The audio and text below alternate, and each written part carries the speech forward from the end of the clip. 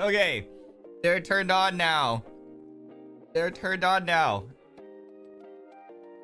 I'm glad that they're working. I'm glad to see they were. Holy crap! Hold on, slow down. Wait, hold on. Thank you for. Hello, everybody. Sorry. Wow, what a scuffed start to our party. That was crazy. Yeah, I forgot to turn them on. Hi everybody, welcome. Hello Rionins. Oh my god, wait, hold on. I can't even keep up already. Hold on, wait. Wait. Did you bring your party hats? I'm wearing my party hat. Did you all bring your party hats? By the way. Hi everybody, welcome to the monetization super yap stream. Yippee! Hi everybody. Oh my gosh, wait. What do I do? Oh my god. Okay, hold on. You like my party setup? I made this incredible spread just for all of you. Feel free to help yourself. We have veggies over here. You got some salad. Okay, but if you're a little more savory, we've got some what is this? It's probably meat. Maybe this is like a hamburg steak. And I don't know, like a potato thing. Don't tell Clara. And then over here we have cake, and then we have certainly this must be grape juice or something. So feel free to help yourself. It's on me. We have something for everybody here. Oh my gosh, thank you for all the supers. Oh my god, wait. What do I do? Thank you for all the congratulations. Thank you for helping me achieve monetization. We got it super fast because you all are awesome. Thank you for helping me hit this milestone. Let's go. It's good to see you all. Welcome, welcome. We have no plan today. We just yap. I treated myself to some sweet treats. I have some chocolate chip cookies, one of my favorite sweets. Here, oh my god. Oh, I gotta take my sweatshirt off. It's already too hot. What the frick? Okay. We love Ryoma. Whatever you got, that's me. Okay, hold on. Let me start reading these. Oh my god. I can see him in my dashboard. This is all new. This is so unfamiliar. Thank you for all the supers. Okay, Danny. Congrats on monetization. Yay, I can't stick around because I got some work to do, but I have fun celebrating this milestone, which I will absolutely have so much fun. Thank you so much. Thank you for the super chat. Thank you for being the first super. Walker, thank you for the super. How do people thank these? Do you say the color? How do people do this?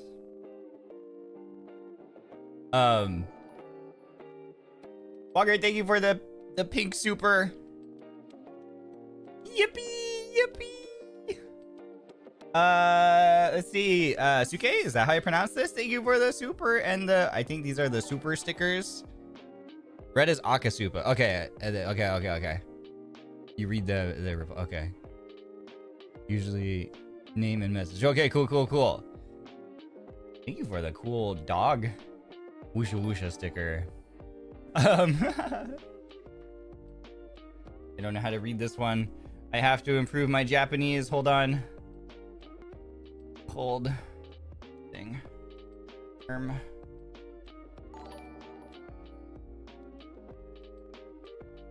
This says Neko-chan. Is this Neko-chan? Thank you for the super and the You Are Amazing sticker. Awiator? Is this free? I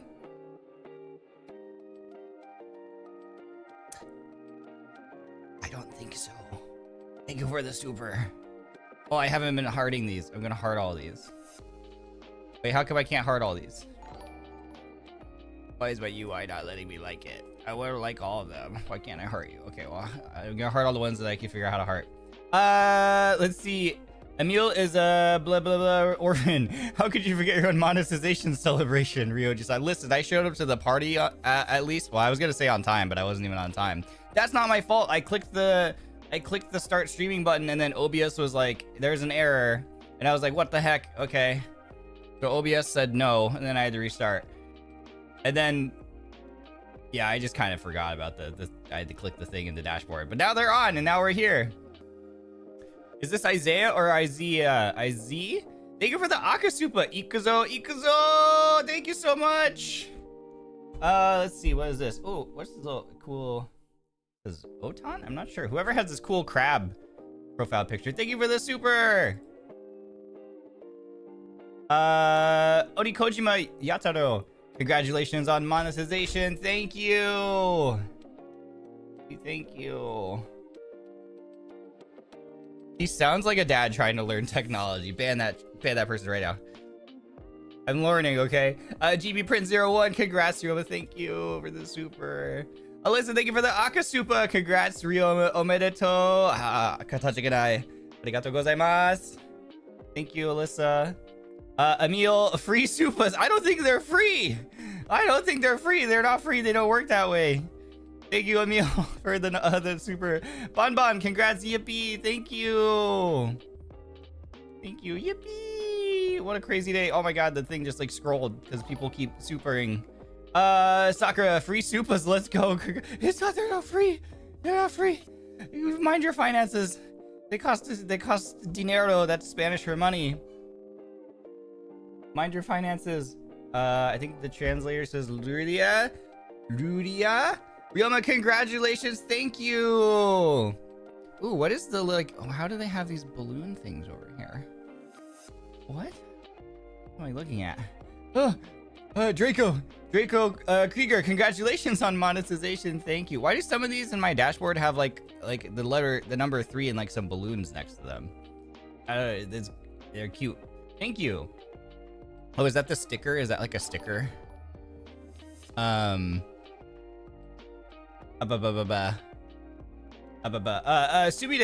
Let's get this party started. Congratulations on monetization. Ronins love you. Thank you so much. I love the Ronins. Happy Ronin Monetization Celebration Day. That's their 3rd super ever. Oh, cool. Thank you for giving me your 3rd super. It's a milestone. That's awesome. Oh, so this person's got a 20. Sheesh, they got it like that. Let's see. We're gonna get that one. Keela, wow, yippee, congrats on monetization, Ryoma. Thank you so much. Thank you. Nagisa Keita, congrats. I feel really happy for you. Thank you so much. I feel really happy. Thank you. Shardetto, congrats on monetization. Thank you. 20th super. Oh my god, they got it like that, dude. Guifai, free super. They're not free. They're not free though. It costs you money. Thank you for the super. I appreciate it. Joanne, is it Joan or Joanne? I should probably get this right at this point. Congratulations on monetization. Time to yap and party time. It's a party time. Oh, this person has a 1. This means this is our first super. Vince, congrats on monetization, yippee. Thank you. Let's see here. Like the fabric store? It's Joanne then, yeah? It's like Joanne? Because it's not Joan's Fabrics, right? It's Joanne Fabric. Why are people saying grandma? What's going on? What is that username? Hold on, we're gonna get to that one. What is that username? Okay, so it's Joanne. Okay, I got it. I'll remember. Let's see. I read Vince's. Mike Lin. Rio Medito gozaru mas. Oh my god, that's so clever. Rio Medito gozaru. Rio Medito gozaru mas. Thank you, Mike. Jay, let's go. Congrats on monetization. Yippee. Memby's next. Yeah, Memby's next. I can't wait for you all to be able to have emotes. I'm so excited for that. Thank you so much. Holly Jolly Paka. Let's see. My understanding is this is like, I'll never let you go. Thank you for the super. Moon Valky. Yippee. Congrats on monetization. Thank you. Oh my god, like people keep supering and then the thing scrolls and then I can't read it. Oh, that's your 20th one. You're crazy. Grandma Barrenwort. First super. Dear Google, please tell grandson Ryoma that I love him and I'm very proud of the work that he does on the YouTubes. Thank you, XOXO Grandma. Who went out and made this account? Who the frick? What the heck? Thank you, Grandma Barrenwort. Betty Potato, yippee for monetization. Now you can swipe our cards. Thank you so much. And thank you for the thumbnails that you make. They're really cool. Buddy, thank you for the Aka Supa. No message. Just at first Supa ever. No message. Just an absolute Giga Ryonin. Thank you so much for the Aka Supa. Drops 100 bones. No message. Tips. Easy. Emil again. Is this what you feel when you swipe your cards? Take our money. Please take care of your finances first. You gotta be a smart budgeter like me. Oh wow, they really are. They're not free. Momenito. Thank you, Keel. Slag, thank you for the super sticker. That's a cool dance one. Vani, I didn't realize I had to refresh after you turned supers on. Yeah, I didn't realize either. Oh, so yeah, there you go. If you still don't see supas and you're like, I would like to give a supa, I guess probably have to refresh. That's my fault for not turning them on before hitting the go live button. That's on me, sorry. Your boy is learning. Raven, congrats, Yoshi. Prepare to get spoiled by Ronins for the rest of your like, ugh. Thank you, everybody. It means a lot to me. Nicola, congrats on monetization. Ryoma, you're so sweet. No, you. Uno reverse card. Sarah, felicidades. That's Spanish for congratulations. Yippee. Thank you so much. Adding that to my Spanish vocab. Grandma Barrenwort again. Dear Google, what is Denauth to see? No, Grandma. No. Don't Google that. My grandson Ryoma mentioned no in his debut stream. Thank you. No.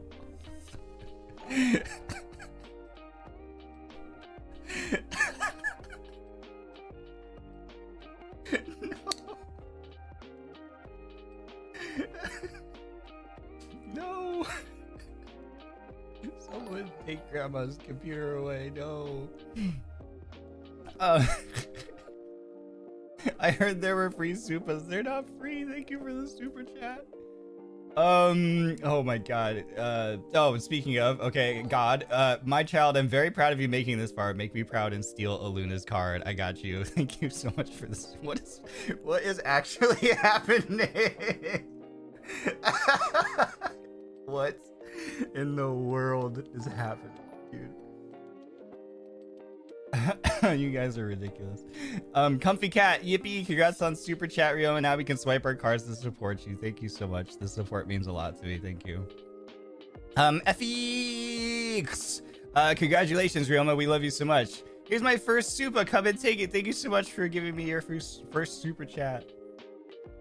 XHK Kai, congrats on the monetization. Thank you, friend. Thanks for your first super as well. Oh, I missed one. Aaron Scott, hi Ryoma. I wanted to tell you that you have incredible girl dad energy. I don't even, what does that mean? I love the way you interact with your gen mates, especially. Thank you so much for the super. What does that mean, chat? Chat Sama, congrats Ryoma to celebrate. Here's a free, not free, bro. Thank you so much for the super.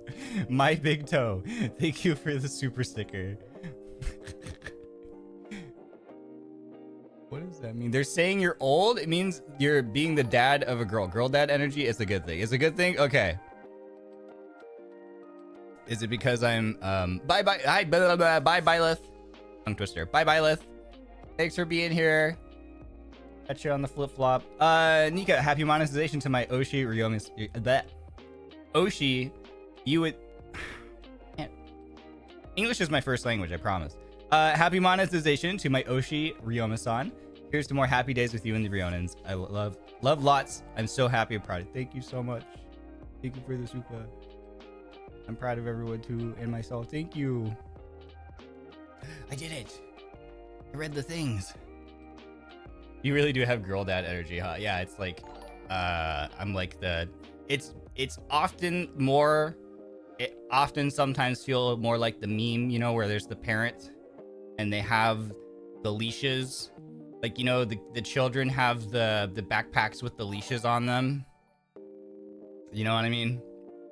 They're holding the two leashes. They're connected to these backpacks that the small children are wearing. That's me. That's what that feels like. FEX, and also thank you for pronouncing my name so long and so precisely. Oh yeah, I figured the E's were there for a reason. You're welcome. Thank you for the super.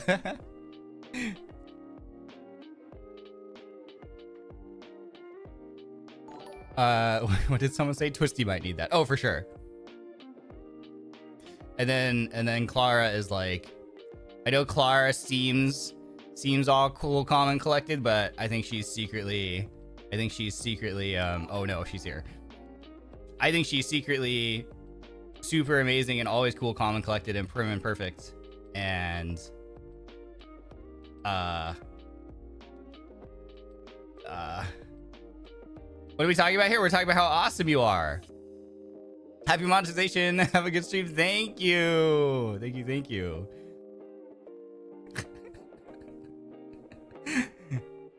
There ain't no way.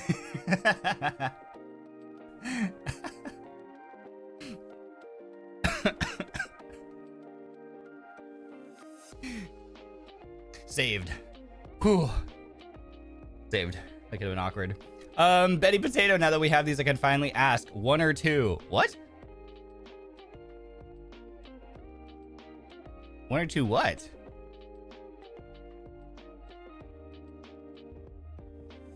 Nani? Just 1 or 2?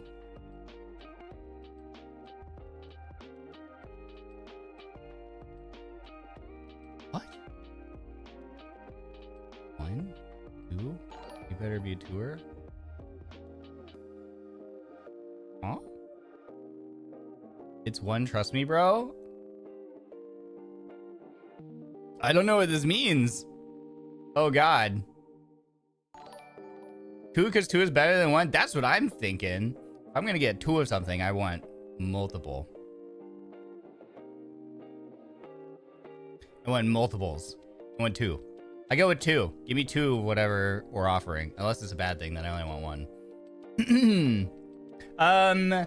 Yeah, Isabel, take my freaking money, Ryoma. Welcome to NIJISANJI. As a NIJISANJI fan, I am happy, lucky, and proud there. Oh, thank you so much for the kind words and the super. Thank you. Jesse Benson, here's to getting monetization unlocked. Thank you so much. It's a party. Everybody help yourself to my food and drinks that I brought for you. It's a party time. So you choose 2. Yes, 2 is my, yeah, I go with 2. Surely this is fine.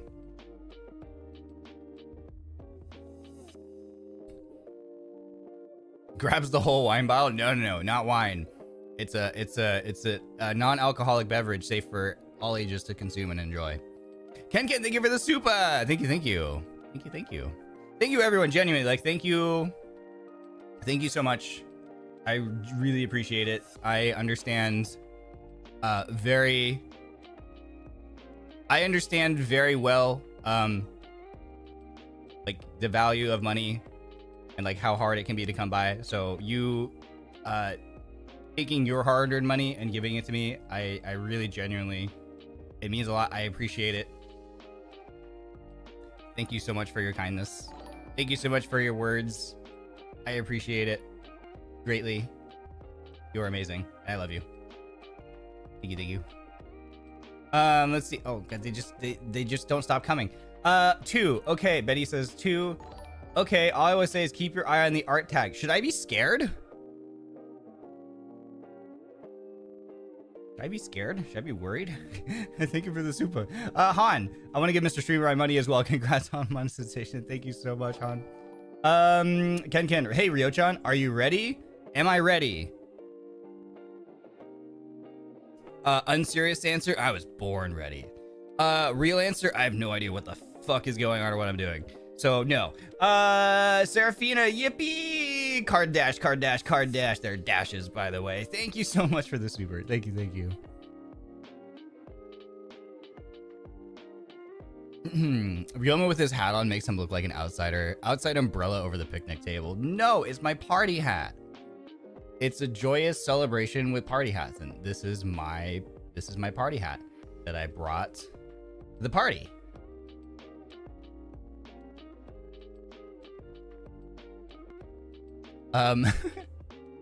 Again, I feel this is pretty fitting considering it's June. So I just want to say ...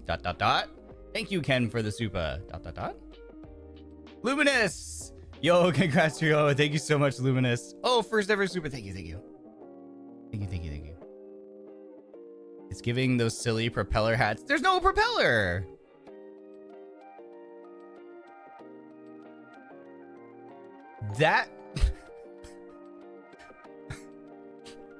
That time I reincarnated as the Glizzy Lord.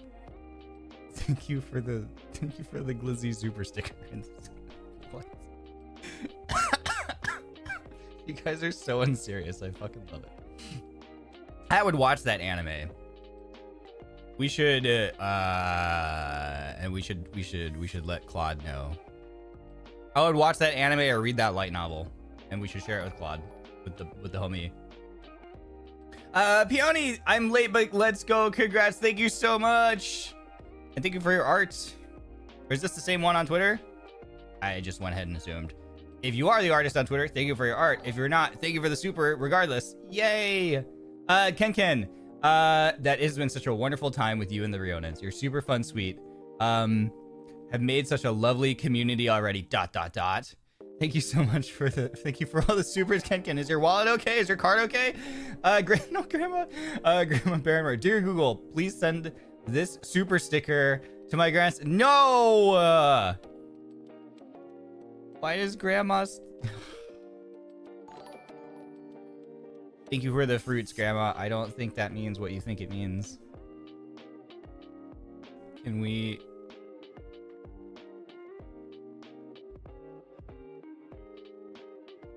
Yeah, Grandma's wildin', dude. Grandma be wildin' though, dude.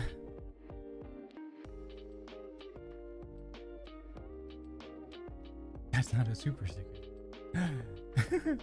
Again, I wonder if you know what this is yet, but if not, that's okay too. Do I even remotely seem like I know what's going on? I don't. Oh, he's going for the rainbow? Wait, pause. Is that like a thing? Blue, green, yellow, orange. Ooh, what colors are the rainbow again?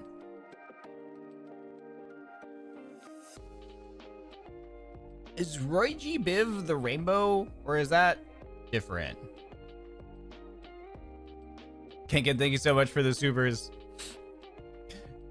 Yeah, look at all the rainbows. Oh yeah, happy Pride Month, by the way, as well.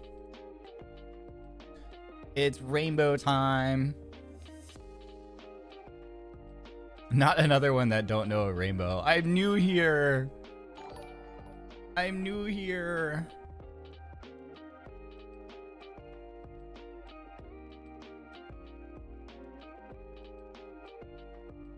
Thank you again for the super. No, but that's okay because it's adorable. But considering this is your first monetization stream, ...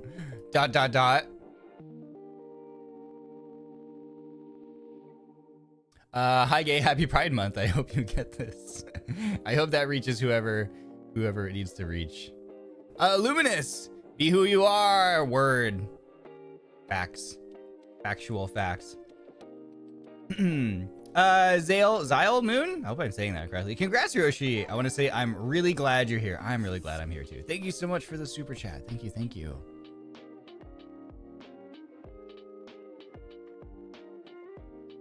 Bro just rolled up and getting bombarded with love. I don't even know. I just, it doesn't even feel real. I don't know what I did to deserve to be here. But I'm super thankful and super grateful. Thank you, thank you. Guden, here's a totally free super for Ryoma. Congrats to unlocking monetization. May you receive even more supas. Thank you for the free super. They're not free. Thank you for your hard-earned money. I will take good care of it. Thank you. I will budget it wisely. Diana, hello. Nice monetization. You're cool and deserve it. Katachikanai.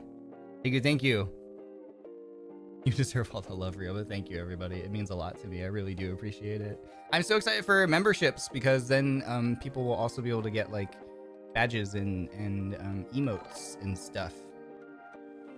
Commissioned many emotes for you all. And then we will have even more. I will keep commissioning more as we think of ones that we want for the community. Ken, thank you for the Akasupa rainbow complete. Let's go. I thought your first rainbow would be pretty nice. And my 20th Supa. It is your 20th. Look at that. You got the sticker over here. Congratulations to my Oshi. Oh, I hope to share many more rainbows and fun times with you and the Rionans. Free Supas. They're not free. Ken, thank you so much for the Akasupa. And your 20th. And your 20th Supa. That works out so nicely and so cleanly. Thank you so much. Thank you, thank you, thank you, everybody. I can't believe I'm people's Oshis. What the heck? That seems like a dangerous life choice. Mars, I have to go now. I'll come back if the stream is still on, but for now, bye chat. Congrats on monetization. We're gonna have fun. Yeah, big chat. Bye, Mars. Have a good one. Thanks for being here. We'll catch you on the flip side. Goodbye. Yeah, that's why you're Ryoshi. I know. I see people like say that I'm their Oshi or type it as Ryoshi, and it makes me really happy. I'm just like, oh, what? Me? Boku? Omochi, thank you for the super. Era Scott, yippee, free. They're not free. Thank you for the super. I heard free supers today. They're not free. Thank you, Mouth. They're not free. Please take care of your finances. Please take after your Ryoshi who does a good job with budgeting his own finances. Please. You ever get jump scared by people having the card as their Oshi mark? Oh, like when I see other people tweeting on Twitter. Yeah, like all the time. I legitimately just, I'm like, there's no way. I'm like, they just like have that for something else. Like, I don't know. Like all the time though. I'm gonna eat a cookie. I have a bunch of them here. This is my second one. I might only make it past 2, maybe 3. Ryoji-san's tummy can't handle too many sweets.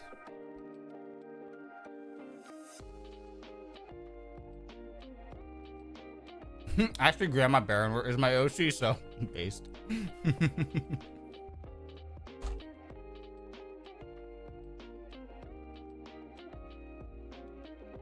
My big toe. For free? There's no way. Always someone named My Big Toe is going for free. I feel like people always say whenever they see grippers. My Big Toe, thank you for the super. Midnight, OMG, did someone say free supers? Congrats on monetization. We're all happy you're here and wishing you further fun and success. Thank you. I like to be here for a really freaking long time. But let's all enjoy our time together. It's gonna be awesome. Chat Sama, thank you for the super again. Here's another free super for our Rosh. Thank you. Thank you. They're not free. You're so cute when you nom. I love that my model, like, by the way, I chew with my mouth closed because I'm not a savage, but I love that the tracking like picks up on it and it makes like my mouth move. It's really funny. Ryoma is my Oshi and I'm proud. I'm a proud Ryota. Thank you, Squeeze. Thank you. Boy, you shall have to wait for my first super next week. That's okay. No rush. I'm gonna be here a long time. Go get your lunch money. Thank you. I Brookie, but I understood it. Don't worry. Younger Jonas, please watch your finances. Yes, Ryokun deserves love and support, but you also need to take care of it first. Seen too many going to debt from these. Yes. Please be careful. It is. I've said it. I said it before we leading up, and I'll say it again here. Like, it's not required to like to give money. The beauty of like things like YouTube is that you get to watch for free. You get to like enjoy for free, and that's still supporting me, and it's still supporting your Oshis.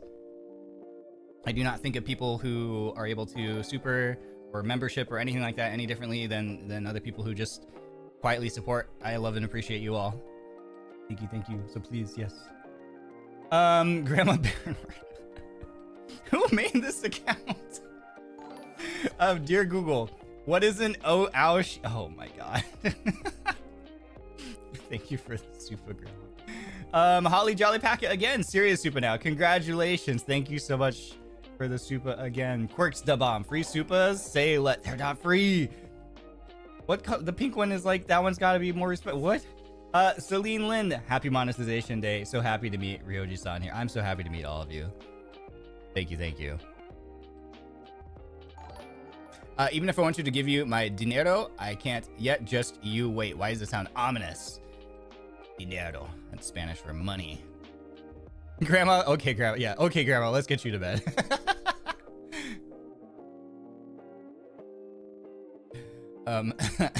You'll be my first Oshi who'll get them. Don't worry, I'm a responsible adult. Okay, I believe in you. I trust you.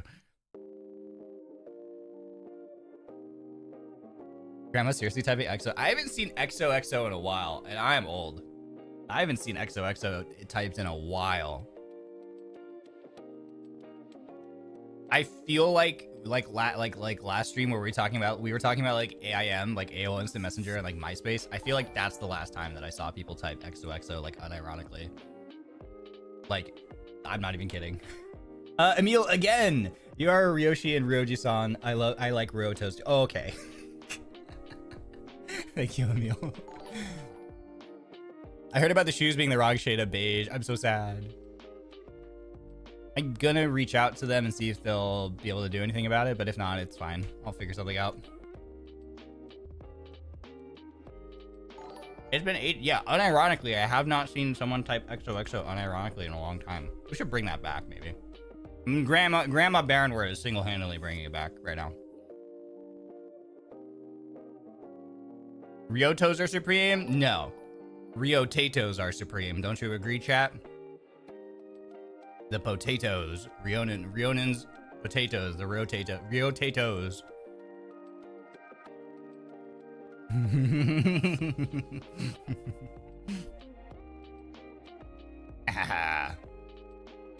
Got her. Metatron, congrats on the monetization. Thank you so much, Metatron, for the super. I appreciate it.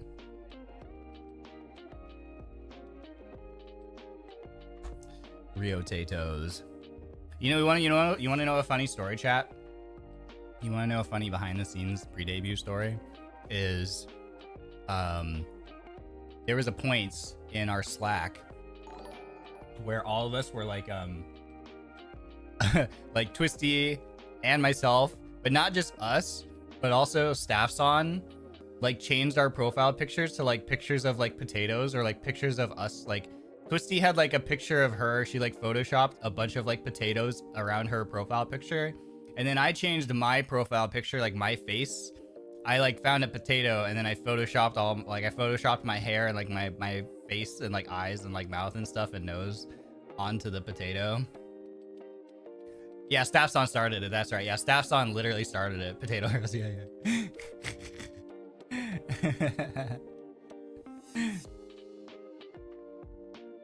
And Clara had her like our shocked faces on Twitter, you know?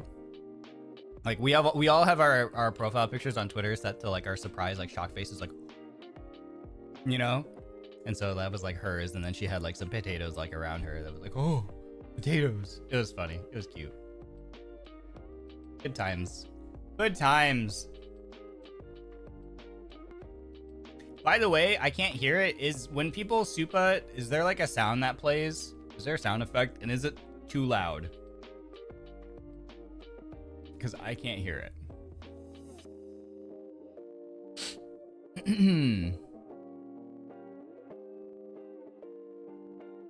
Where's the Streamlab? Are you looking for the Streamlabs donation link? It should be in the description of the video. Look below the video player, look below the box. Look below the TV box where I am, Grandma Barrenwort. It's there. There's something nice about having access to free supas. Also, Grandma Barrenwort is a sweet dear. Much love to Grandma. XOXO. They're not free. Thank you for the supa. You're not free.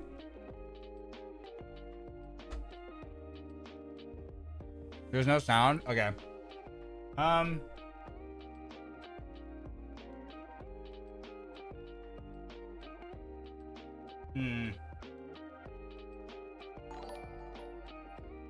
have no idea where that would come from then. I'll figure that out for... I thought I had it set up, but I clearly don't. Okay, I'll have to figure that out. I clearly don't have... I mean, don't get excited. It's literally just whatever the default sound is, you know? The like... You know, that sound? It's literally the default sound. Charchu, thank you for the Akasupa. Congratulations on monetization, Ryoma. Thank you for debuting, and I hope you enjoy your time in Niji. Oh, I absolutely am gonna enjoy my time. I already am having the time of my life. I was sitting before stream. I was just sitting here thinking about that, and I was like, I am having so much fun, and it's just like started. Like I've barely even gotten to like know, you know, the other livers and stuff, like my senpais and stuff. But like I already am having so much fun, and so it's only gonna get more fun from here. Thank you so much for the Akasupa. Thank you for your support. Jay, test for super sound, don't perceive. You didn't have to do that. Thank you for the super. I clearly don't have it set up correctly. I'll have to figure that out. I heard there are free supas today. No! Who is spreading misinformation on the internet? How dare. Kinako, congrats on monetization. Omedetou de gozaru. Ah, katajigenai. Thank you so much for the supa. Thank you, thank you. Your streams are single-handedly reviving XOXO. True connoisseur. Reunions are a highly refined breed. We are connoisseurs.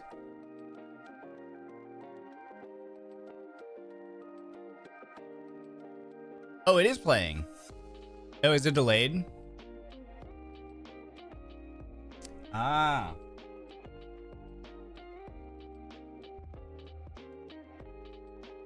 Oh yeah, I see it. It's just really, it's turned down a lot. Okay, I'm turning it up. I just don't want it to blow anybody's eardrums out. I'm always like, I would always rather my audio stuff be too quiet than too loud. So I did set it up. Good job, me. I just forgot that I set it up.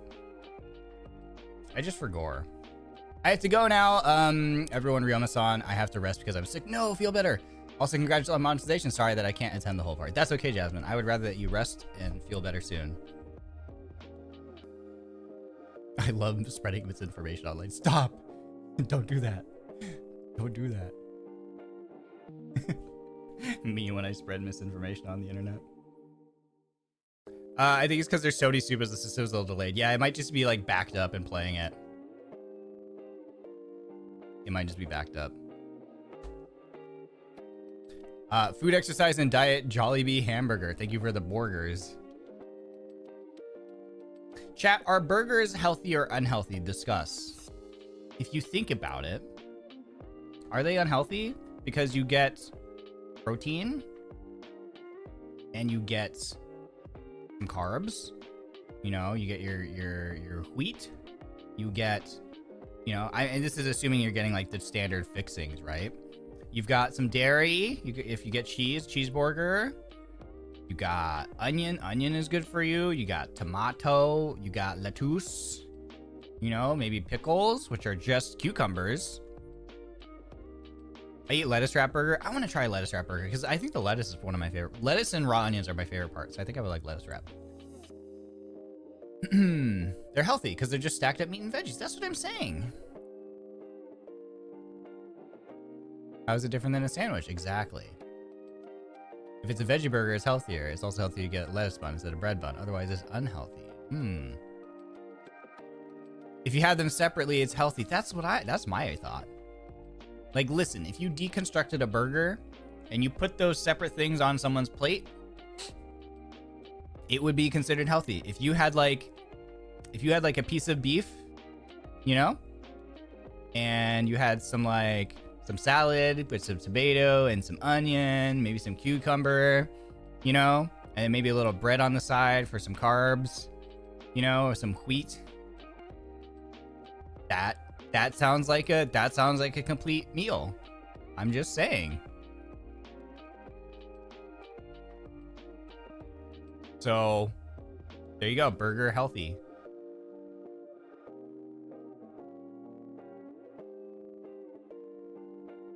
There you go. Grilled onion bun burger. I've never heard of that. That sounds great. Chat, do you prefer grilled onions or raw onions on burger? Yum, I love my one piece of lettuce. Listen, I'm thinking of quality over quantity here, okay? Raw, both. I've never seen both offered. I feel like I've never gotten both. Or do you just mean both in general? Grilled. I see a lot of grilled. Holy cow. Both but grilled. Okay. Like both onion. Okay. I only eat burgers with only cheese and lettuce. That's interesting. Like no tomato, no pickle. I feel like I go one of either two ways. I either go with all the fixings, or I go with only cheese. But that's like a smash, like if it's a smash burger. God, I love smash burgers. Smash burger, where it's just literally just the burger, the American cheese, and like maybe like some mayo and the bun. That might be my very favorite kind of burger of all time, ever. As long as there's no pickles. Yeah, I feel like pickles are a divisive subject for burgers too. Dude, I love smash burgers. Smash burgers are my favorite burger prep. It's the best type, for sure. But then like, I am a raw onion. Grilled are good. However, raw onion supremacy on a burger. It just adds like a crunch and it adds like a crispness. Take these cookies away from me. I'm gonna give myself a tummy ache.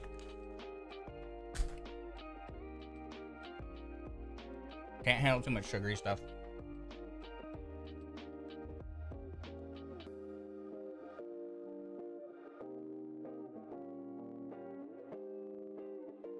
Yeah, it's all about the crunch. Have you tried a rice burger before? You should try one. That's a thing? I haven't tried a rice burger. What is a rice burger? Is the patty rice or something? Or is it like rice? Is the bun rice?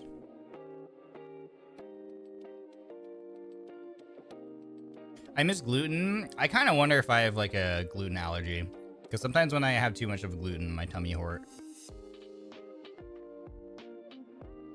The buns are rice. Whoa. Okay, I'll keep an eye out next time I'm in Nihon. Yeah, the patty is meat, the bun is rice. Okay. I'm gonna look this up right now. Rice burger. Ah, yeah, it's exactly what I thought it would look like. Yeah, this looks great, man. I love rice. Oh, they even grill it. Ooh. Oh, heck yeah, I'm so down. That looks great. I'm super down. Well, they char the rice, so like it looks like they sort of grill the rice, so it like probably maintains its shape a little better, I'm guessing. Some vegan vegetarian burgers also use rice within the patty itself, but usually there's only one ingredient overall.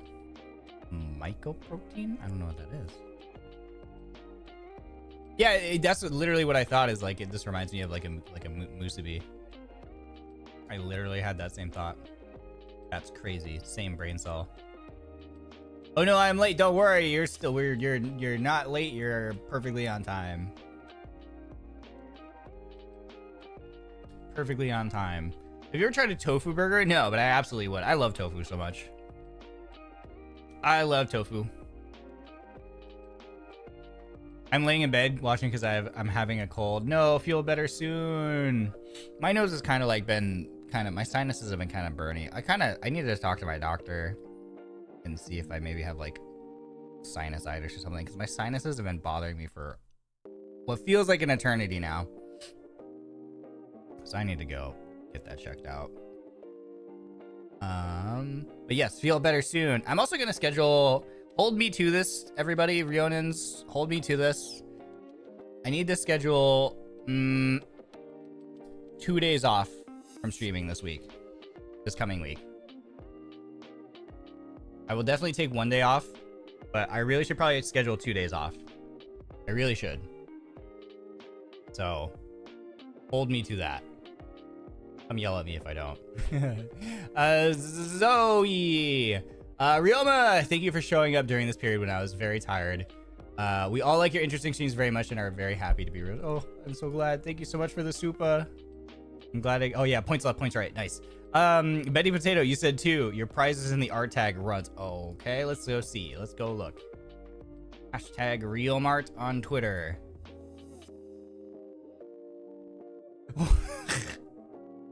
You said 2, so here I am to give you your prize from door 2. This doesn't feel like a prize. This feels like a not prize because I didn't get anything.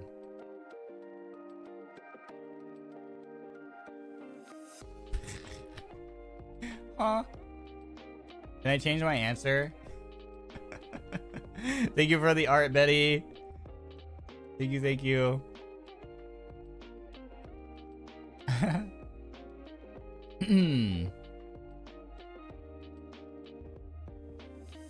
Yeah, I reposted it on my Twitter. Yeah, I lost the gacha. I lost the 50-50, I think. Tragic. You deserve the break. Yeah, I need to like chill. I need to chill. Just for health. Just for health reasons, just to maintain being healthy, so then we can keep hitting every week hard. So I'm gonna try and take 2 days off this coming week. The problem is, like, whenever I'm trying to write my schedules, I'm like, there's so much fun stuff that I want to do.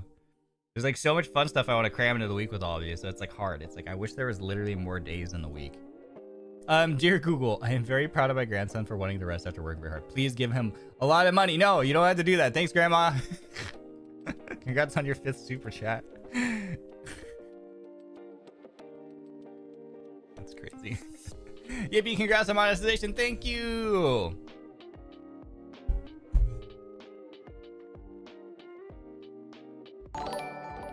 I'm looking forward to the Helldiver stream. Oh my god, yeah, that's tomorrow. I need to make the waiting room still. Yeah, Helldiver stream is gonna be really, really fun.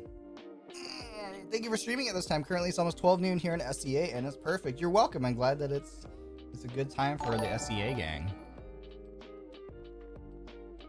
No worries, we went hard this week to be. Oh yeah, today was a stacked week. I think there was no getting around this week being stacked just because of the collabs. Stacked week. You got all the months of this year to play. Oh yeah, for sure. I also want to make sure that I'm focusing on, like, I have a lot of like just upload, like not live streamed content that I need to like work on, that I want to provide all of you. So I need to like chill so I can just sit and do that. Don't worry, we have plenty of time to enjoy all the fun things. I will come comment on your schedule if you don't schedule the rest. Don't make me get the chance. Yeah. Don't worry. Petition to make another day in the week. Yeah.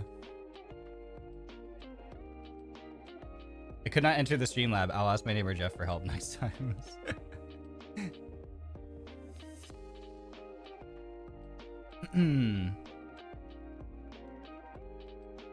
Ryoma donate the donate. Wait, what? There. What did I miss? Also, I should check the. Wait. Is the Streamlabs link in the description for anyone who wants to use it? It should be. Pretty sure it is. Oh yeah, it's working. It's in there.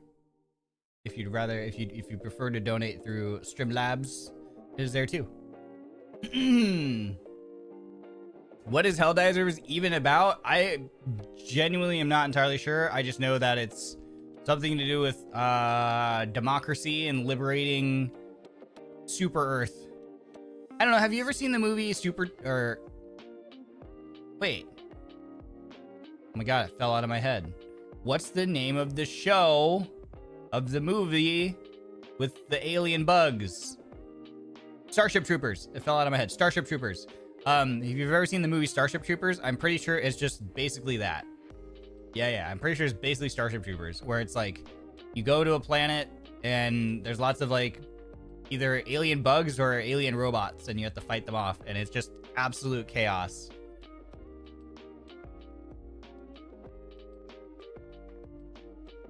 It should be just, oops, sorry, complete unadulterated chaos. Lots of pew pew, probably a lot of explosions, probably a lot of screaming. It should be a really fun time. We're playing with Aya, Finana, and Claude senpais. So I'm really excited. Should be a really fun group. It should be complete pure mayhem. Starship Troopers heavily inspired the game. Yeah, that's what I'm picking up on it. You dive through hell. Oh yeah, and I think it's called Helldivers because you literally launch out of a spaceship in orbit or something. You like choose what planet you go to, and then you like just get yeeted out of a spaceship.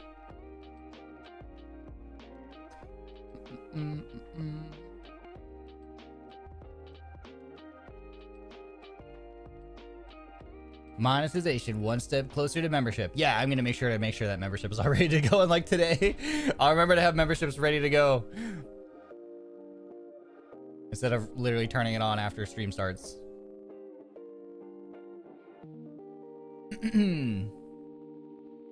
So we have Denauth collab. Denauth collab is the next day. Well, I guess it depends on what time of day or what time zone you're in. So yeah, so like yeah, because like I guess like the Helldivers collab might be later for you today, depending on your time zone or something. Probably, I don't know. So from my perspective, my time zone, Helldivers 2 is happening tomorrow. For some of you, that's I guess later today probably, and then Denauth collab. And then, so here's the next 3 days, okay? We have Helldivers collab next with Aya, Finana, and Claude. And then we have our Denauth collab day, which is we're gonna be playing Content Warning with Clara and Twisty. We don't know how to play that game. We've never played it before, so that'll be fun and chaotic as well.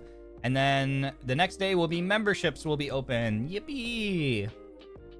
And so that's when you'll be able to like join memberships, or I think gift memberships, and we will have badges and emotes ready for you. Yay, I'm excited to see the emotes finally getting used in chat. I'm so excited. I just got off work and I'm excited for the monetization stream. Yay, welcome. Congrats, Otsukare-sama. Good job at work. Otsukare-sama desu. I love emotes. I love emotes too. I have something like 24 already ready to go. Is the membership badge going to be your hat or a Ronin mascot? You'll just have to wait and see. You'll have to wait and see. And we can change them too, because like I commissioned them, you know, before debut and stuff. This is just one of the things that like I just like got ready before debut. So I didn't really know what people would want, so we can always change it too. If people want it to be something different, they feel it represents our community better, I'll commission more. I'll commission new ones. But otherwise, I hope that people think they're cool. 24! Yeah. I swiped my card and ordered 24 emotes for all of you. So we're gonna get head pats emote? No, that one I need to add. I'll add that to the list of like. Actually, I'm gonna start a notepad right now. I've been meaning to do this. I keep forgetting. Emotes to commission. So yeah, one of them will be head pat emote. There's another one, and I should have written this down. I naively again was like, yeah, I don't remember to do this, but like I should know by now that I have severe ADHD, and of course I don't remember what it was. I even thought about it over multiple days, so I was like, oh, I have remembered this over the course of multiple days. Of course, I don't need to write it down, but now it's like day 4 or something, and it's gone. I don't remember what it was. There was something else I wanted to. There was an emote I wanted to commission, and I just don't remember what it is. Maybe it'll come back to me, hopefully. But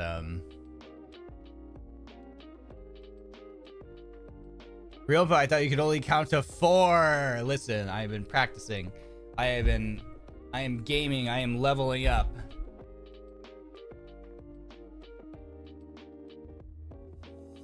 You underestimate my power. Toes emote? No. I don't even know if that would like pass. I feel like that wouldn't even be allowed. I don't know. Yeah, we have a bonk emote in the meantime instead of a head pat emote, so you can use a bonk emote in the meantime.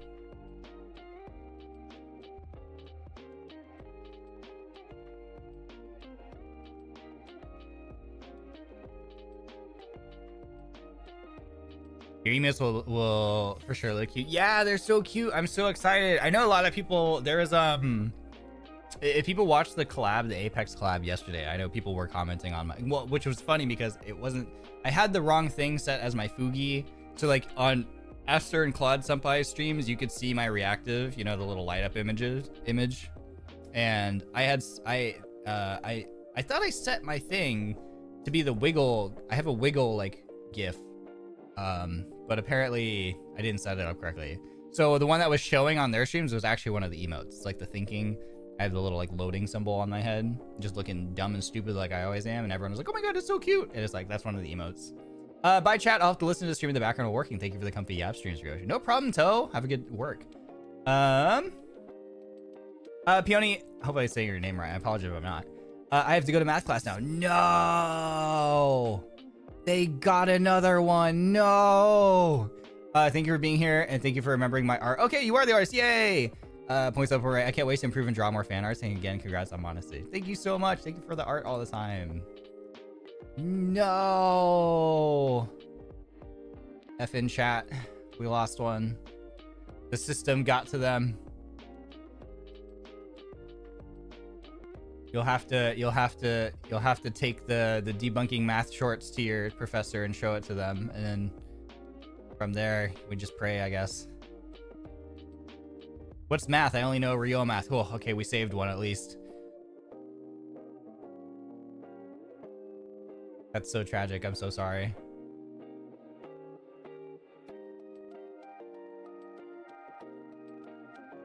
You know what's really funny? I just remembered this. Speaking of math class.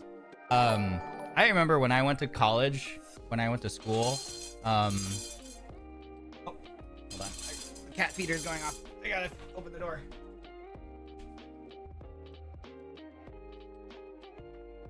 Ronin.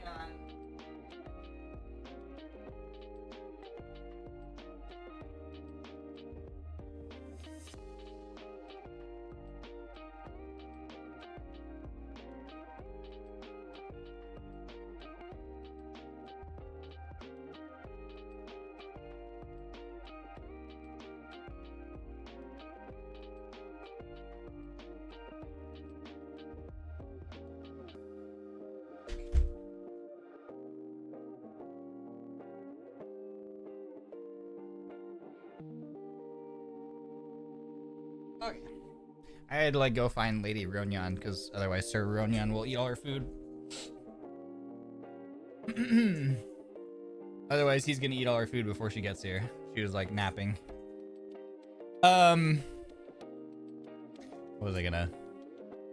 Where was I? What does Grandma Barrenwort say? Ryoma, do not, as the kids say, throw shade on mathematics. It's a very important subject. No, It's how they keep us slaves to the system. It's all made up. It's a prison of society's design. Oh yeah, so anyway, the story I was gonna tell is like, I remember coming out of high school and having absolutely zero freaking clue what I wanted to do with my life. You know, God, I don't know who can relate. Is like everybody's asking you. You're in your final year of like high school or whatever they call it, and wherever you live. And everyone's, what are you gonna do? What do you want to study? What do you want to do for a job? What do you want to become? It's like, I don't fucking know, man. I have no freaking idea what I want to do with my life. I don't know what I want to go study. I don't want to like. I cannot fathom what I want to do 4 years from now once I graduate, and I have to choose right now. You know. And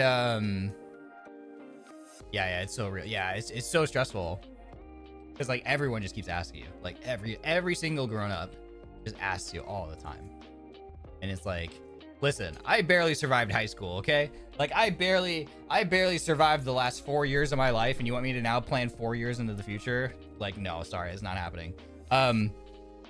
Literally impossible. Sorry. So anyway, so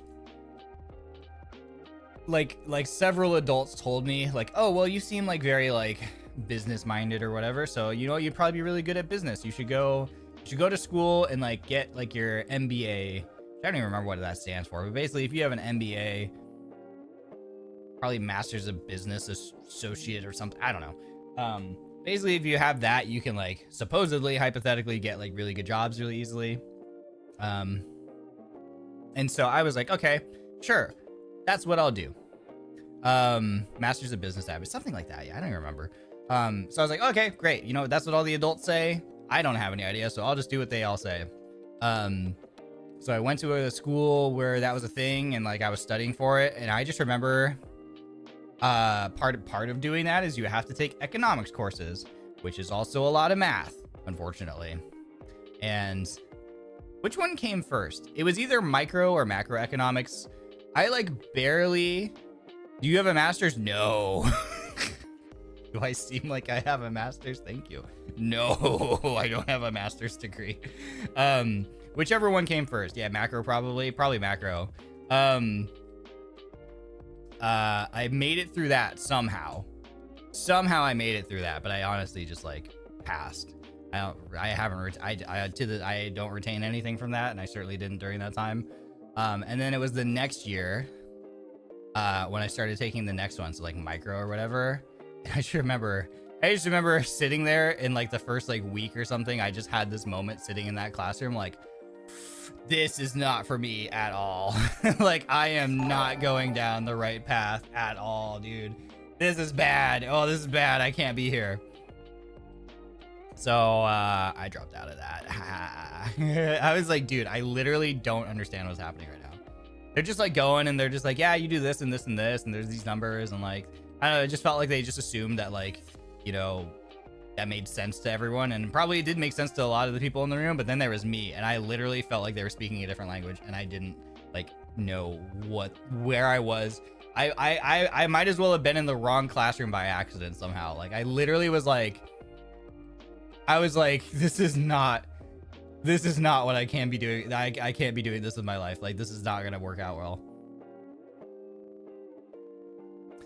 So macro is honestly easy, and then micro is just like random bullshit go territory. Yeah, I just remember. Yeah, that makes sense. Yeah, because like I literally remember like sitting there and being like, what? Like I can't do this. I literally can't do this. OMG, my cousin's studying that. I can hear her crying some nights. Yeah, it was like. It was just like an epiphany. It was just like, nope, hard stop. Nope, can't do this. This is not for me. I almost did a minor in econ after taking macro. I just noped out. Yeah. Yeah. My grandma keeps trying to push me to college, even though I don't want to, and I'm burnt out from high school. I feel that's so heavy, Fujin. That's a really unfortunate thing because your grandma probably comes from that generation where they're like their view is very much like you go to college, you go to high school, you go to college, you get a degree, that degree gets you a job, you work that job until you die, and it gives you a stable income, and you buy a house, and you settle down to someone, and you start a family, and like, sure, that's like how things worked in their time, but like the reality is like our time right now, this present time, it's like very different. It does not function that, it does not, yeah, very linear. It does not function linearly like that anymore. It's just a different world. So it's very, but you also got to understand like their life experience is vastly different than like what life experience people are experiencing now. So it's like very, yeah, in this economy, exactly. So it's like, it's really frustrating to deal with because my parents are much older too. So they are very much from that generation of thinking, of thought as well. So understand that it comes from a place of love, and it also comes from a place of like, they just lived, they existed and experienced a different time, you know, of being alive, and they can't understand that right now. It's so much different. For you, I hope that you're able to take the time that you need, you know, until you're ready to move forward, because I think that's really important. I hope that people in your life will understand that, or that you'll find a way to communicate to that, and people will find a way to accept that.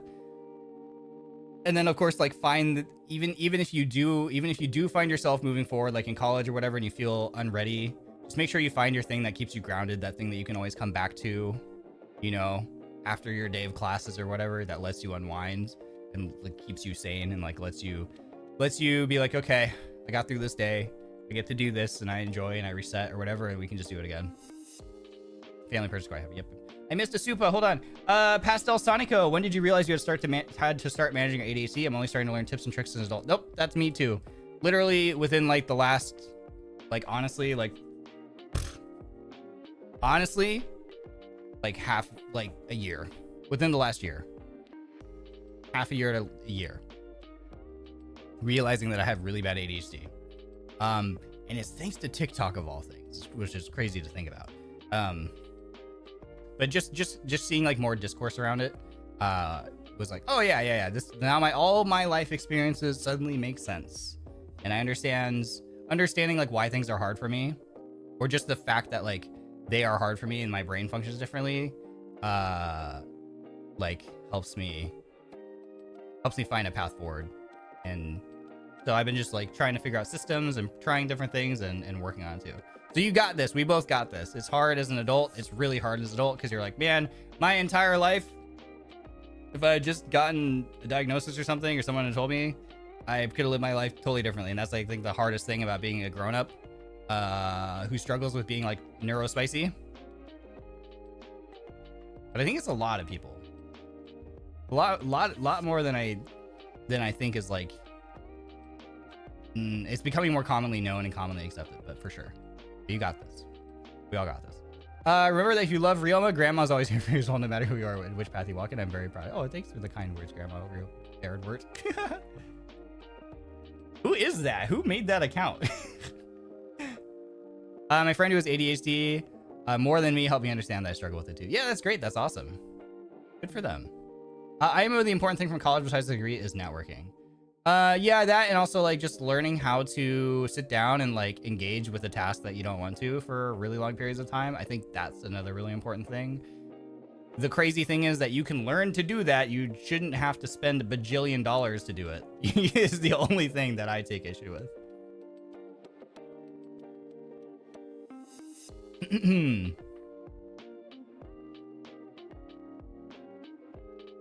It's so hard being an adult and figuring things out, but we got to push through it and live one day at a time. Yep, so true. So true. If you're younger and you're like, I can't relate to that, I'm happy for you. Just remember to enjoy every day to its fullest and play while you still can play. And for those of you who are older like me, it's also never too late to play. It just might be harder to find the time. Yeah, just do what makes you happy. Exactly.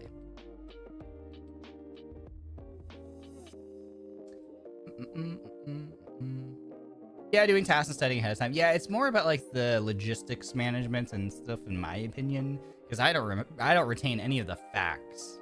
I have not retained any of the facts from high school or college. You can probably tell. My brain kind of empty. Congrats on monetization. Hope you have open membership soon for the cute emotes. Yes, on Saturday.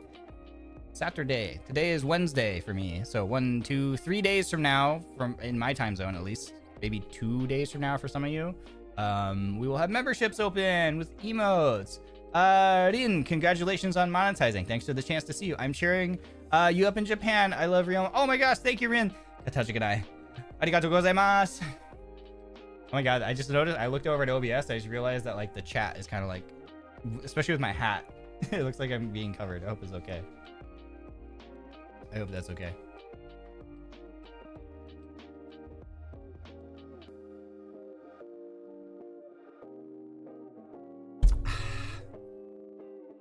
Mizu. So, agua. Ryoma math homework Batsu. Oh my god. That's actually like not a bad idea for like that'd be a funny punishment for something where it's like, okay, I have to do math problems. And then you can all see how hilariously bad I am at math. Like how little I understand how math works. Omizu, Omizu. Don't be afraid to make mistakes. None of us can get it right the first time. So true. Don't be afraid to make mistakes. Mistakes are just learning. I don't really think that there's necessarily mistakes. There's just experiences that are teachers that you learn from.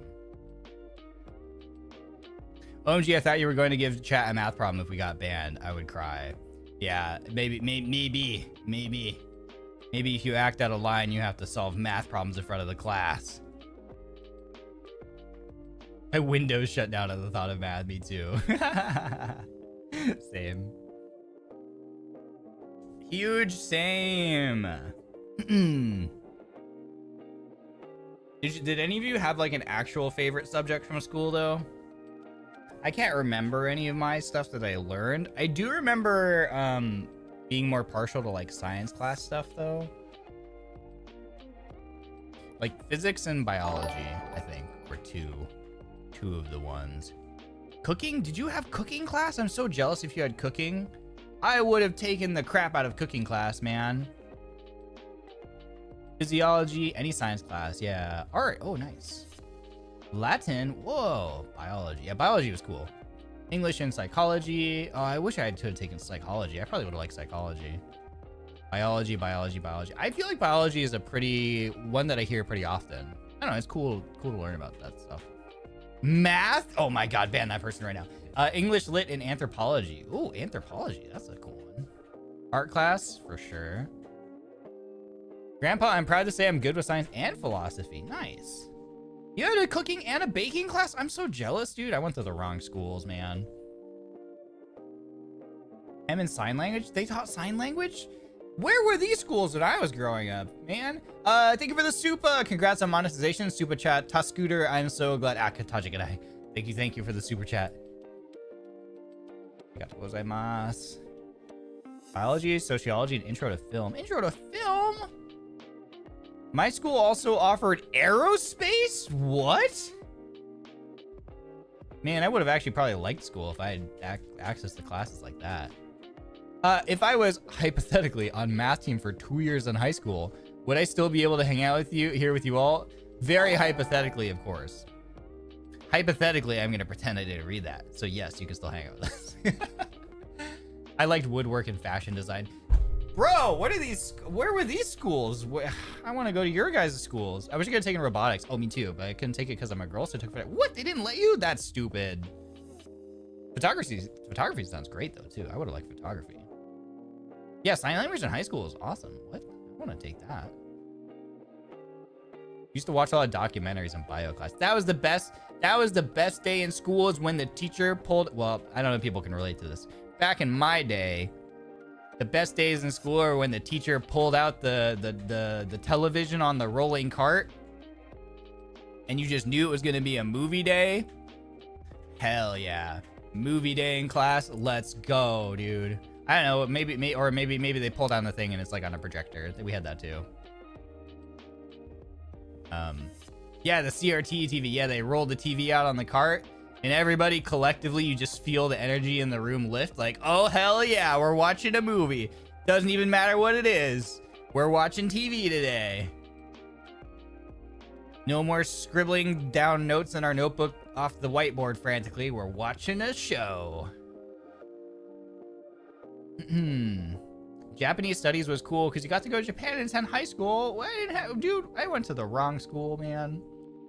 That's crazy. And I went to 2 high schools because I transferred out of my first one, and neither of them had stuff like that. Was that the overhead projector? It was. The overhead projector was like more new age technology. First, prior to that, was the rolling TV cart, and then after that came the thing where they pull down the white projector screen that like unravels from the ceiling, and then there's a projector, and then that projects the thing on there. So there were those things. You had archery class? What the hell? Did you use a whiteboard or blackboard during your time? I've existed in both eras. I have to go. See you next time, Ryoma chat. By the way, my school in Germany was pretty boring. On my school, there was nothing special or cool. I'm sorry to hear that. I hope you mine too. Thanks for hanging here. See you later. Have a good one. I had an entrepreneur class where we got to make business plans, make products, and even sell them. That's so cool. God, I would have loved that. Would have loved that. I don't know why NASA thought it was a smart idea to work in my high school, but yeah, the aerospace thing sounds legit. That would be so cool, honestly. You got to take a ski trip for PE class? You literally lived an anime episode.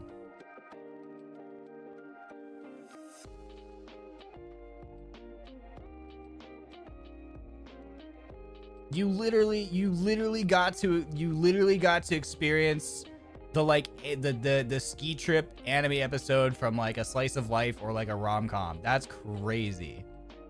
Did anybody else watch the anime?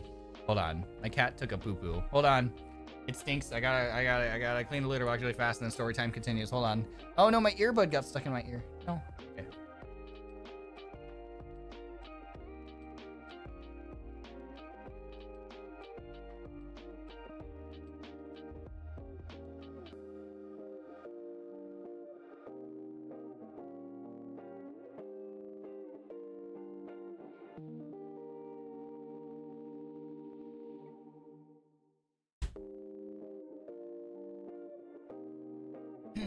Okay.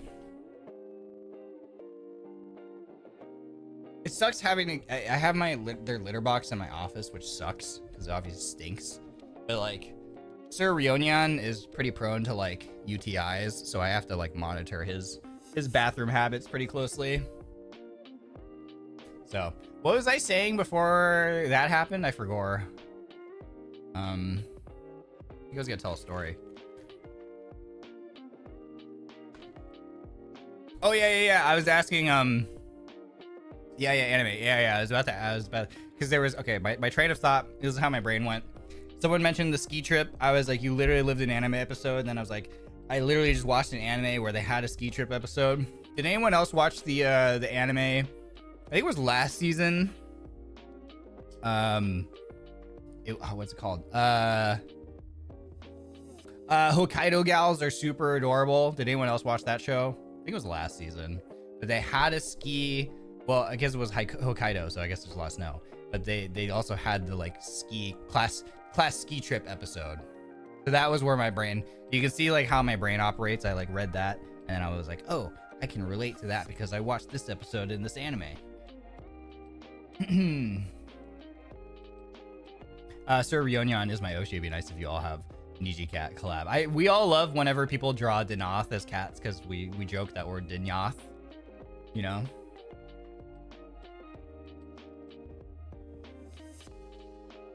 I haven't, but it was really cute. Yeah, it was really cute. I like shows like that. I know those kind of shows are like divisive because like I don't know if it's technically a harem, but it's definitely kind of a rom-com, kind of a silly cute rom-com. I like those kind of shows. The Niji Neko Club, yeah. I'm gonna blow my nose.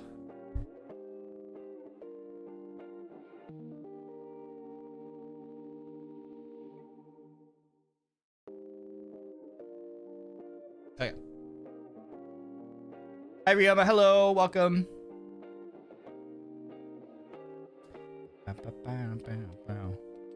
Our school also offered a week of windsurfing as PE course, but it was only half as sought after as the ski one. Windsurfing? What? Yeah, I feel like more people would probably choose the ski course because I feel like most people don't know how to windsurf, but people would be like, I can go to the skiing thing. I know how to ski, so I can enjoy my time doing that rather than like learning something. That makes sense. But that also sounds really cool. On an anime slump right now, but maybe this series will get me out of it. Maybe. I don't know. What do you guys watch? What are the reunions? Favorite anime genre? Go. You know what the fancy schools? I know, right? Holy heck. Slice of life. I love slice of life. Shonen. Good choice. Slice of life. Action and daily. Daily isn't like slice of life, probably. Windbreaker and Demon Slayer. Every genre. Shonen. Male idol series. Slice of life sports. Yeah, I love sports anime so much. I go Snork Mimi. Congrats on monetization. Bye, Vani. Thank you for hanging. Shoujo and horror. Oh, okay. Slice of life. Shoujo. Tadema Okaeri is my current favorite anime. I don't know what that. I don't know which one that is. Idol and sports anime. Idol and sports anime. So you must. It's by idol and sports anime. So you must be an Uma Musume fan because it's both. Wotakoi, that was a really good one. I enjoyed Wotakoi a lot. I need to rewatch that one. It's been a while since I watched it. Haikyuu, trash can arc. Haikyuu is so freaking awesome. Every genre, including BL. Nice. Horror and delinquent anime. What would be a delinquent anime? Delinquent, like as in like the main character is like a delinquent or something? Sports anime is bomb. I love sports anime. What? Comedy, slice of life, post-apocalyptic fiction, and romance. Ooh. I can make sure. Oh, Kaiju number 8. I really been enjoying Kaiju number 8. Really been enjoying that one. Your mom, my mom and I always watch anything with action. Oh, that's so awesome. That's so wholesome. Windbreakers is so good. Is Windbreakers the one that's airing right now? The Beaufortine one? Is it that one? Is that the one with like the boys' high schools and they like defend the town? Or am I thinking of a completely different one? Okay, that's the one. Okay, yeah. I've watched the first like 3 or 4 episodes of that one. It's cool. I'm a little behind. I just got so busy. I just like can't keep up now. Cowboy Bebop and Psycho Pass are my go-to animes. I love Psycho Pass. I need to watch. I don't think I ever finished Cowboy Bebop. I have tried finishing it like twice now, and then it's been a while since I tried to, and I need to go back and watch it in its entirety. I actually think I know I have actually watched it in its entirety. It was a really long time ago though, so I don't remember it. I gotta say my favorite anime has to be Yu-Gi-Oh! I'm old. I don't think it's that old. If that's old, I remember Pokemon was like my favorite anime growing up, so that's not really old. Do you like isekai animes? Yeah, I don't mind isekai anime at all. I know isekai is like a really divisive topic sometimes, but I think it's just because it was like it had its whole like phase where it was just super overplayed, and people were just kind of like, oh my god, stop. But I still watch them. I still like them. It depends on like how brain rotty it is, you know, because there's sometimes where it's just like, okay. It's kind of formulaic where it's like, okay, the MC is gonna get reincarnated and they're just gonna be super overpowered, and it's like nothing really, there's just nothing doing, you know. And like I'll still watch them and I'll still enjoy them, but sometimes it's like because sometimes they're just really good when you just literally don't have the mental energy to engage with the story in any meaningful way. You just put one of those on and just like just be a vegetable. They're great for that kind of thing. But then there also are some ones that are really good that have really great action, have really great storytelling, and they're awesome. And then you have like Konosuba, which is peak in my opinion. I freaking love Konosuba. Arguably one of my favorite isekai anime. Freaking love that show. It's so funny. Also, Devil is a part-timer, I guess is technically an isekai, kind of. Is it an isekai or is it... I mean, he doesn't die. I mean, he just go to like a separate world, but I don't know. I love Devil's a Part-Timer too. Season 1. I haven't finished the new season. Bleach is your favorite. I haven't watched Bleach. you watched Gunsmith Cats? No. Does it have things to do with cats with guns though? It sounds interesting. Blue Period is also a good anime. Why does that sound familiar? Why does that sound familiar? I know it's not what I think it is. Have you guys watched Grand Blue Dreaming? I know it's not that one. Blue Period. Blue Period. Blue Period anime. Blue Period anime.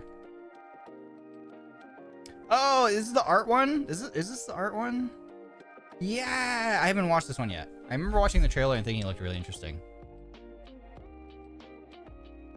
Yeah, it's the art anime. Yeah, it's on Netflix. That's right. Grand Blue Dreaming is so hilarious. That show is incredibly funny. Incredibly funny. Yeah, I haven't watched Blue Period. I remember seeing the trailer and thinking it looked really cool.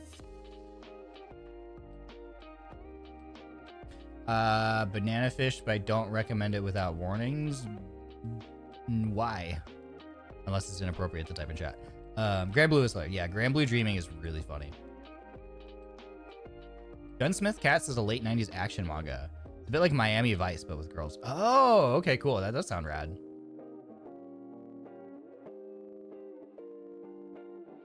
That sounds awesome.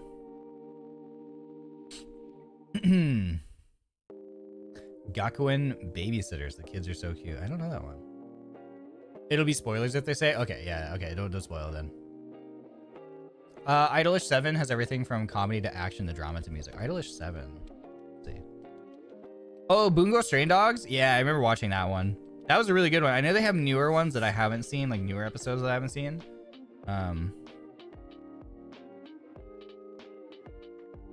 Oh, Idolish 7. Okay, so it's a rhythm game, but then they have an anime adaptation. Oh, I see. Okay, that's why I've heard of it.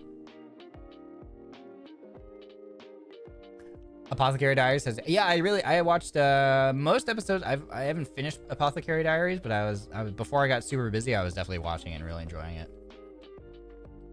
I really enjoyed that one. It was really cool. That one was very kept me looking forward to the next week every single time. Yumero Patisserie is a baking one. I love food. I think Ryoma would like the Uramichi Onisan. I'm gonna look it up. Uramichi Onisan. Oh, it's this one. Yeah, okay. I've seen the trailer for this one. Where isn't the dude like just very like exhausted with life, but then he has to be like very happy-go-lucky or whatever. Is this the one? It looks like it from the trailer, maybe. But then there's like a lot of moments where he's just so like, life or whatever. Yeah. Yeah, I remember watching the trailer for that. That looked really interesting. Evangelion confuses me. I need to watch Evangelion because I like mecha. I don't know. I think Evangelion looks like a mecha. I know there's like a little debate around it. I like giant robot looking things. But yeah, I need to watch Evangelion. Oh, Death Parade was awesome. I watched that one a long time ago and I liked it, but it's been a long time. I don't remember everything.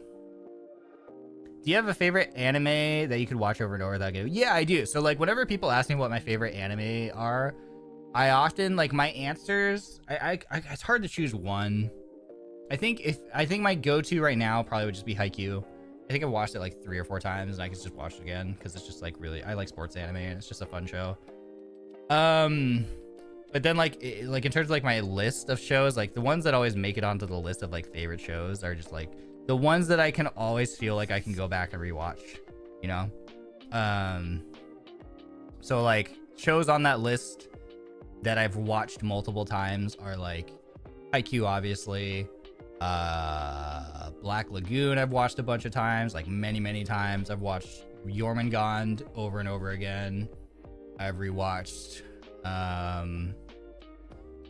one show I really love is like Monthly Girls Nozaki-kun or Gekkan Shoujo Nozaki-kun, the Japanese title. Nisekoi I've watched a bunch of times. I've rewatched I've been trying to rewatch Steins Gate because the first time I watched Steins Gate was really good. I also haven't watched like Steins Gate, I think it's like 0 or whatever. I haven't watched it. But I've been trying to rewatch it because I really liked it the first time.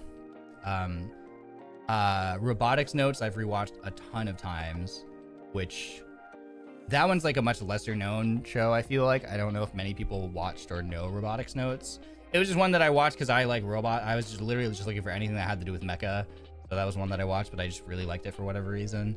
And fun fact, it takes place in the same universe as Steins Gate. Like it's from like the 3 shows, right? There's Chaos Head, Steins Gate, and then Robotics Notes, and they're all from the science and like adventure universe or whatever. So they're all kind of like that's a cool little thing. Yeah, Gekkan Shoujo Nozaki-kun, I love. Such a good show. I wish it would get another season. Let's see, Zombieland Saga. I really like Zombieland Saga. That one always makes me laugh. Like the humor in that one gets me.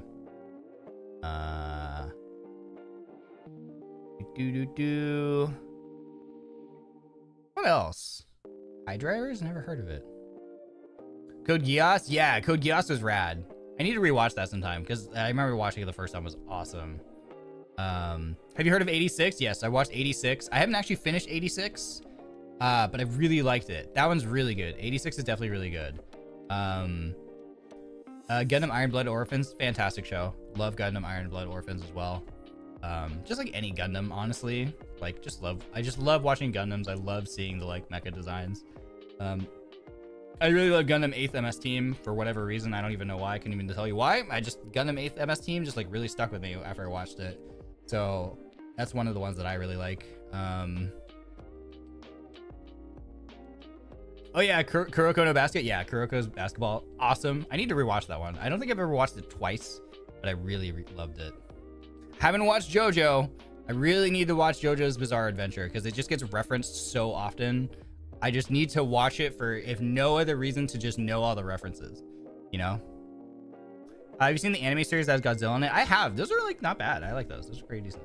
I need to watch Godzilla -1 or whatever it's called. Apparently it's on Netflix now.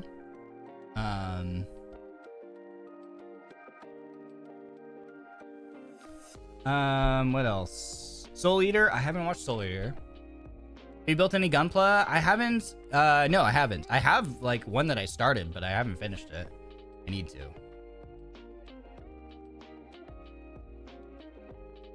Yeah, Dr. Stone was awesome. Have you seen Initial D or MF Ghost? Not MF Ghost. I did watch Initial D a long time ago. I tried watching the like there's like a show that aired recently that's like about F4 racing, I think it was. I started watching that, seemed interesting. I just like fell out of it for whatever reason, but maybe I'll try and pick it up again. I just noticed you got a sharp chin.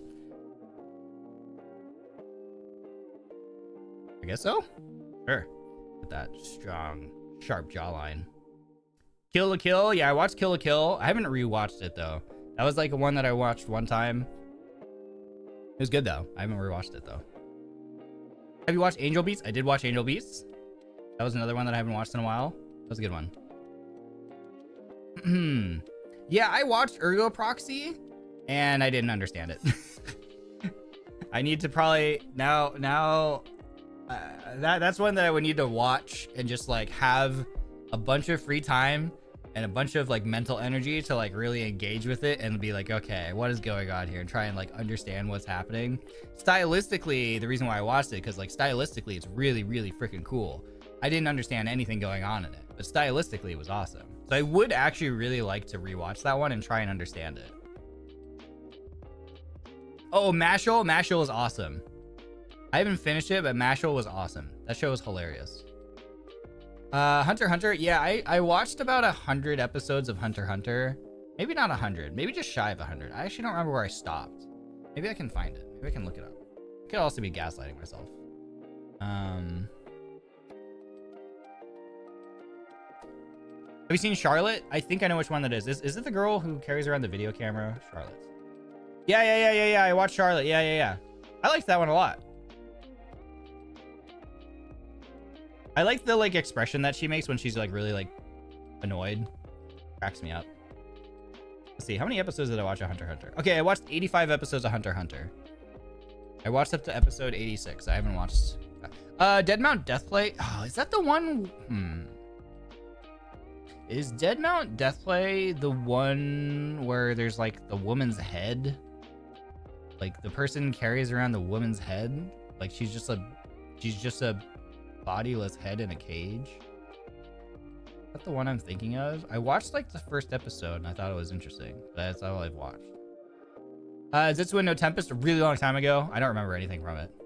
Oh, Mashal's. Yeah, Mashal OP, iconic. No, okay. If it's not that one, is Deadmount Deathplay the one where the guy carries around the coffin on his back and it's like got the he has like the woman is his like partner, but then their actual bodies in the thing? And they're like, is that the one? Parasite the Maxim is so good. Oh my god, Parasite the Maxim was incredible. I forgot about that one. I watched that one twice. That one's incredible. Really like that one. Nope, I'm still getting it wrong. All right, I have no idea which one Deadmount Deathplay is. It sounds so familiar. It sounds so familiar.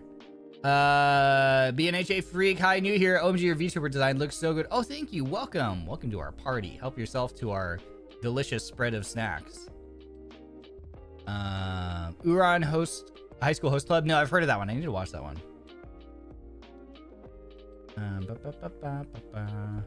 Oh, Moriarty the Patriot was really good. That one is a ton of fun because it's basically just like what, like Sherlock Holmes. That one is really good. I really like that one too. I saw something about Zankyou no Terror. Yes, I've watched that one a couple times. That one's really good. Zetsu no Tempest was heavily inspired by Shakespearean plays. Oh, really? I didn't know that. Oh, there it is. Zankyou no Terror, Terror in Residence. Yep, I watched that one. Death God gets reincarnated on Earth. Oh, I have that. Yeah, I've watched a few episodes of that one. Yeah. I remember that. Yeah. Yeah, I watched a few of those episodes. Noragami, watched a little bit of it, but never finished it. Black Butler, also haven't watched that one. Black Clover, tried. I couldn't get past the screaming. My experience with Black Clover was like, I really want to watch the show and I want to enjoy it, but like, I hope that he stops yelling so much, and then he didn't stop yelling, and then I had trouble. I gave it an honest fair shot. I watched as many episodes as I could, and I was like, certainly at some point they maybe get feedback that this needs to not be so much of a thing, and then they tone it down a little bit, and maybe they did, but if they did do it, it was after I stopped, after I gave up. Hi Ryoma, sorry I'm late, but congratulations on monetization. Thank you, Ashley. Don't worry about being late. Thank you. Any Dungeon Meshi? No, but my senpai were like, you gotta watch Dungeon Meshi, so I definitely need to go check it out. The Witch and the Beast is the guy with the coffin. That's right. That's the one I was thinking of.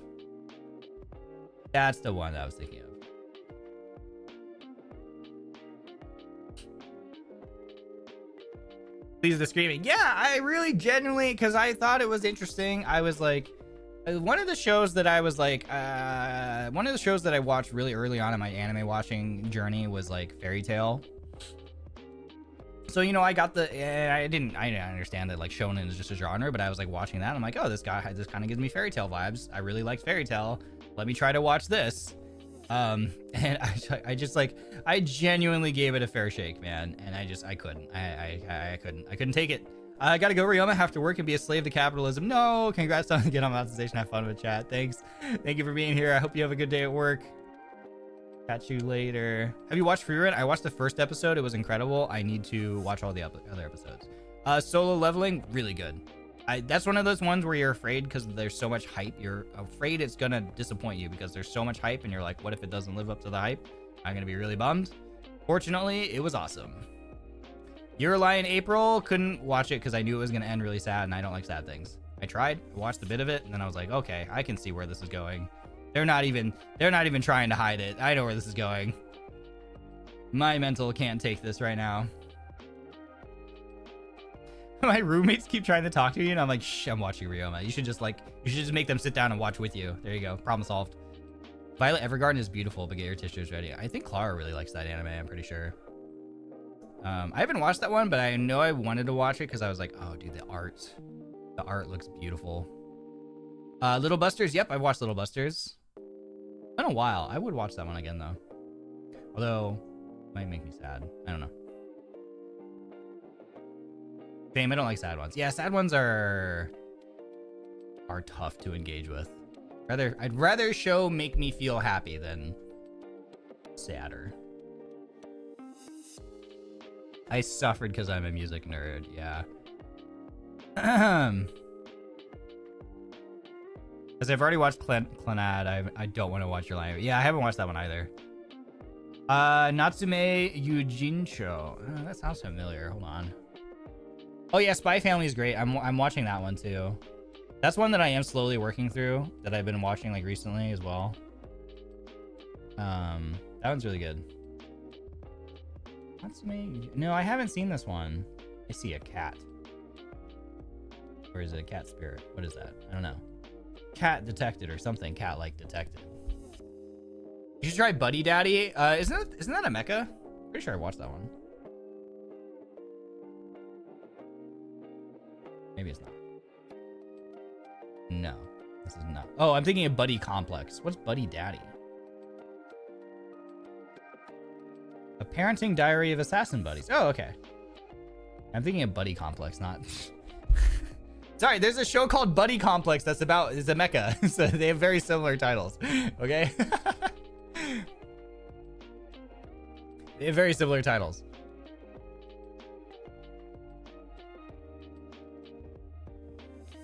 Clannad make me cry for a week. Yep, that's just not for me then. Not for me. Have you watched Noragami? I think I watched like episode 1.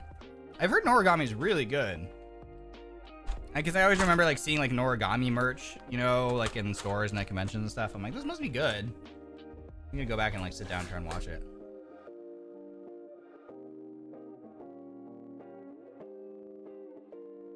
Whatever you do, do not watch Kimi no Nawa. Your name. It gets very sad in some parts. Oh, I'm gonna die. I heard it's so good though. Clannad makes you cry, but has very good moments. It has a happy ending though. Okay. See, even if I know that, it's really hard for me to push through though. I'm not gonna lie.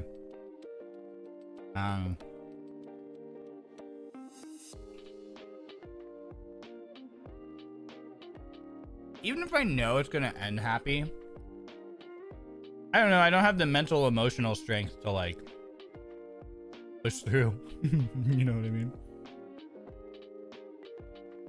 Favorite Ghibli movies? It's been a really long time since I've watched any. I know I watched like My Neighbor Totoro a bunch of times when I was a kid. Spirited Away. I remember scenes from Spirited Away, and I know that like overall it's a really good movie, but I haven't watched it in a really long time. I need to like rewatch it.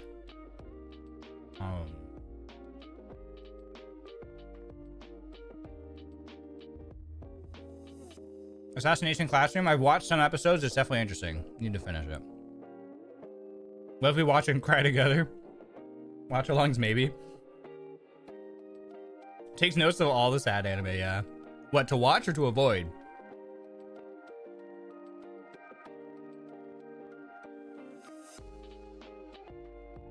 Maggie? I feel like I have. Hold on. It's the one with like the MC is like kind of a, he's like a kid, right? Maggie.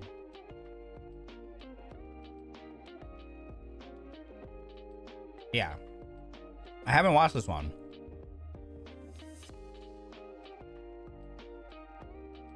Oh yeah, he's literally, I was like, I wasn't sure. I don't want to say it out loud in case I was like way off the mark, but yeah, he's like, his name is Aladdin, yeah. Yeah, I haven't watched that one. Okay, Ryoma and Ronis, I have to go. Almost midnight here and I have important class tomorrow. It was really fun being here. Congrats on Monetization. I'll give you my Denauth soon. Bye. Bye, Adri. Thanks for being here. Get some sleep for classes. Have you watched the movie To Ever You I've Loved before? 99% sure, yes. Hold on.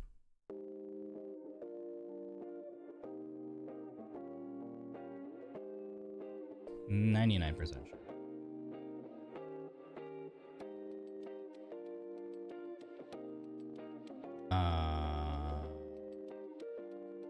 Looking on Crunchyroll, right? I like romance. I like romance ones. I lied. I haven't watched this one yet. All right, I'm adding it to my list. I haven't watched it yet. I have seen it though. That's why I thought I'd watch it. Fruits Basket. Some episodes, not all of it. My JP professor actually gave his homework to watch Spirited Away, and JP dub. He still go for that. Oh hell yeah. Bye Ryoma. Are you heading out, Ramon? Bye if you're heading out. Oh, cells at work. Yeah, where it was like all the like the body cells like personified. That was cute. I didn't watch all of it, but I watched some episodes. I watched some episodes and I was like, okay, this is like enough for me to like understand what's going on here. It's cute. But let's be real here. The real goat of teaching you about how the body works is Osmosis Jones. That's the true goat.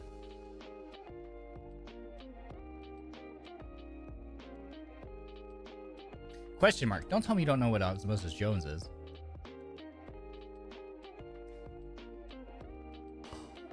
No.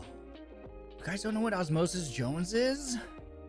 Bro. There's no way you guys don't know Osmosis Jones. It's too old now? No.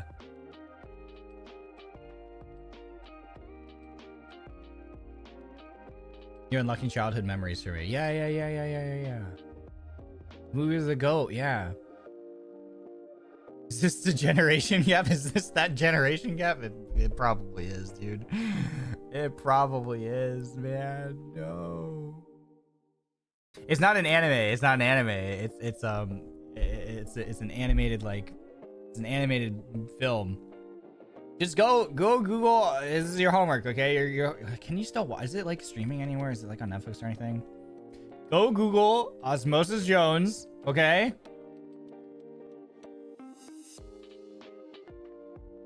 Where can I watch Osmosis Jones? It's free on YouTube, is it? It says it's on YouTube from like $2.99.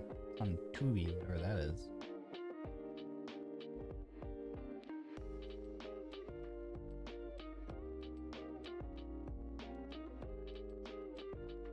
Yeah, man, you guys gotta go watch Osmosis Jones, dude. Remember Watch Along for Osmosis Jones? Maybe. I think the problem is, like, I don't know if it's streaming anywhere for free. Legally, that is. I'm not in school anymore, no homework. Let's go, freedom.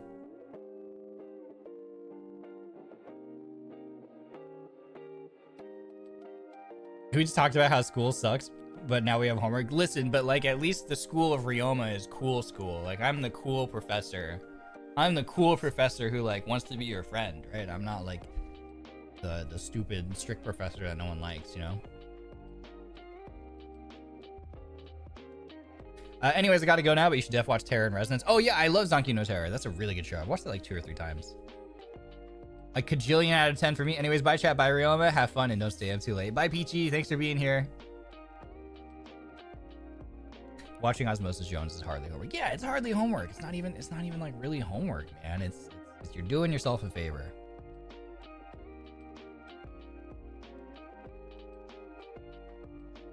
We're getting extra credits if you watch Osmosis Jones? Sure. Sure, if everyone watches Osmosis Jones, then no one has to take the final. Yeah, the soundtrack on that is really good. Very good.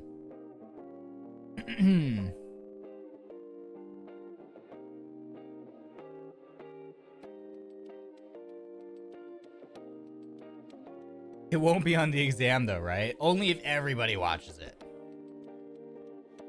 Raven of the Inner Palace. It sounds familiar. Hold on.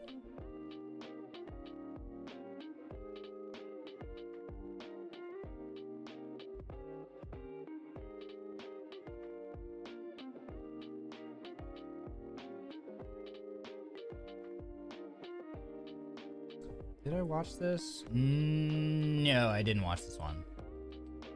I've not watched this one. It's pretty though. What if we saw Osmosis Jones when it released? Okay, maybe. Yeah, sure. You passed. Sure.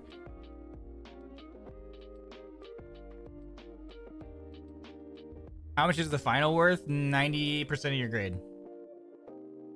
Ungo? No, I haven't heard of that one. Time to pull out the DVD player. Yep.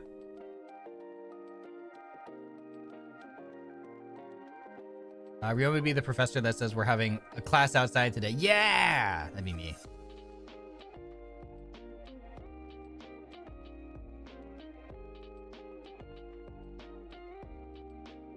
Have you seen Digimon? A little bit, but like I was more of a Pokemon kid growing up, honestly. Listen, there was tribalism that existed even back in my day, right? It was either a Pokemon kid or a Digimon kid. I was a Pokemon kid. It's like if you like Apothecary Diaries, you'll probably like it too. Oh yeah, it gives me same vibes for sure. Big Wind Up 2 or Prince of Stride? I don't think I definitely haven't seen Big Wind Up. Prince of Stride, maybe?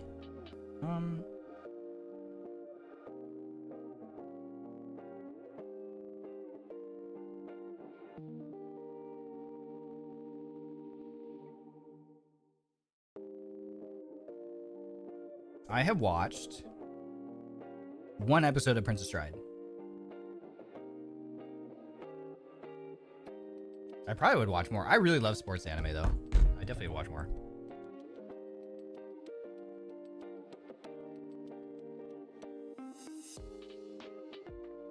What if I was a Yu-Gi-Oh kid? That's fair too.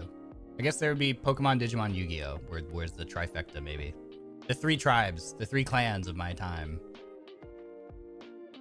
No Game, No Life. Oh, dude, I haven't watched that in forever. It was so good though.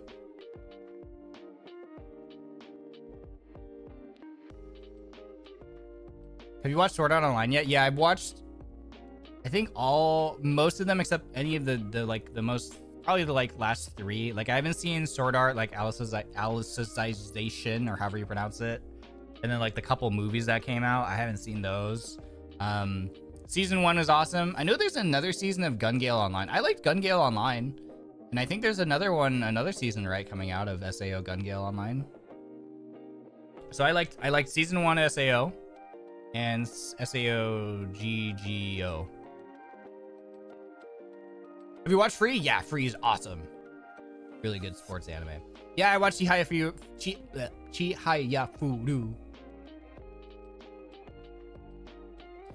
Bakugan? No, I didn't watch Bakugan.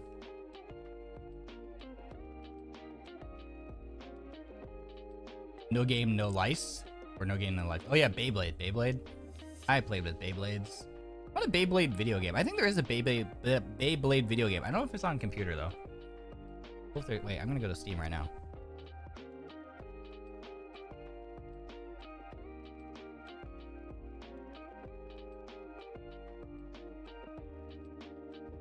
Nah, they don't have Beyblade on Steam. Sad.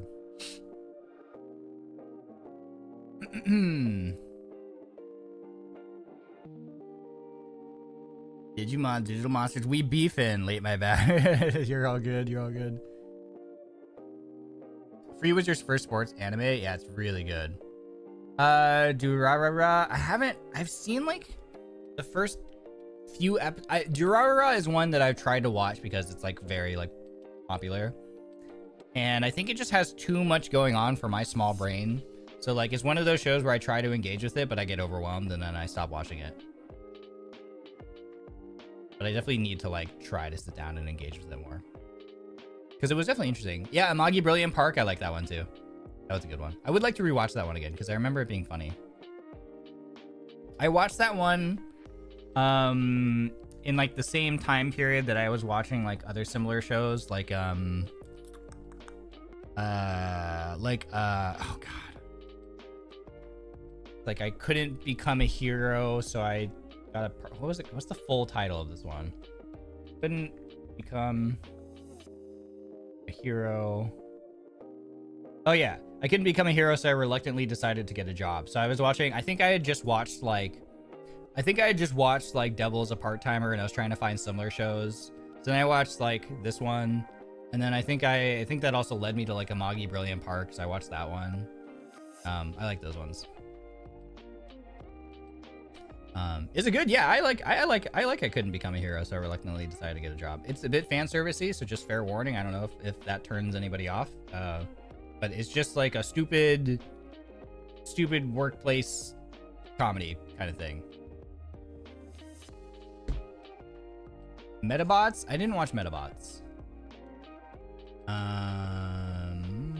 I haven't watched Bakano. Bakano looks really good from the clips I've seen. Psyche K? Yeah, I watched Psyche K, but it's been a while. Did you watch Ian or JP? Mob Psycho? Yes, I've watched like season 1 of Mob Psycho. Really freaking funny.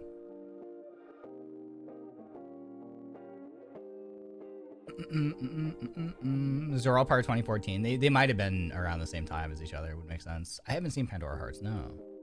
Saints Magic is omnipotent. I've watched a few episodes of it and I did find it interesting. I just didn't finish it.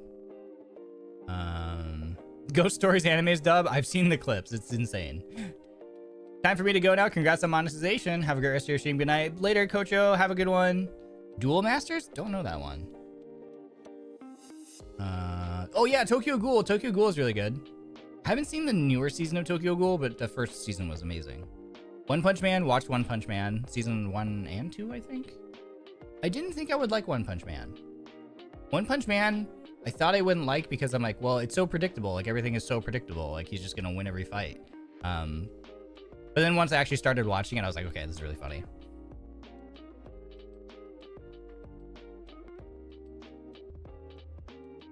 Skullface Bookseller. Yeah, I've watched like episode 1 of that one. That was really good. All anime I watch are isekai trash, but I love them anyway. I like isekai too. I mean, everyone says like isekai are trash, but like, I mean, there's a lot of really good ones out there.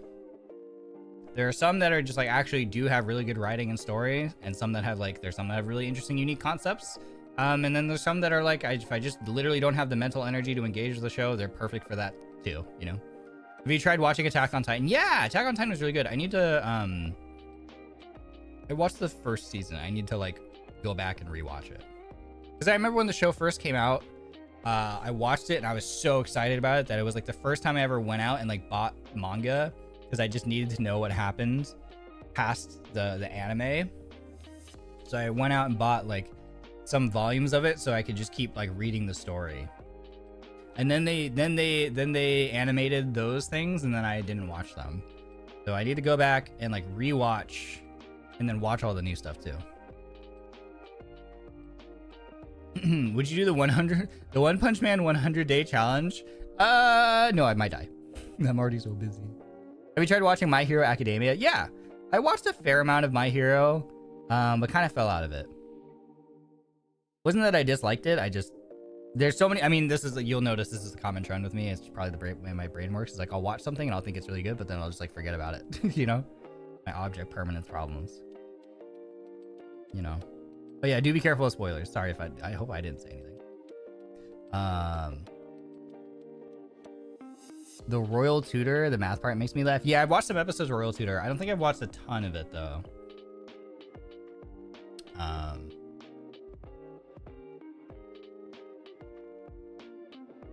Have you tried watching Campfire Cooking in Another World is My Absurd Skill? No, that one's a recent one, isn't it? I think I know which one you're talking about.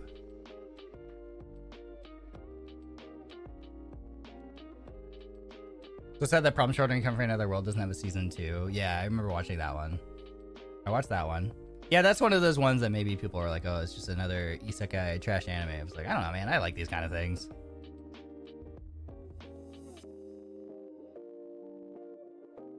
Yudu Camp is apparently extremely chill and cute. It is! Can confirm. Very much so. Have you seen Sakamoto Deska? It's really goofy. Oh, that sounds familiar. It's a high school. That's a high school anime one, isn't it?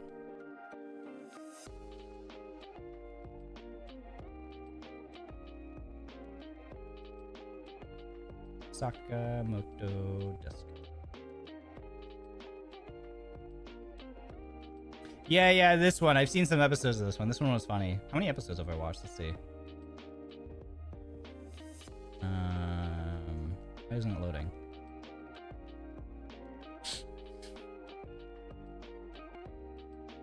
It's not loading for some reason. Well, yes, I know I watched some episodes of it. It's not loading. You know what show I really want to rewatch that let me actually like find that, see if I can find it right now. Flippin' Silver Spoon. I really want to rewatch Silver Spoon. I've been having, like, it's been in my brain recently for some reason. And I really want to watch that show again. Man, it's not on Crunchyroll right now. Is it anywhere? On any of the services that I'm subscribed to?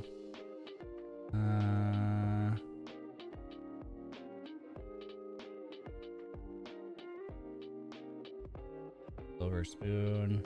Nope, not on Netflix. What's it about? So it's about this kid who gets sent to like a farming school.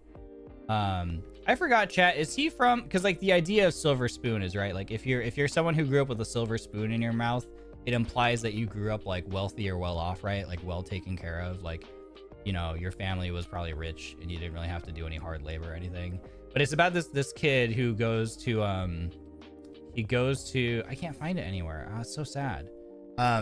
He gets sent to like a farming school.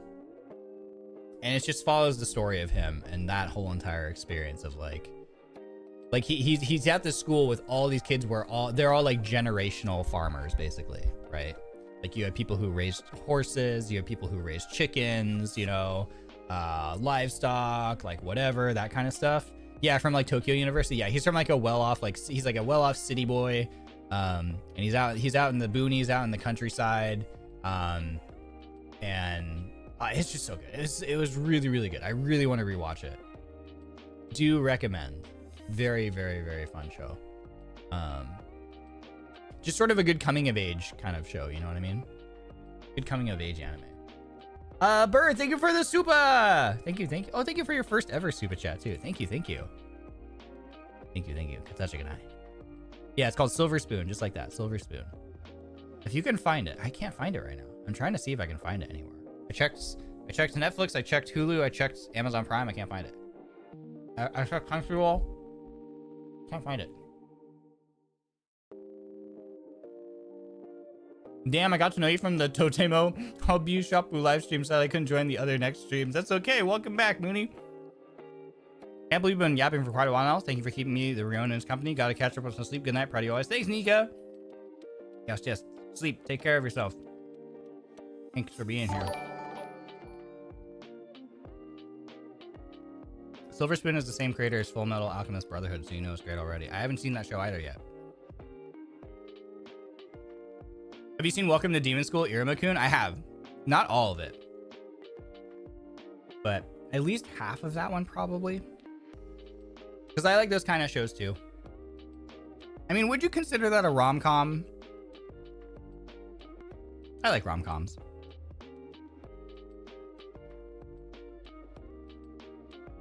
Wait, is it on Crunchyroll?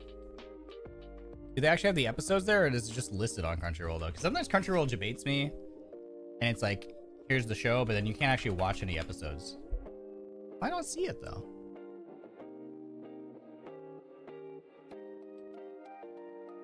I don't see it. I want to watch it again, man. I want to watch it again. Jamie, thank you for the super. I got my paycheck early, so here you go, Ryoji-san. Congratulations on monetization. Can't wait until members. Oh, but yo, Jamie, thank you so much. Congrats on getting your paycheck. Let's go. Thank you for the support. I appreciate it. Thank you. Good night, chat. I had so much fun there. I'm glad you had fun. Good night, Nika. An anime that always cheers me up and keeps a smile on my face is Keep Your Hands Off Eizouken. Is that the one about isn't it like the school club that wants to make anime, or am I thinking of something else?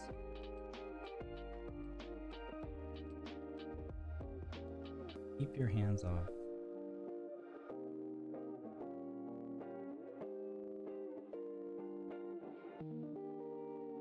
Yeah, it's this one. Yeah. I watched some of this one too.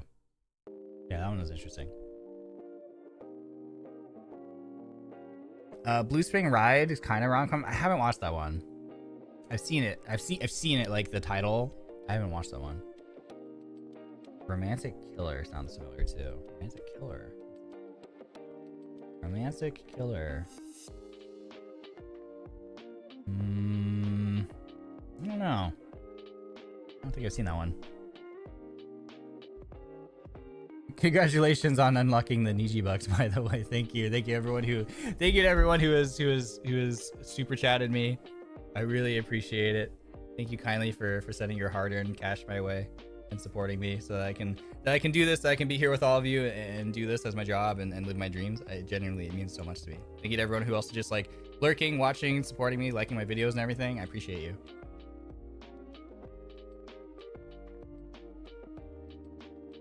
Congrats, Rio. Thank you. Haven't seen many romance anime, honestly. I think it's one of those things where it's like, it's not everybody's taste. I personally really like them. I like them, and I like funny ones too. Like I enjoy like I said, like Gekkan Shoujo Nozaki-ku, and I really like Nisekoi. All those kind of things. Nikki, congratulations. Congrats on monetization. Looking forward to memberships. Wait. Oh, thank you. Yeah. I don't know why I had a deja vu right there because the last message also said something about memberships. I'm like, wait, am I rereading the same one?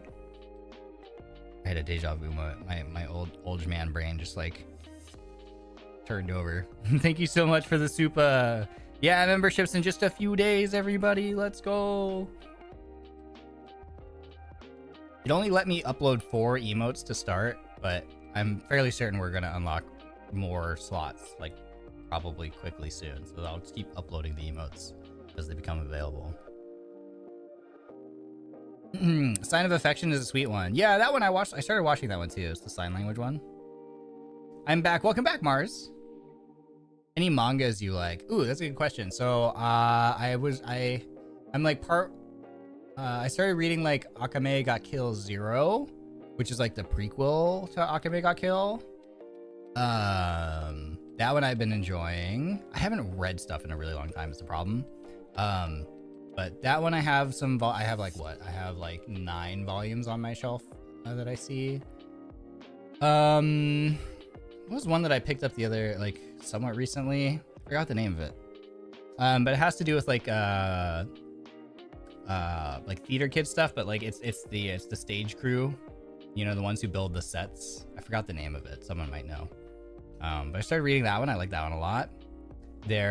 One that I remember reading in the past and enjoying. It was like there's a demon lord on the floor. It's like a workplace comedy about like a girl who's a demon lord who works in like a family restaurant. That one is cute and funny. Today's Cerberus, I think is the name of it. It was one that I read a while back. Read some volumes of that I have.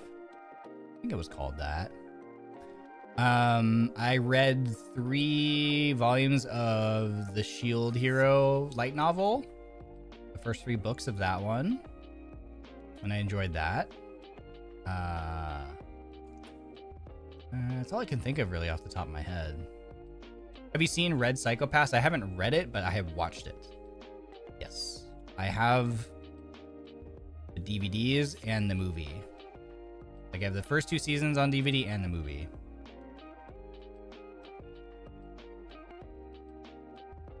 It might be behind the scenes. Yeah, I can't remember if that's the name of it. I have to go looking for it. Yeah, I watched the Shield Hero anime too. I watched the Shield Hero anime. It was kind of hard for me to enjoy this is the problem that I have though with reading stuff is like whenever I read something, it makes it harder for me to enjoy the animated version. And if I had a choice between reading a piece of material or watching a piece of material, I personally gravitate towards watching. I don't know about you all, but for me, like, I think my enjoyment of the Shield Hero anime was slightly diminished because I just kind of knew what was coming, you know? And it was harder for me to like I really like watching a show when I haven't read the material because, you know, I just get to enjoy the twists and turns that come with watching an episode of something. And it's just easier for my brain to consume like watching something than reading something, I think, because I have a big problem with like I'll read something, I could read it could be like a sentence all the way up to a paragraph all the way to like several pages, and I will realize that I have not retained anything that I just read, and I have to go back and do it again. So it's pretty hard for me, even in manga form. Certainly if it's like a light novel or just like a piece of like fiction or literature, like I will often be reading, but literally at some and I might be engaged with it right at the beginning, and I'm literally retaining everything, but literally at some point, and I won't even necessarily realize this happened, my brain will have jumped to a different thought. Like something I read will make my brain connect to a different thought or an idea, and my brain will start focusing on that. So I'm still reading and I'm still going through the lines, but part of my brain is literally processing something else, like whatever, and then I'll realize that like I didn't retain what I just read, so I have to go back and read it again. So it's really, that happens to me a lot when I read. So I tend to prefer to just watch something. For whatever reason, it's easier for me to like stay engaged with it. And sometimes I still have to go back, like rewind and rewatch something, but it's far less often that that's the case. It's very spicy brain of you. My brain is so freaking spicy, man. I kind of get that. I think I ended up not watching the Haikyuu anime after reading it. That being said, I prefer reading over watching any day. That's awesome. That's great. Manga is, well, here's the thing. I love manga and stuff because I love having stuff on my shelf. As a chronic shopper, I love just having the merch and stuff. Like I love being able to look and see like stuff. Part of it's like also just like decorating the space. It's like I love that. Manga hits in a different way. It simply can't be replaced. On the other way, anime gives life to our imagination and elevates the experience. Yeah, I think it's a really good way to describe it. You know, it overshadows the animated version because sometimes you can't help compare it to. And then you have the issue of like if it deviates, if like the animated adaptation deviates from the source material, that also creates problems too. So sometimes it's just easier to like enjoy one or the other because then you don't also have that like that dissonance where you're like, but this is how the source material was, you know, why did they do it this way?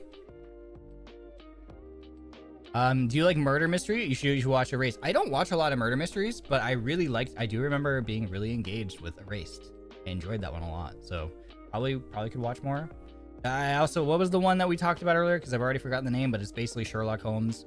Moriarty the Patriot. Would that be considered murder mystery? Because it is kind of Sherlock Holmes. I really liked that one. So probably yes. Y'all ever look at a word for too long and starts looking off? Yeah, I typed excuse or excuse to someone the other day. I was like, I was in a call with people and I wrote the word excuse or something, or I think that was the word. And I was like, is that right? Does that word look weird to anybody else? And they were like, oh yeah, that looks weird to me too, but that's the correct spelling. It's like, okay, it's not just me. There's just words that you just like don't write or see very often. You're just like, there's no way that's correct. There's no way. I feel that way with the word color. Well, I mean, color is also spelled like different ways depending on where you're from, so I can see that. You know, if you say a word too many times in a row, it starts sounding wrong all the time. Beautiful. The only reason why I remember beautiful is because I think it's probably like a Jim Carrey film or something where he says the word the way he says it, he goes like beautiful. That sounds like a very Jim Carrey thing to do. Maybe in like Ace Ventura or something. It's the only reason why, because like I agree, beautiful looks like a really weird word, but I just for whatever reason, there's just I've seen a film or something where some actor says it in a certain way, and that's always like the spelling of it. It's like, okay, that's the way it's supposed to be.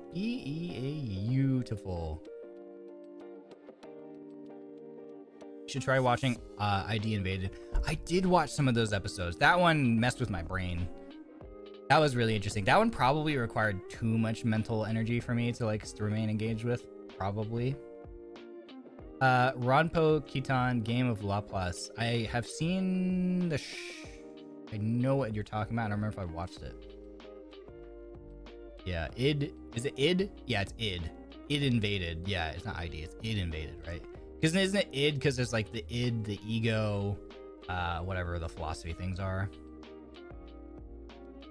By the way, has the super chat sound? I turned up the super chat like notification sound. Has it been a good volume? Is it too loud? Is it too quiet still? How are we feeling?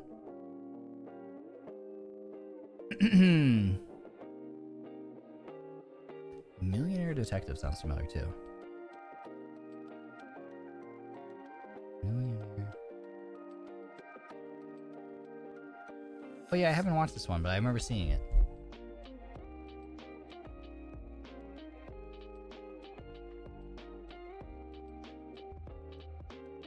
Yes, and Super. Yes, it's pronounced good. That's right. Detective Conan has over 1,000 episodes now, and I'm behind it since I'm at 1,000 or something. Oh my gosh, 1,000 episodes.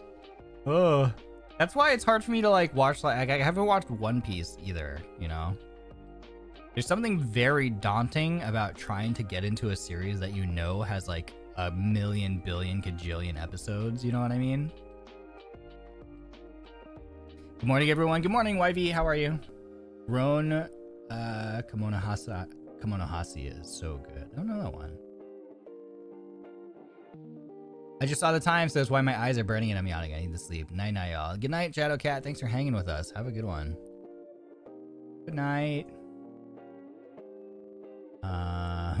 Walker, thank you for the supa again. Sliding a 20 over for having base taste. Oh, thank you for the supa. Thank you, thank you. Thank you so much.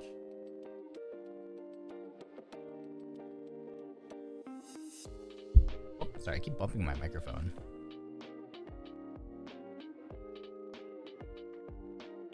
I just need like a lapel mic or what is it? A lav mic or whatever. I just need something that clips onto my shirt, so I'm just like not bumping into things all the time. As someone who used to say that about One Piece, it all changes very quickly, and you'll eventually say there isn't enough episodes. I could imagine that, yeah. Because it's like, I watched like, how many episodes is Fairy Tail? I think I watched something like 200 plus episodes of Fairy Tail when I first started getting into anime. So it's not like I can't do it. I just haven't done that in a really long time. My attention span has gotten so much shorter.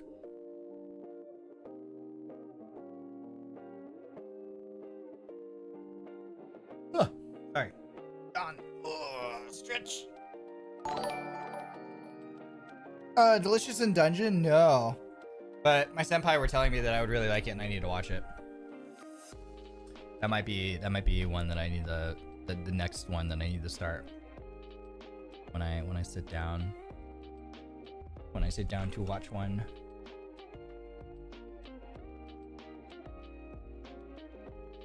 It gets harder every day you don't start / resume. You know what? That's so fair.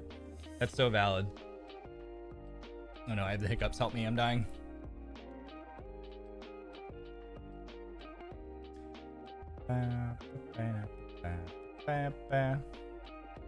Here.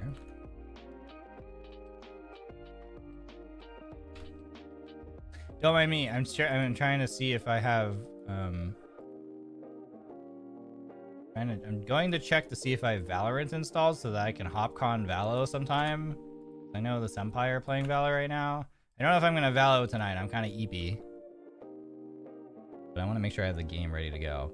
Dude, I swear to God, every time I check this video game, Valorant always has some kind of update. There's always some update that needs to be installed, and then I swear that like it takes forever to update that video game. I've been looking for half the stream. Now it is midnight for me. I have a math final exam. No. 07. 07. Good luck. You're going to do great. Thanks for hanging with us. Yeah, make sure you get your rest. And remember that if you fail, it's fine because math is made up anyway. So, you know what? Heck it. Honestly. Good luck on your final. Have you ever seen Heard TBHK? I don't know what that is. No. What's that short for? Or is that literally just the name? Sky full of stars. You've accomplished so much just by being in our lives for a short amount of time. Oh, thank you for being here. Here's to more memories to come. Thank you so much for the kind words in the super chat. Thank you. I'm gonna pull an Uno reverse card on all of you. Thank you for being so impactful in my life in such a short period of time. I'm really, really happy and blessed to be here, and like think about that like every day. Like the fact that I get to just like wake up and like work on stuff like this, that makes me super happy. And I know that there's people out there like who are excited to like engage with whatever it is that I feel like creating is like the coolest, luckiest feeling, like the luckiest person. So thank you so much. Thank you. Recently I rewatched Haikyuu because the movie is so good. Recommend the 4DX version. It feels like we, the audience, are the volleyball itself. That's so fun. Yeah, I know. My senpai were telling me about how awesome the movie was. I'm like, I don't want to go to a theater though. I just want to live in my house forever. You don't want to go to the movie theater? Hey, Rio in chat, I'm here for the big hat. Yeah, it's my party hat. It's a party. We're having a party, so you got to put a party hat on. Toilet Bound Hanukkah-kun. I remember watching a couple episodes of that one, but I didn't quite get into it. Wouldn't be opposed to like trying to watch it again though. You can tell a lot about an anime based on the intro. Happy, uplifting tune. Gonna be depressing, dark anime. Somber, sad intro. It's gonna be the funniest anime for real, for real. You know, that's a pretty base take, honestly. Like, I think that's pretty fair. I think that's pretty fair. I can only go with friends. Yeah, yeah.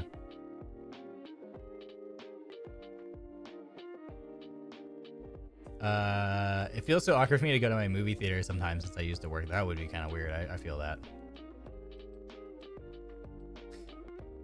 I've had, it's not quite the same, but I've had that sometimes whenever I've gone into like a retail store that I used to work at, especially like the small, not like the big box ones, but like the smaller ones, like in malls and stuff, you know? And I'm like, nobody knows that I used to work here. Or sometimes I see my old colleagues who do know that I used to work there. So it's like, I've had both experiences. But then sometimes you're there and it's like you don't recognize anybody who's working there anymore. And it's like the meme where it's like the person at the party and standing in the corner of the room who's like, none of these people know that I'm forklift certified. It's kind of like that. $7 Tuesdays. Ooh, that's not a bad price at all. Too bad theater snacks cost an arm and a leg. Dude, that's so valid. Let's see. Kamane Kiro, the Quill Sneer. That's a cool name. Congrats on monetization. Thank you so much. I like the alliteration going on in your name. Thank you so much for the super chat. I appreciate it. Thank you. Thank you. I went to go see the movie on Monday. There's a high school volleyball team sitting behind me. That must have been fun. Were they just like going crazy? TBHK is my favorite. I have all the manga and art books. I've never heard of it before. Hey, I'm coming for a Twisty stream. Welcome. Welcome, welcome. You've had quite the good impact on us. I know for me, I've never drawn so much in such a short time. So thank you for taking care of my art block. No, thank you for drawing me. Anime movies at the theater are kind of fun since it's cool seeing fans and showing up in cosplay. Yeah, I've never actually gone to see like an anime in a theater, but I bet that's awesome. The closest thing to that experience for me, I have two, which is like just being at a convention where they have, you know, sometimes you'll go to an anime convention and they'll like debut like the first episode or two of like a new show, or there will be a film and you'll get like an early screening of the film. I forgot what movie it was. I went to Anime Expo with a friend one time and he's like, we gotta go watch this movie. They're like previewing this movie I really want to see. And I remember waiting. We literally waited for like, I think it was like 3 hours. Like 3 hours of our day was just spent in a line queued up outside the theater to like go sit and watch the movie. And it was a good movie, but I was just like, holy cow, this is a big part of our day. So that was a thing. And then what else? My other FX, good night, Ryoma and Ronins. I'll be there at your membership stream. Hope everyone has a wonderful night. Stay hydrated and enjoy. So thank you so much. Have a good night. Should be here. My other similar experience was not for an anime, but for I'm aging myself again, dude. Like when the Matrix films first came out in theaters, that was cool because I went and saw it more than once. I remember seeing it on opening night. Went to the Matrix 1 on opening night, and then I went again, I don't know, maybe the same weekend or something, like a day or two later, and it was a really cool Matrix 4. It's Matrix 1. But it was a really awesome time because I don't even know if cosplay was necessarily like a term. I mean, maybe it was back then, but I wasn't familiar with it. But went and saw the first Matrix film on opening night, and then went again like maybe the next day or 2 days after that. And it was I just always will remember that because the first night everyone was dressed normally. The second time I went, there were so many people who were just dressed in all black with the shades and the long like overcoats, you know, the really long like down to the ground black overcoats. Like people were like cosplaying like I don't even know if cosplay was considered a thing back then or not, but like there were so many people who pulled up to the theater dressed like that. And I remember being like, whoa. Like it was so different. It was night and day from the first one to the second one, because I think it was such an impactful film that like people went and watched the first one, and like everyone was just normally. We were just like, oh, let's go check out this new movie that's coming out. But like I think that was such an impactful film out of its time, and like you could really see that reflected in the way that people showed up, like dressed up like the characters. It was really cool. Turner, thank you for the super chat. Head pats. Thank you, Ryoma, for working so hard. I'm so glad you made your dreams come true. Bro, thanks for introducing me to Niji. Am I your intro to Niji? That's crazy. K love you. Oh my god, that's such an honor. I'm so glad that you've got. I could be your intro to the fandom. I hope that you have a wonderful time here and enjoy not just me but all the other people who are here who are awesome too. Oakley sales blew up overnight. Yeah, either Oakley sales or people just rushing into like convenience stores and gas stations and just buying the shades off of the rack. You know what I mean? Like $2 shades. Dude thinks he is Dio. Yeah, I mean, people were all dressed like it was awesome. Yeah. Humpty Dumpizzle. That's the name. Humpty Dumpizzle. Congratulations on monetization. Oh, there's no way we're doing this right now. Thank you so much for the super chat. Thank you.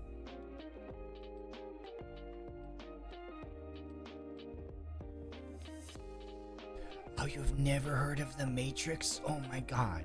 It's one of those things where like I feel like The Matrix is one you should watch just because it's like such an iconic piece of cinema history. Even if it isn't necessarily like, if like sci-fi action isn't necessarily your thing, I think it's like one of those films where it's like, if you have the time, it's probably worth watching just to be like, okay, I experienced that thing that like was so, that was so like, what's the word? Like culturally? Can't think of what word, but like just so like culturally relevant and impactful. Yeah, I never watched any Niji streams. I saw Ryoma's debut stream and clicked. Oh, hell yeah. We got one. We got one, everybody. Here's to many more. Hari just skipped Uni to come here. Congrats, Ryoma. We love you. Thank you so much. Thank you so much for the super chat. You know, I would scold you for skipping Uni, but I am in no position because I skipped a lot of classes myself. I'm very guilty of doing the same. I am in no position. Yeah, culturally significant, culturally impactful, like whatever the, I don't even know culture. I feel like there's a better word that I was going for and I just literally can't think of it. The brain is not braining. Yeah, fresh blood, fresh meat. I've been watching for a while, but you're my new Oshi. Oh, thank you. I can't even believe it. That's so weird. That's so weird to hear. I can't even believe that. I like, what? Huh? I'm just a silly, stupid dude. Thank you.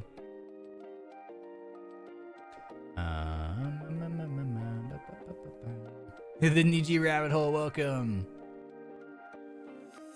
Yippee, I made it to a stream. Aussie time never Aussie time never lets me make it, but I love your VODs. Thank you for being a VOD enjoyer. Welcome, Kimmy. What time is it in Australia? Or if you don't mind me asking. I'm so very new to VTubers. So far, you and Kendra are the ones that I watch. Welcome to the VTuber rabbit hole. It gets really weird and really crazy. That's your Aroshi. Wait till you hear you're becoming a Kami Oji. Oh, no way. There ain't no way. It's 3:30 p.m. Oh, you're only an hour ahead of Japan. Oh, I didn't realize that. Oh, that's really easy for me to like keep track of that. Heck yeah. Welcome to NIJISANJI, Turner. You are now my grandson.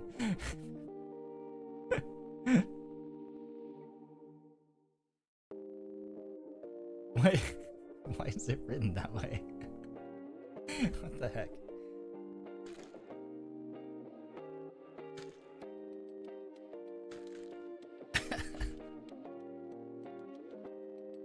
Oh man. Are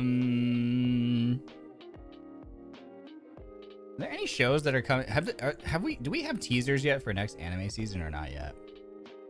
Yeah, it looks really weird separated like that, doesn't it? That's what I was thinking.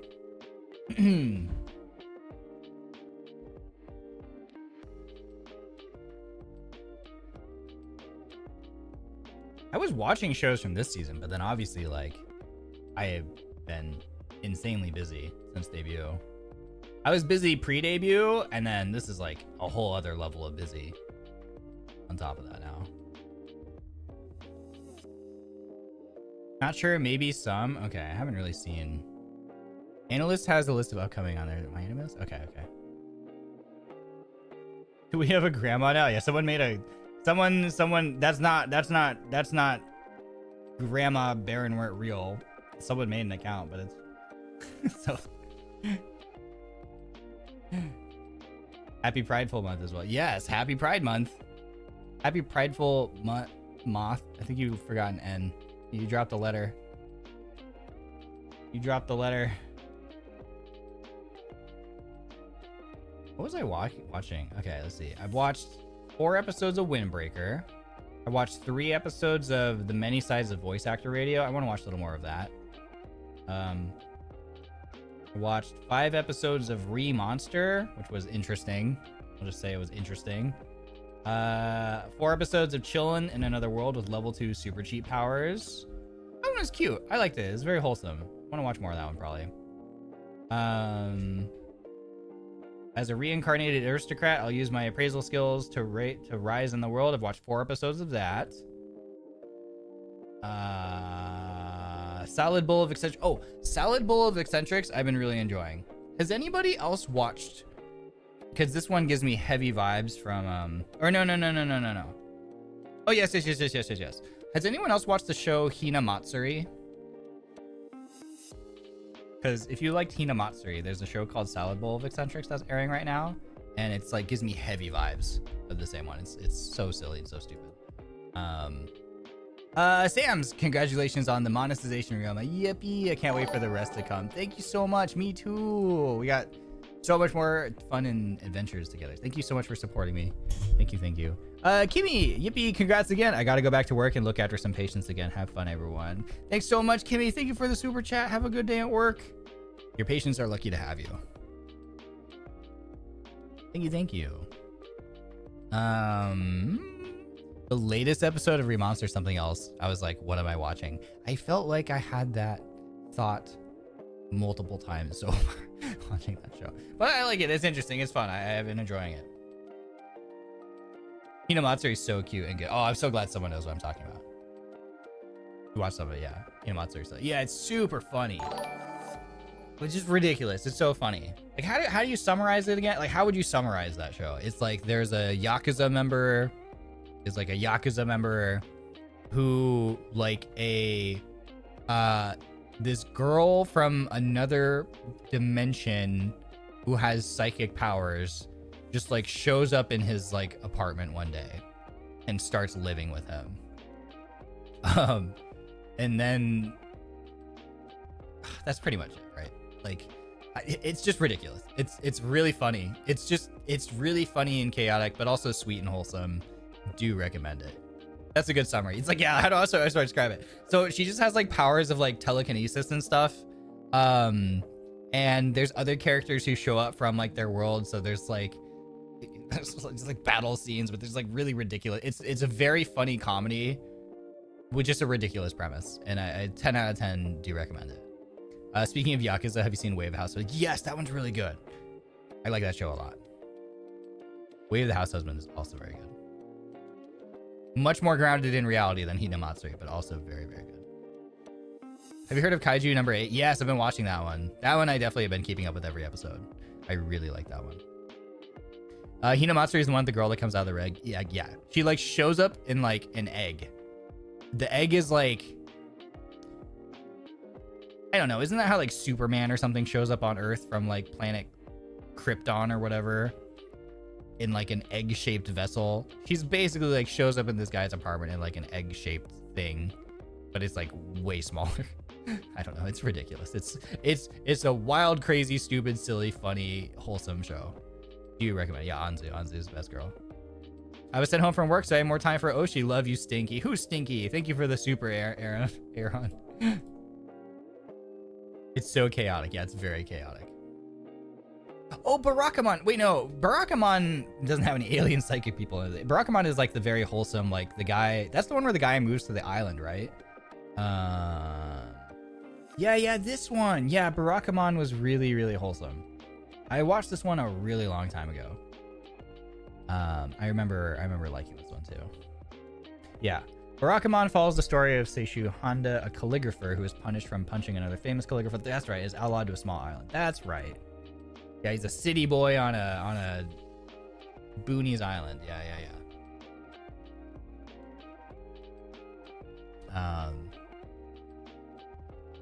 I like chaotic and wholesome anime like that. Yeah.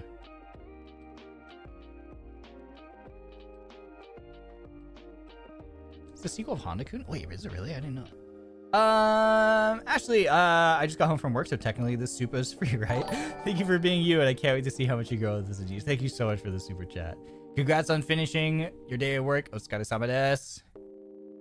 Or as we in Denauth say to each other, oats, but we spell it like oats, like O-A-T-S. We say oats to each other. Oats. It's similar in the sense that it's kind of big brother, little sister vibe. Yeah, that's a good way to describe it. Was Honda-kun in it? What, really? I mean, they look the same, so I guess that makes sense. That totally makes sense. Huh. I never thought of that.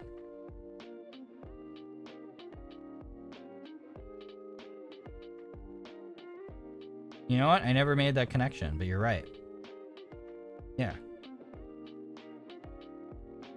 I never made that connection, but I think you are 100% right. That's crazy. Wow. Huh. Well, how about that? That's cool. That's fun. Do you like Alice in Borderland? It was the live action. Yeah, I didn't realize that there was like, isn't it a manga? Is there an anime adaptation? It's either like a manga light novel or an anime adaptation.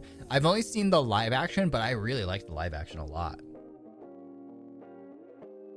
I watched the first season. I know there's season 2 now. I've watched like the first episode of season 2, but I haven't watched the rest. But yeah, Alice in Borderland, really cool.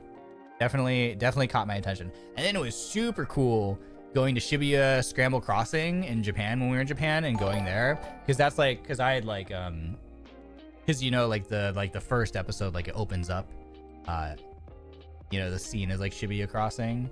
So it was cool. It was cool, like seeing the real place too. That was fun. Seeing the real place after having watched that, and also after having watched Tokyo Drift. Fast and Furious Tokyo Drift. Although Tokyo Drift, the scene at Shibuya Crossing was not actually filmed in Shibuya, which was too bad. I think they just did it in Hollywood.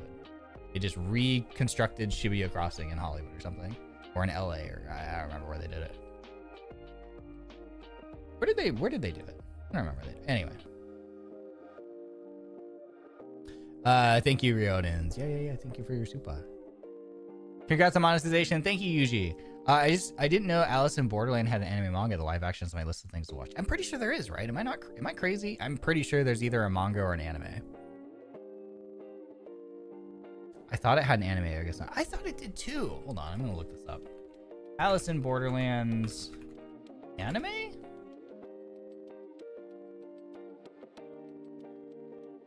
Yeah, it looks like there might be one. There's a manga, it looks like.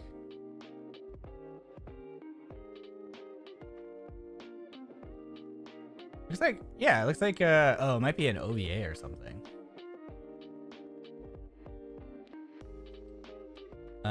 Yeah, it looks like there was an OVA, 3 episodes, aired in 2014 to 2015. So, but Netflix has the live action series with a bunch of episodes. Really good. Really good. Definitely enjoyed it.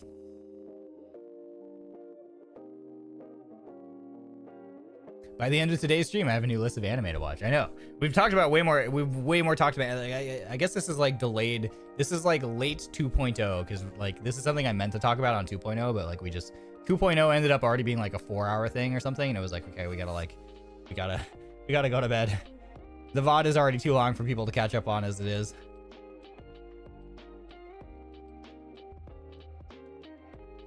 Sorry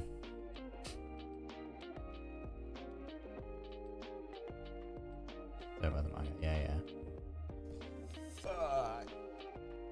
Yeah, it's really, it's very, very interesting.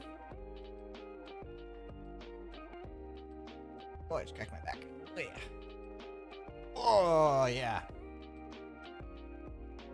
Feels good. Congrats on monetization, by the way. Sorry, I forgot to say it. Oh, thank you so much. Thank you, thank you. Don't even worry. There's a manga called Your Turn to Die. It's very similar to Alice in Borderland. I haven't heard of that one. It's fun being here. I'm so happy. I'm happy. It's fun for me here. Imagine, though, a 12 hours yapping stream. I don't know what the topic would be. I mean, I don't know what the topic would be either. I know some people, like, schedule... I know some people literally will, like, do... they'll be like, here's today's topic for our Zatsu. You know, here's what we're going to discuss. I could never, because A, I wouldn't be able to come up with an idea for it anyway, pre-thing. And then B, I would not stay on topic. I would not be able to stay on topic. I mean, you already know. Like, I literally, like, will be, like, talking about one thing, and then it will literally make an idea pop into my head about something else, and then I will pivot. And we'll go down that road for however long, and then I'll pivot to something else. Like, I would not be able to stay on, like, a singular topic. Like, here's the focus of today. Let's talk about this for whatever. It wouldn't work. A rage game yapping stream? Yeah. Oh, yeah, that reminds me. I want to get that game of Sisyphus game or whatever. It only has, like, 4 volumes. For the Alice one? We live for distracted yaps. That's what you get here. Don't worry. I think the conversation flows naturally, so we would all be able to fill the time regardless. Oh, I'm so glad. We love your Yapsu so much. And this is our first, like, official Yapsu, everybody. Did you even realize? You have never seen a scheduled YouTuber Zatsu? They jump from topic to topic. Okay, good. That makes me feel better then. Here for the yappening, yeah. Has anyone ever watched that movie? Not the yappening. There's a film. I think it's an M. Night Shyamalan film. The Happening. I remember watching that film. Did not. I don't want to spoil it. I was going to spoil it. I'm not going to spoil it. It's an interesting film. Let's just say. How do I spell Sisyphus? Game of Sisyphus. How do I spell this? Game of Sisyphus. Oh, there it is. Game of Sisyphus. Have I bought this one yet? No, I haven't bought it. I'm going to buy it right now. It's only $6.99. Nice. It has Mark Wahlberg in it, by the way, which is so fucking random. Like, why is Mark Wahlberg? Like, why? I don't know, man. It just doesn't feel like a Mark Wahlberg film to me. You know? I always picture Mark Wahlberg in, like, Four Brothers or even, like, something little less Mark Wahlberg coded, but still Mark Wahlberg coded would be, like, the other guys. But then there's, like, Mark Wahlberg in, like, this, like, M. Night Shyamalan film, very, like, serious role. And it just was, like, what? I think of Mark Wahlberg as, like, Mark Wahlberg and, like, Sniper. I think of Mark Wahlberg as in, like, Mark Wahlberg and The Departed, you know? It was just so funny to me to see him in this other movie.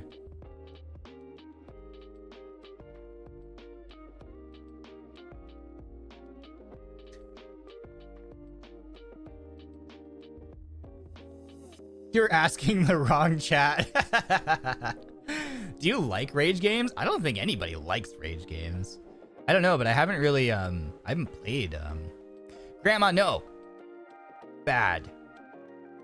First the Denauth, let's see, and now the, oh no, we gotta take the computer away.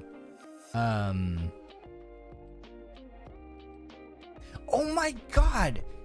You're right, wait, yeah, I forgot. Zooey Deschanel was in that movie too. Wait, what? I forgot. Yeah. Like, what a weird cast for that show. I forgot about that. So random. I feel like you came pretty close with Cats Organized Neatly. Yeah, and that wasn't even meant to be a rage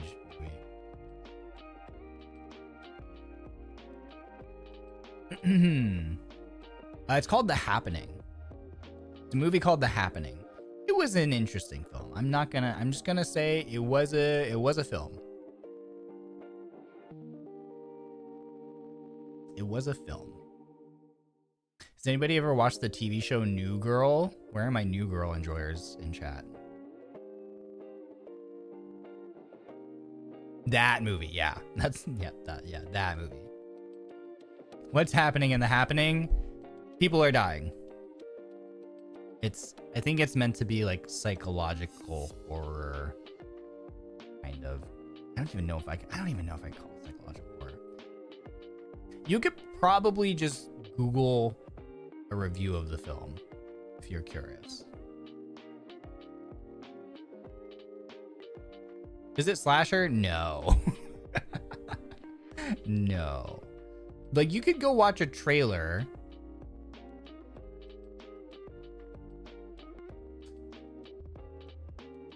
I feel like the trailer was very shock factory. So fair warning. It's very, they went for shock factor. They went for shock factor. And that's what everyone watched the trailer and was like, oh, okay, let's go watch this movie. Yeah, kind of end of the world movie. Yeah, kind of psychological, kind of end of the world. Yeah. They went for shock factor. And they achieved that goal, I would argue. At least in the trailer. Yeah.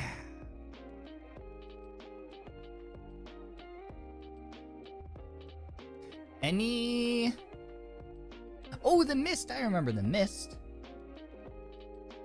That was a good one. I liked that one. I liked The Mist.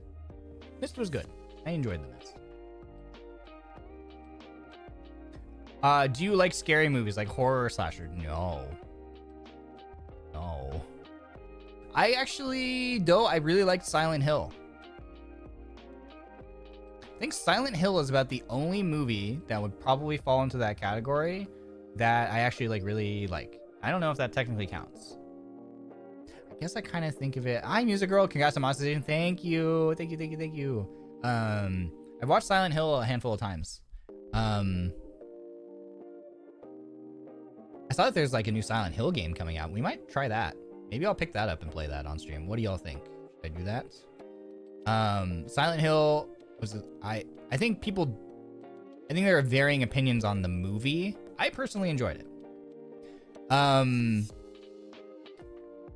don't even know if I really consider it a horror movie though. Is it really a horror movie, or is it more just like an action movie with like some disturbing character, like monsters? I don't really know if it technically counts as horror. Yeah, Resident Evil. I put it into the same category as like Resident Evil, right? Like I don't really consider Resident Evil a horror film. Resident Evil, yeah, supernatural action movies. Yeah, that's a much better that's a much better like tag for it. Supernatural action movie. Similar to like Resident Evil, like all the Resident Evil films. Like I watch those, and they have like some scary jump scare stuff, but like for the most part, it's just an action movie. So true horror scary films, no, I don't like them. I'm too scared. I like watching people play or watch horror game, mostly because I enjoy the reactions. Well, if you watched our Denauth collab where we played Devour, you obviously, I don't have any reactions to playing scary games. I'm cool, calm, and collected. Very serious customer all the time. It's very psych horror, not sure. Okay. Woke up at 5 a.m. to make it on time for stream, and I'll unapologetically be doing it again this week, Lamau. But now it's time to catch up on a little bit of sleep. Enjoy the rest of the stream. Bye, Solar. Thanks for hanging with us. Thanks for getting up early. You didn't have to do that. I appreciate it. Thank you. How about playing the latest Resident Evil games? Yeah, I probably could do that too.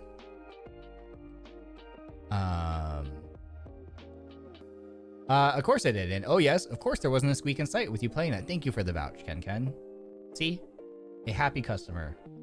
A truthful customer.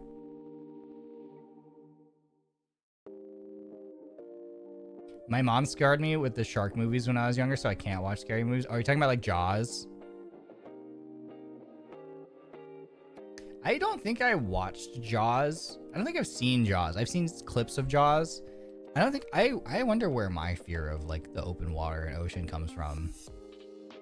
I find open water terrifying though.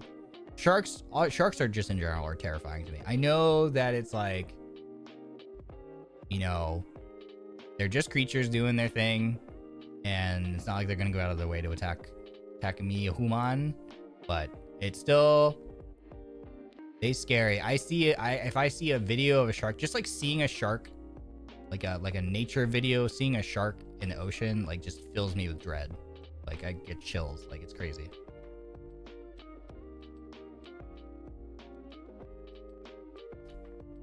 Green Inferno. I don't know what that is. Titanic?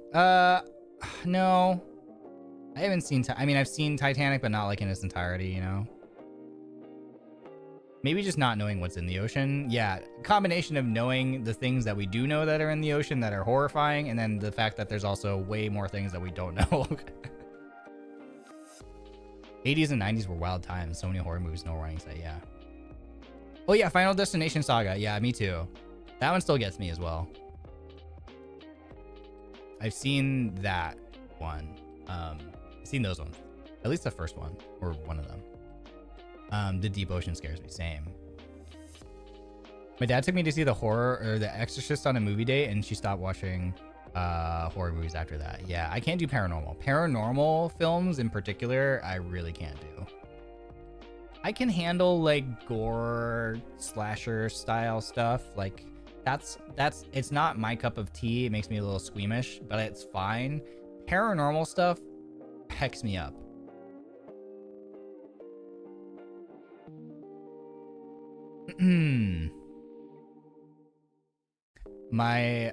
Such a big fear of sharks and water in general. Since my mind wanders, I can't take baths. I feel that way too. I can't even like swimming pools. I'm like, but what if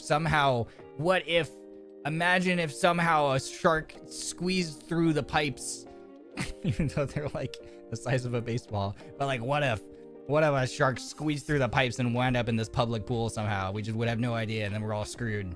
We'd be too late before we realized it. It'd be the thing like where you have the little like the little like foam shark things. You put them in water and they expand. What if they came through the pipe really small, but then once they were in the pool, they expanded to full size, and then it would just be a horror film. It'd just be a slaughter. It's like, what if? You can't tell me it's not a possible. You can't tell me that isn't a non-zero, that there's a non-zero chance of that happening. You know, that's like where my mind goes when I'm in a pool. So, nope. No, thank you. Ryoma, have you ever been in a place that's haunted? No, because the Amenazaka Manor is not haunted. Wink wonk. Are you more scared of true crime style or paranormal horror? Definitely paranormal horror. The paranormal horror. Horror. That's a hard word to say. I get like that with snakes. I've seen snakes go out of toilets. What the heck? Paranormal is my jam, bro. I'm obsessed with it. No, it's too scary. Seen any film by Tim Burton? I don't know. Not off the top of my head. Any paranormal experience? All the time when my cats go and look and stare up at the corner of a ceiling and just stare at that corner for like 20 minutes and don't move. And there's nothing there. All the time. One time I was swimming, my brother grabbed my foot underwater and dragged me out. Yeah, your brother is foul for that. You like froggies? As in frogs? And ghetto ghetto? As in ribbit ribbit? I mean, sure. I have no qualms with them.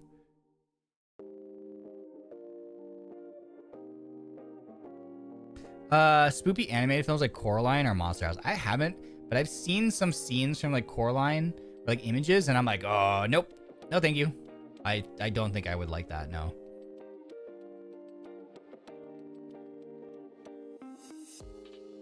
My friends called me odd because I actually really want to watch Human Centipede and love body horror. You would probably enjoy talking with my gen mate, Twisty Amenazaka, then.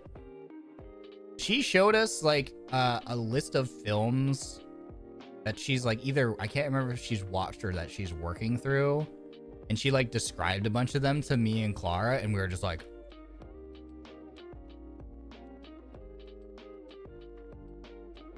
It's basically the summary of our reaction. She's wild.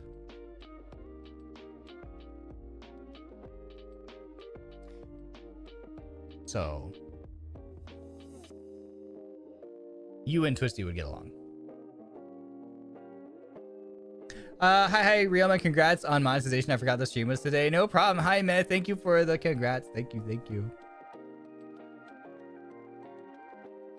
Yeah, Coraline looks really freaky. I'm not okay with. I don't think I want to watch that one. That one is definitely one of those ones that like I think would definitely make me not okay. I think that's one of those ones where I would be unwell. Teehee. No thank you. Hard pass. No thank you. I'm good. I'm chill, bro. I'm chill like that. I don't need to watch that one. Nope. Nope. No thank you. I'm chilling. I feel like that one's deceptive because isn't it kind of animated? So you think it kind of almost looks like other like animated films that are for like young adults or something. You get sad for the sake victims? Oh, me too. As like an empath, I can't. It hecks me up. So I can't watch sad things either. The Thing? Yeah, I can't watch The Thing. I seen clips. Probably not for me either.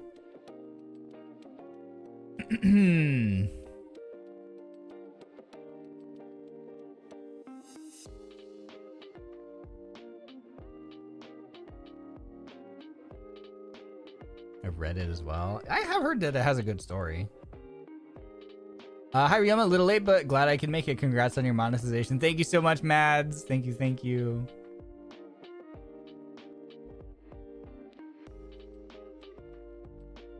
Are you interested in Deadpool with Wolverine? Yeah, that looks awesome. I mean, Deadpool films are really good. I enjoy this. I got work at 7 a.m., so gonna go honk shoe. Thank you for the fun Zatsu. Congrats again on monetization. Good night, everyone. Good night, Walker. Thank you for your super chats as well. Have a good day at work. Get some good honk shoe memes. The only horror I can watch is Scary Movie. Well, isn't that one like a comedy? Isn't that like a parody? I can't remember. Oh, Constantine? Yeah, I don't know if I consider Constantine that one's more like supernatural action, I would say. It's been a long time since I watched that. I want to watch that again because Keanu Reeves has mentioned that like he wants to make Constantine 2. So I feel like I need to brush up on Constantine in case that ever happens. My favorite movie genre for films, probably just action. Either action or comedy. Do you like John Wick? Yeah, I like John Wick a lot. I haven't seen the newest one, but I just recently I caught up on all 3 recently. I still need to watch the newest one. Is it out on Netflix or something? Let's see here. Are you on Netflix? Or maybe Prime? Not on Netflix. Jamie, one more Supa before I go to sleep, but once again, congrats on Supa. See you next stream. Good night, Ryoji-san in chat. Thank you so much for the Supa. Have a good evening, Jamie. Thanks for hanging with us. Sleep well, sleep well. John Wick. Chapter 4. Nope, not on Prime either. I'll have to find somewhere to watch it. Constantine's more like thriller. The comics are better. Oh, there's comics? I didn't know that. I never got what the scary about clown, but if they crawl, then I'm gone. Oh no, we summoned Twisty because we were talking about scary movies. Happy monetization. Thanks, Twisty.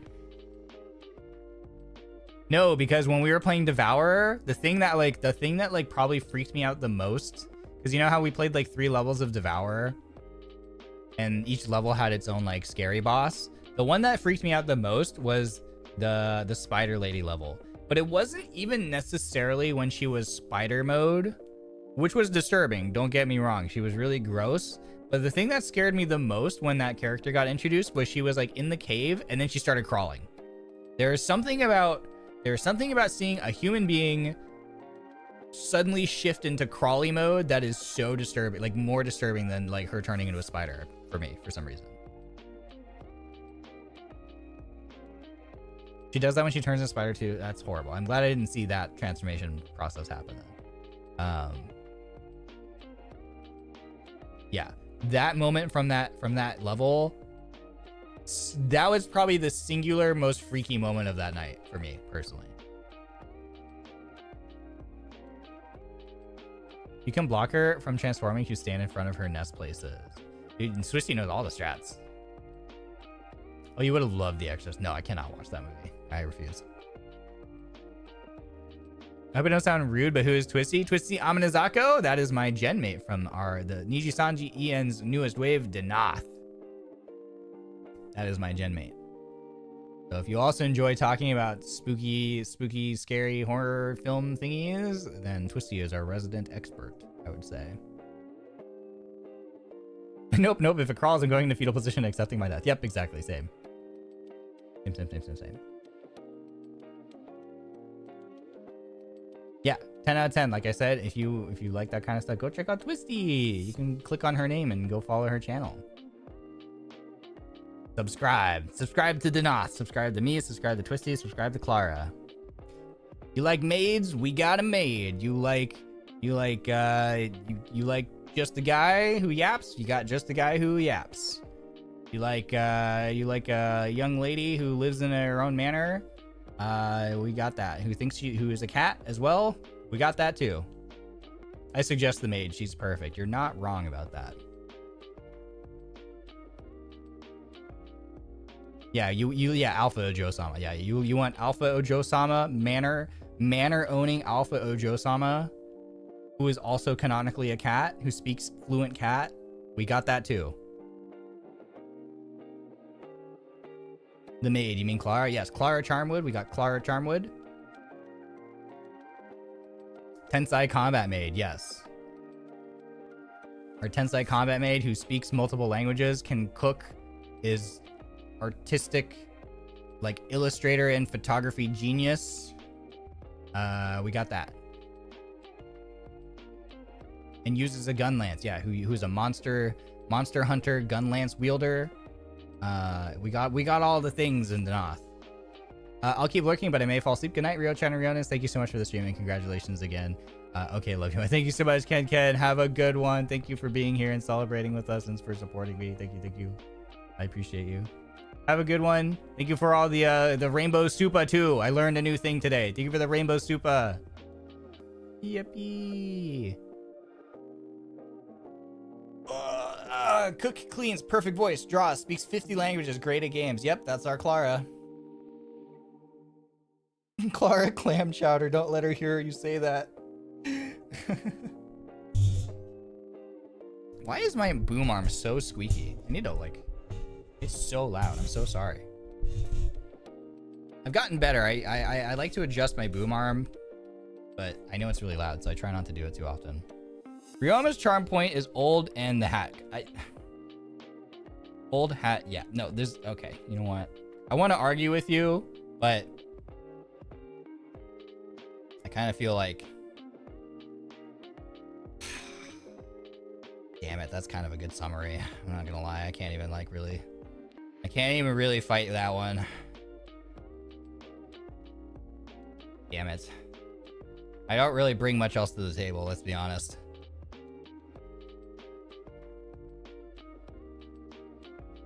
I actually appreciate that you've been streaming with a hat on most of this stream. Yeah, it's my party hat. It's my parties. We gotta have party hats. I hope you're all wearing party hats right now, obviously. Yeah, because this is a party, so everyone has party hats on. So it's only natural that I also have my party hat on. Also, it works because since we're not playing a game, this thing blocks. You may not have noticed, but I'm packing quite a large hat, and it does tend to block a lot of the screen. So for game streams, it's a little bit unwieldy, but for this Yapsu, perfect.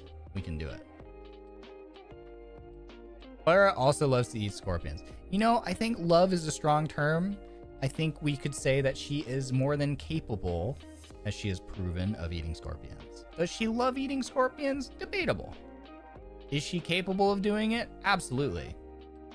We have the receipts. Scorpions plural, by the way.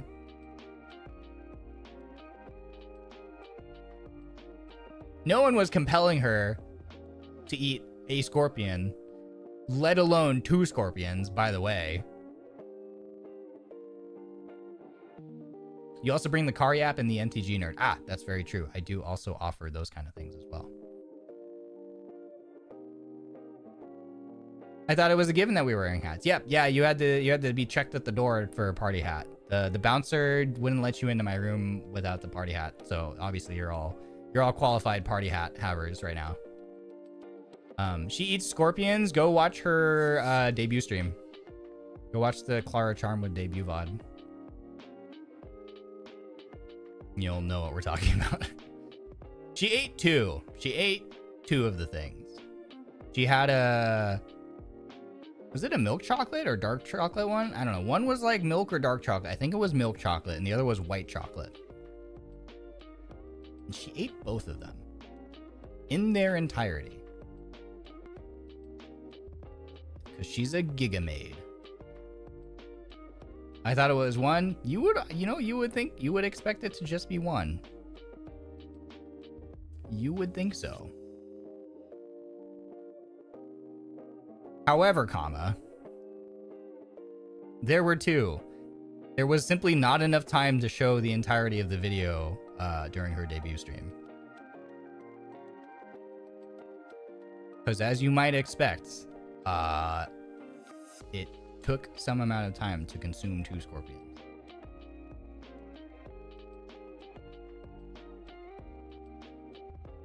She just really wanted to get across how much she dislikes her potato. Yeah, and she proved her point. I think my favorite part of like the debut relay was like watching Vansa and Doppio Senpai's reaction to that part, because they were like, "We believed you. You didn't have to do all that." It's like, I think everyone believes you when you say. I mean, it's a little unbelievable when you first meet her and she's like, "I don't like potatoes," because how many people have you met in your life who would just outright have not found a potato in any form that they like? Like we've tried, trust us. We've tried to find potatoes for her that maybe she likes, like chip/crisps form, wherever you're from. Like potato chips. We've tried French fries. We've tried the like potato croquettes. I offered her some of mine. We've tried mashed potatoes, baked potatoes, boiled potato, like. So it's like, how often in your life have you met someone who doesn't like potatoes genuinely in like any form? So like, I understand being a little bit in disbelief. But my favorite part was just like, they were just like so, like rightfully so, they were just like awestruck, dumbfounded. And they were like, "We believed you. You didn't have to do that." Do you have a food you dislike very much? Me personally, not really. Oh yeah, actually no, I talked about this the other day. Oysters. I tried raw oysters. We'll never probably try that again. I will maybe try a grilled. I think I could try, if I had a grilled oyster, I would be willing to try it, but no more raw oysters for me. That's about all I can think of though. She said she wanted to eat dinosaur nuggies. She never had one. Yeah. She's gonna like dinosaur nuggies though. They don't have potato in them. I just remember that time you poisoned her with one eye. I didn't poison her. That one was a genuine, honest mistake. Because, and maybe it's because I am an avid potato enjoyer. So to me, I tasted the potato. I don't even remember what it was. I'm pretty sure it was a chip or something. Pretty sure. So I gave her one and I'm like, this doesn't taste like potato. Because it wasn't, I don't even think it was explicitly like potato chip or something. I think it was just something that was made of potato. Like it had potato in it, and I'm like, this doesn't taste like potato. You're gonna be fine. And then she ate it, and then I had my second chip, and I was like, oh wait, hold on. Now I taste the potato, but it was too late. She had already eaten it. So that was an honest mistake. I love that Enna made her into potato. I know for when Enna did the Denauth as dinner. That's a really good video too. If you haven't seen that one, go to Enna Alouette Senpai's YouTube channel and find her VOD from making Denauth dinner, like making us as food dishes. It was really good. Yeah, potato salad Clara. And me as a steak. Yum. Yum, yum. I love steak. Big steak enjoyer. Enna Alouette is a very pleasant lady. I like her cooking. Yeah. I'm glad. I'll let Enna Senpai know that, Grandma Barrenwort. I'm sure she will be very pleased to hear. Do you like other seafoods though? Yeah. So far, oysters are, I think, the only seafood thing that I've tried that I don't like.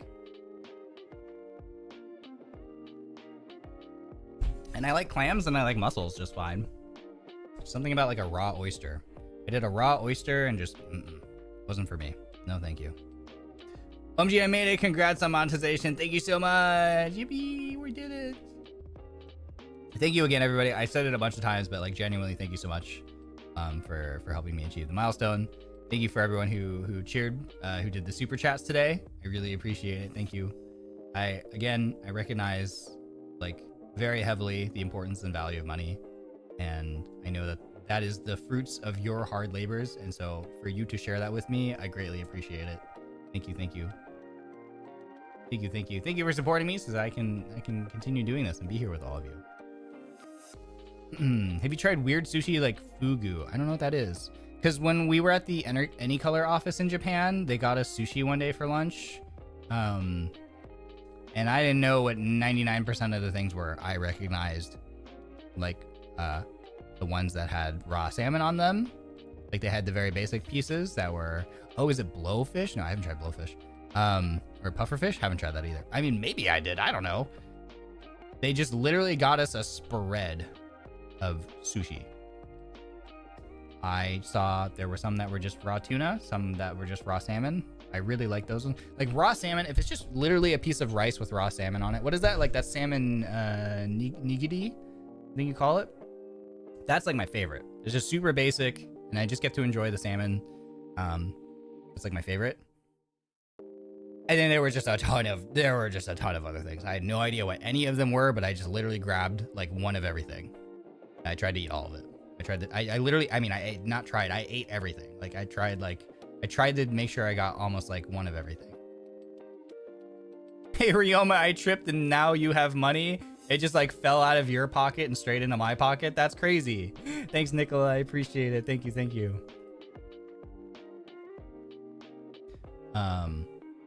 Fugu is blowfish. It's super poisonous. I've heard of that. It doesn't have to be prepared like expertly because it can like kill you if it's not properly prepared. I doubt he ate something that poisoned without some more. Yeah, I don't think. I think it was like they literally ran out to a sushi restaurant and like did takeout. So I don't know. Would they serve that as like a takeout thing, or I don't know. I have no idea.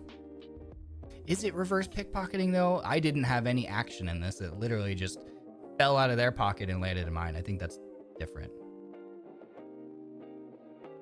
Fugu is how I take out my Sims? Can you unalive Sims in the game with blowfish sushi? Is that a thing? Is that a thing? It needs to be prepared super carefully. Even when done right, it can make your mouth though. That's wild. Yeah, my luck stat. I just dump all my stats, my points in the luck stat. What's your favorite food you have tried? That's tough. I like lots of food, man. I really love miso soup. I know it's such a simple dish, but it just makes me really happy. And I also really like katsudon. Something about that rice bowl with the cutlet and then like, oh, the sauce, like the, I don't know if sauce is the right term, but you know, it's like a sauce, the broth sauce kind of thing. And then like the egg, the combination of all that is just incredible. Hi, everyone just woke up to get ready. Congrats for monetization. Hi, Nova. Good morning. Miso makes you feel so warm. I love the smell. I love the taste. It's really easy to make too. I like making it. Sometimes I'll just make a big batch and enjoy it for the next few days. I need to do that. I need to go get more,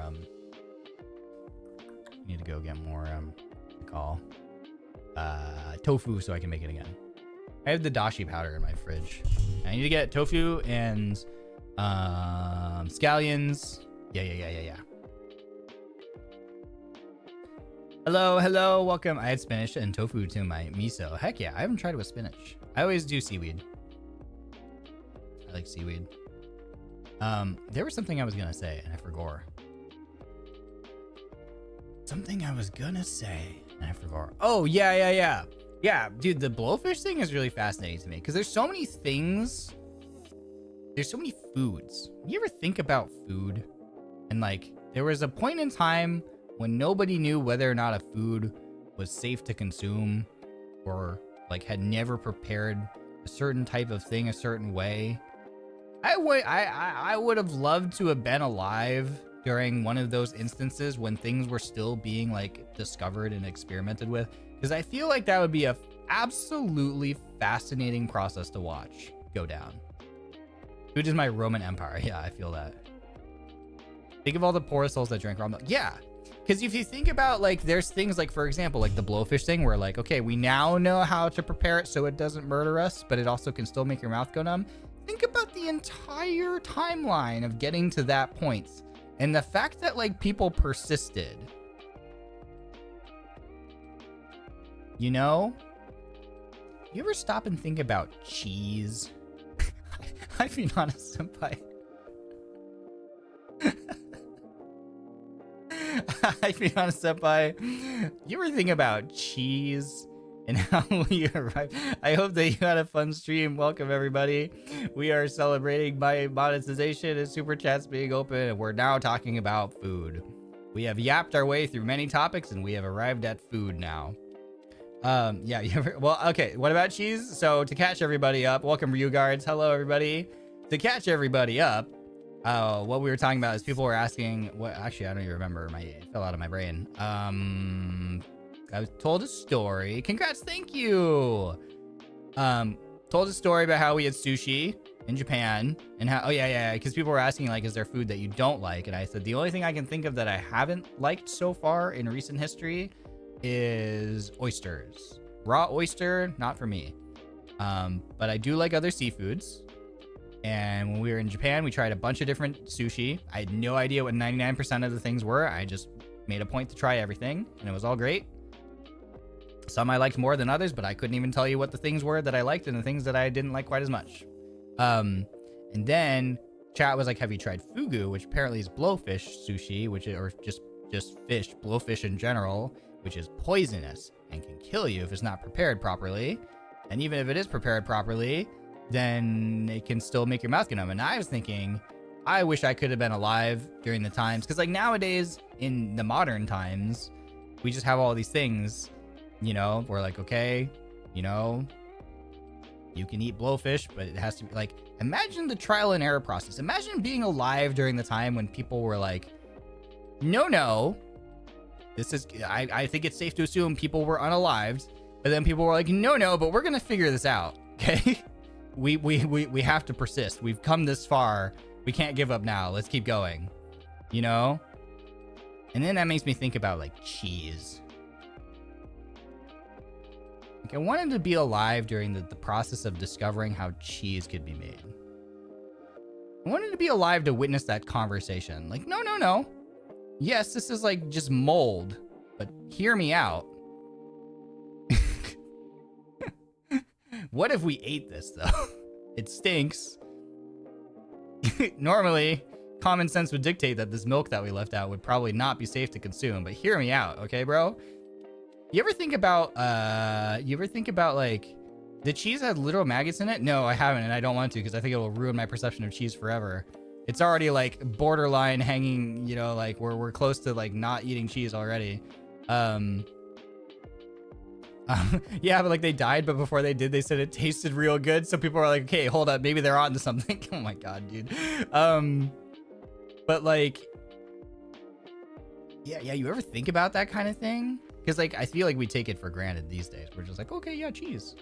Either I can eat cheese or I lactose. I'm either lactose intolerant or I can eat cheese. But you ever think about how we arrived at cheese? You know, sometimes I just think about that. Kind of like pineapple. Can you imagine the conversation with the first guy who ever tried eating a pineapple? Because that shit looks like a prehistoric dinosaur that wants to murder you. And it's like very clearly like, stay out, you know? Like maybe we shouldn't eat the spiky fruit that if like someone struck me over the head with this, I would be not here anymore. But there was a conversation at one point in time where someone's like, no, bro. I think we should, hear me out though. I think we should try this thing, you know? And like, how did they decide? Was it like they literally like drew straws? Like, was it like a Batsu?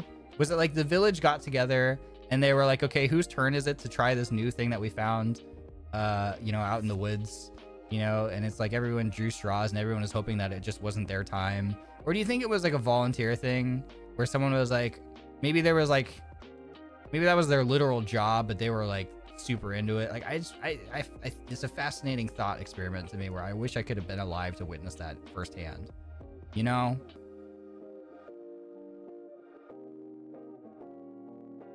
And do you think, because you gotta think, like, still on pineapple, I see the durian comments, yeah. Because that's the stinkiest fruit ever, right? It was a sponsored dare, maybe, yeah. Yeah, maybe they just did it for, maybe they just did it for the gram, you know? Maybe maybe whatever the content creator, maybe they were an influencer back then, whatever the equivalent of that was. They did it for the TikTok. They did it for the Reddit or whatever their equivalent was back in the day, you know, the local message board or something in the town square. Yeah, they did it for clout.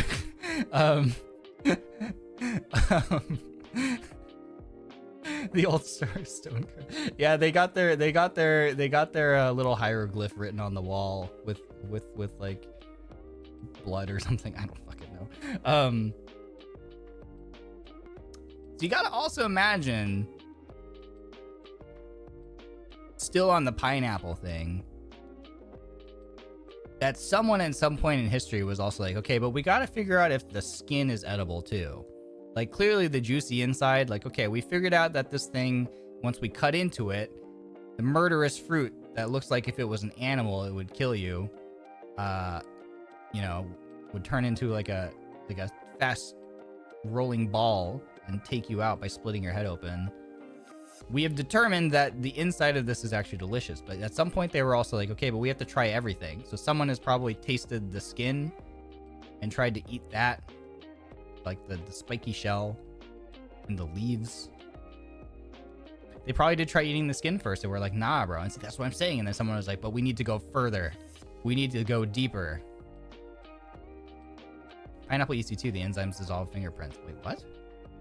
All right, I have work in the morning, so I'm about to sleep. Good night, Ryoma, and congrats again on monetization. Bye! Thank you very much. Have a good night. Get some eeps. And have a good day at work. Thank you. The leaves? I mean, they probably tried everything. They probably tried everything. All the hear me outs are once 3 a.m. thoughts, and here we are. Yep.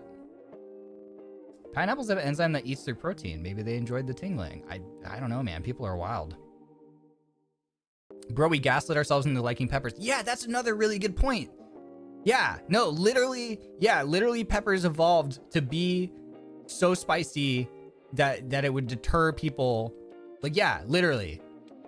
Like, that is like an evolutionary trait, right, of peppers, where it's like, we don't want things to eat us, so we will deliberately make ourselves taste horrible. And then humans were like, ah, but hear me out, dude. Wouldn't it be so silly if we just repeatedly ate this thing until maybe we suddenly liked it? Like, it does, like, how? How do we arrive at that? I don't understand. That's such a crazy thing to think about, in my opinion. Ryoma, since I've heard you like Zomboid, how long have you played? I haven't played it all yet. I like Zomboid. I like the idea of Zomboid. I like watching the clips of the senpais playing Zomboid, and I want to jump in on. I wanted to jump in on the one yesterday, but literally there just wasn't enough time. I was already running late to my own stream, and I could have like jumped on for like an hour off stream to play with the senpai. But I don't think that would have been a good enough time for me to get situated and like get familiar with the game either. And plus it would have been off stream. So I want to share that experience of me playing it for the first time with all of you live. So it just didn't work out, unfortunately, the timing, but hopefully next time.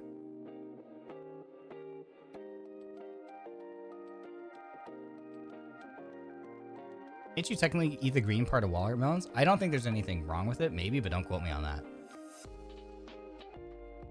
Why do we even call stare? Like stairs? Oh, language is another fascinating thing that I'd like to learn about too. What's the study of like language and how words and language come to be? I forgot. Have a great night, Ryoma. I need a shower because I put it off during Fish's 8-hour stream. Stinky. No, I'm just kidding. Later, Bugmaster. Have a good one. Thanks for hanging with us. Yeah, go get that shower. Go do a 60-second cold shower if you've got the guts to do it. And then take a hot shower to reward yourself. Yeah, the fact that spice is literally pain. Yeah, no. They're addicted to the mental high this, but I think it has to do with something where you actually like, it is a weird thing where you like the pain. Yeah, when it comes to eating spices. Oh, linguistics. Okay, yeah. How does swear words become swear words? That's a really good question. Why do swear words? Hasn't it been proven that using swear words like gives you like stress relief or whatever? Like, isn't there something about like if you're maybe it has to do with like pain or something, right? Like if you're going through, like, say you stub your toe, isn't it a thing where like swearing is proven to like lower the I don't know how much pain you're feeling or whatever, or like if you're really angry or stressed, it like calms you down or something. Kamine, thank you again for the super. Spice, be afraid. Humans would. Spice, be more afraid. Yeah, humans literally looked at them and said would. It's so crazy. Yeah, kind of like screaming. Yeah, it's like pain relief. Yeah, it's cathartic to swear. So yeah, maybe. Yeah, isn't that weird? What are the X's on Ryoma's hat? I can't type it out because it's filtered. Oh yeah, I forgot that those are there. People have pointed that out. I don't even know, man.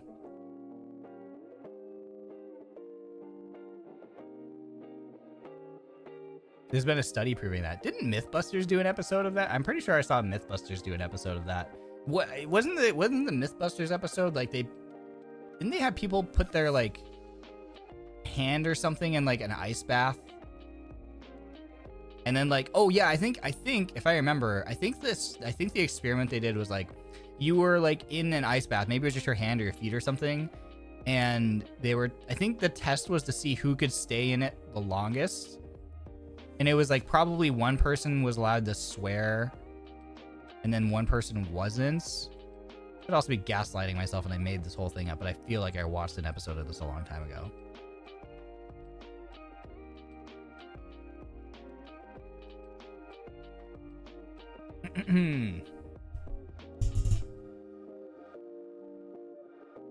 Yeah, and they let them curse. Yeah, and it wasn't like to see if like the person cursing, I think the test was like, does the person cursing, like, could they stay, like, tolerate the discomfort, the pain longer? Imagine Niji Mythbusters. That would be so cool. How would we do that? I feel like that would be one of those things where you would need to have 3D models to do that. Denauth 3D when, that'd be so cool. That actually would be super fun. Like imagine like VTuber like NIJISANJI, like a science show. How cool would that be? Where you do experiments. Like how do you show that? The challenge would be, how do you show that in a virtual world? Like how do you get all the like it was really cool seeing, because we got to tour the we didn't get to tour the full 3D studio because it was in use when we were at the Anycolor office. But we got to see the 2D, the live 2D studio, where they do like live 2D programs from, as well as the like a little bit of like how 3D works, which is super cool. I mean, if you watched any of the recent like NIJISANJI 3D stuff, like there's some crazy tracking that they're able to do now. It's really cool. So imagine if you somehow could figure out how to take 3D livers, like models, like livers with 3D models, and then figure out how to do like a science experiment show. How cool would that be? Like, how would you show that? I don't know how you show that. I feel like doing anything with like chemical reactions wouldn't work, right? Because like, how do you emulate that in 3D, you know? But you could do things like physical experiments, probably. You could find a way to do like physical kind of experiments where you can see like objects, like testing, like, I don't know, like the drop rate of two things or something. I don't know. 2D Studio, it's just a space that they use whenever you watch like, you know, like things that are done with 2D models, where it's obviously like an off collab where there's a bunch of livers, where you just need a bunch of livers in the room. You're doing like 4K videos a month, 3D models. Yeah, it's crazy. Are you a huge science guy? No. Well, I like science. Ah. However, comma, I may not be book smart.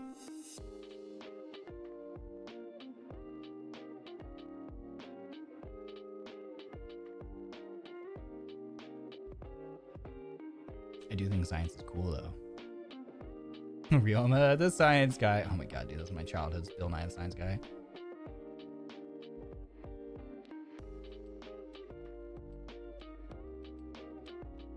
$3D kart racing in the future would be insane.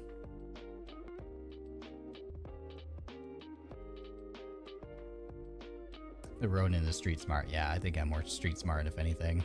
I don't even know if I'm street smart though. I don't even know if you could consider that. What is your favorite subject? I think I answered this before. What did I say earlier in the stream? I think I probably said anything like physics related or maybe biology. Do I retain any of that knowledge? No. Did I understand anything even back then? No. Was it the subject that I found the least boring? Yeah. What is your MBTI? What does that mean? MBTI. Oh, the 16 person. I literally just took this the other day. I took the 16 personalities test the other day because our manager, Armane-san, was like, I'd be really curious. Here's what I am. What are you guys? She sent it to us. I am. What did I answer? Hold on. I don't remember. Let me find it. I literally took this the other day.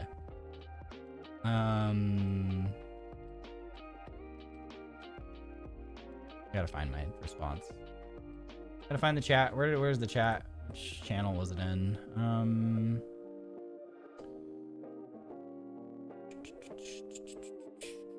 Okay, here we go.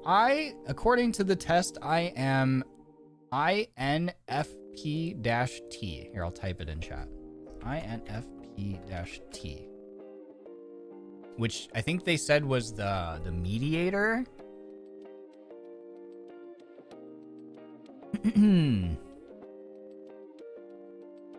You're the same as me, twins? Yeah, that was the one that it told me I was. I mean, it sounded right. I forgot what the description was, but it sounded right when I read it. Let me find it. What do you mean, ew? We're the same. What do you mean, ew? MBTI. 16 personalities. What is MBTI INFP-T? Okay, here we go. The mediator.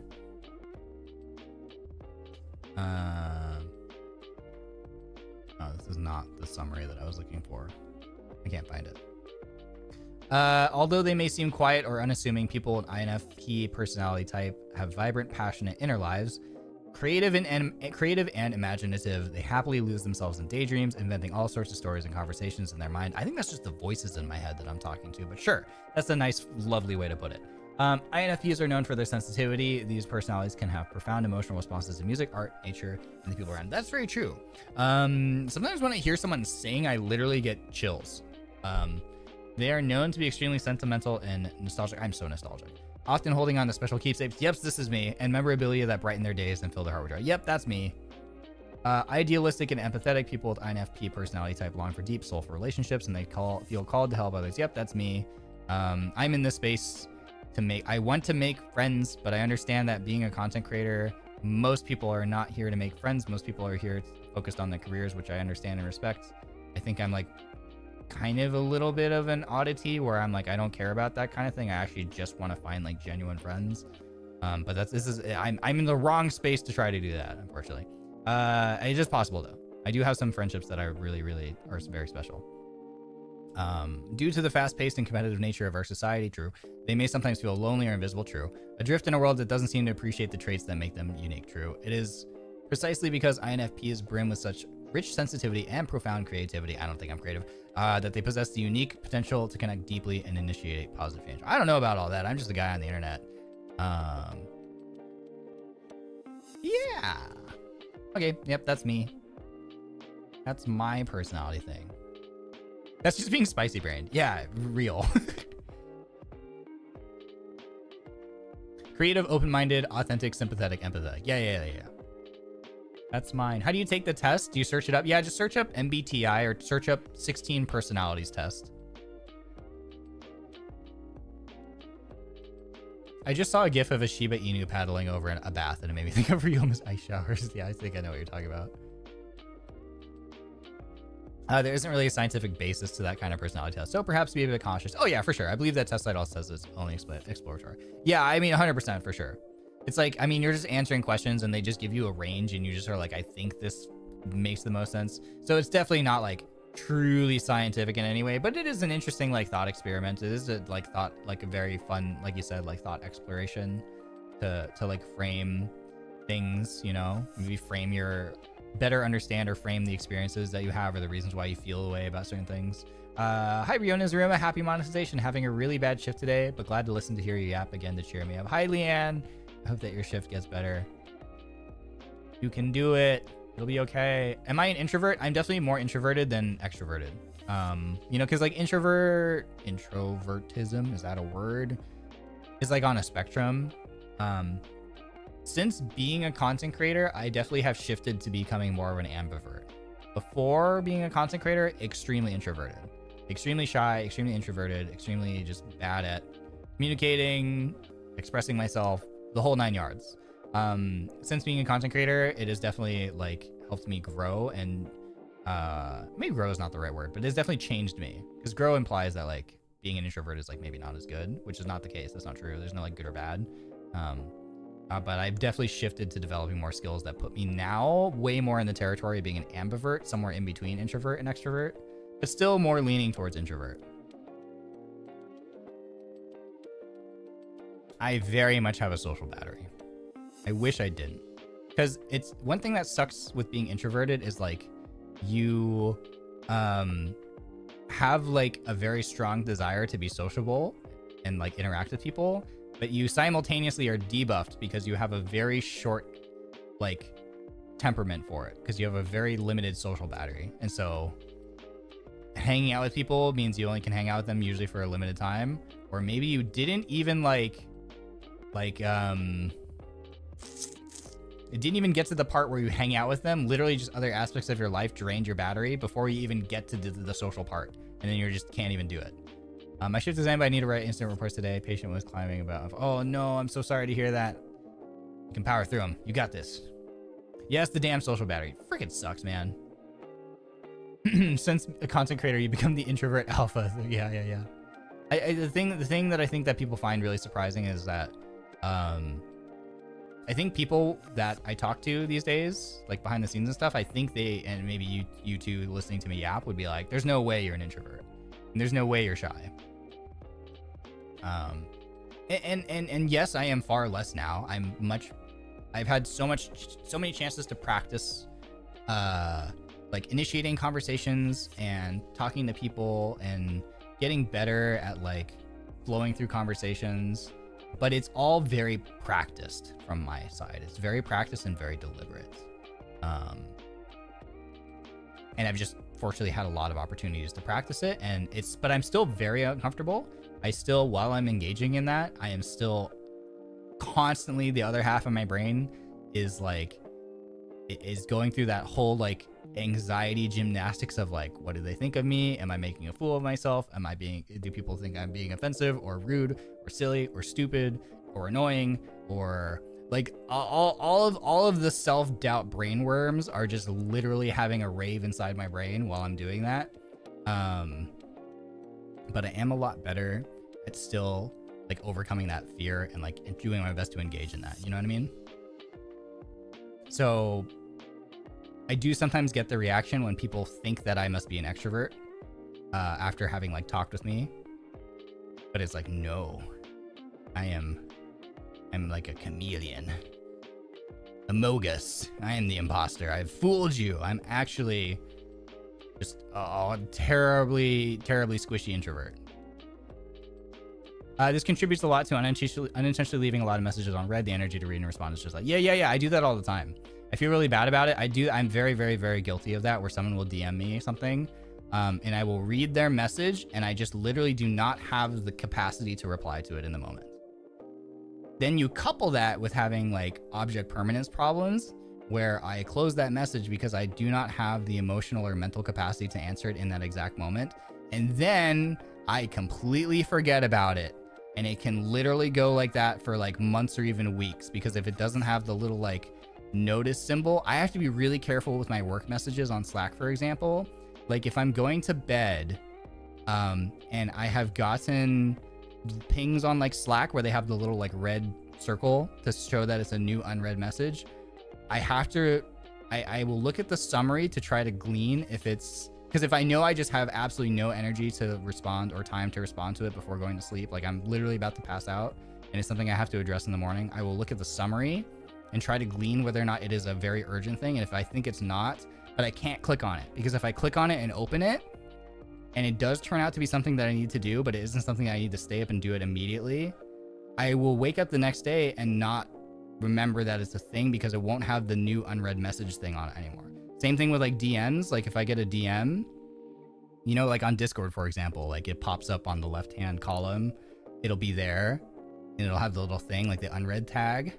If I click on that, but I don't have the capacity, and it's not even that I don't want to talk to the person, it's not that I am not friends with that person, it's not that I don't like that person, I could absolutely love that person with all my heart, or have the strongest desire to like get to know them better if they're someone new, but it just may have been the combination of whatever I've gone through in that day. I literally am left with zero capacity to engage with that conversation and write a reply, so I don't do it in that moment, and then that little like unread or new message tag falls off, and then it just, as far as my brain is concerned, because if it's out of sight, it's literally out of mind. I'm like a brand newborn child, where if there's like, if you have my baby rattle on the ground and then you put a box over it, as far as my little infant brain is concerned, that thing has literally been yeeted from existence and no longer exists in this plane of our existence. It's gone forever.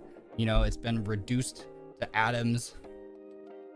And so the same thing happens to me with like messages, and I feel so terrible about it, because yeah, I'll probably later. Also, me 2 weeks later, I forgot. Yes, exactly. So like I literally have done this where I will literally go weeks on end before I remember or see that I haven't replied to someone, and it's just like you just feel so awful, right? Because it's not a slight against that person. It's not there's nothing deeper to it. It's like, I'm ghosting you. It's nothing deeper like that, or like, I don't like you, or I don't like what you said. It is literally, I have the brain of a newborn child, and it cannot grasp the concept that because it doesn't have that little shiny new message tag on it anymore, that it exists. Like, it sucks. It's really hard to deal with. Crepe Sama, happy monetization day. I do the same thing, so I let my friends spam me if it's urgent, and if it isn't, don't worry if I don't reply. Yes, that's such a mood. I hear you. But that's also tricky too, because a lot of us are also introverts, so you tell people, hey, you have my full permission to spam me. It doesn't bother me. You know, I will not be upset by you repeatedly spamming me if I don't reply, because it is probably me forgetting that our conversation exists. No personal offense to you. It's just the way my brain is. But then the other person is like, but I don't want to bother them, even though they just told me that it literally isn't bothering them, and it's actually what they want me to do, but I don't want to bother them. So then they don't do it, and then it's just a whole thing. It's just an endless repeating cycle, you know? Tuki, congrats on the monetization, Ryoshi. Oh, Ryoshi, it makes me so happy when I see that. I'm so excited to see you, what more you achieve in the future. For my first Supa, can I please get a birthday message from my favorite Ronin? Is this a birthday message for you? Oh my gosh, is it your birthday? Happy birthday! Can we get some happy birthdays in chat? Or if it's for someone else, let me know who. But if it's for your birthday, happy birthday, Tuki! Congratulations, happy birthday, Ryonin.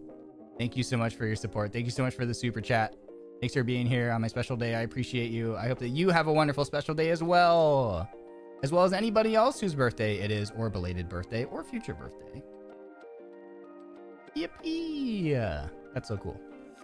Thank you for being here. Oh, I saw someone write, I also am just overthinking my response. That too! I turned off the red tickets. Yeah, I don't have red notifications on, because I don't want people to see that I read their thing and then didn't respond and then read into that as me sending some sort of like message, because it's literally not that deep. I literally am just stupid. It's not that deep, bro. I'm literally just an idiot. Which I appreciate that, like, for all of the people who have been watching me. I really appreciate that I've been able to come into here in NIJISANJI and just be like really, I mean, just from the get-go, I think I just was like very upfront and not, like, how do I describe this? I mean, I'm just literally just, you guys just let me talk, and then I'm just like, I think it's like very obvious that like I am going through the entire process of like understanding as an adult, discovering my spicy brain and coming to terms with it and understanding it. So thank you for letting me be open and vulnerable about that. And I hope that that also helps me hopefully navigate these kind of like issues that come with like having a spicy brain, you know? Like hopefully if it's out there, people will like understand why sometimes like things happen where like I might leave a message on red or not respond, or because I literally forget. Red message signs are very misleading. Yeah, it leads to some misunderstandings. Yours was 17 days ago. Happy belated birthday. Yippee. Oh, it is for you, Tuki. Congrats. Happy birthday. FOMO and social battery throwing hands. Yeah, they're literally the two wolves inside of me. My fear of missing out and my social battery. The more we got to know you, the more you feel like home to us. Thank you for making us feel validated in life, Stro. Yeah, you're so valid. You're so real. No problem. There's all types of spice. Oh, for sure. It takes all kinds.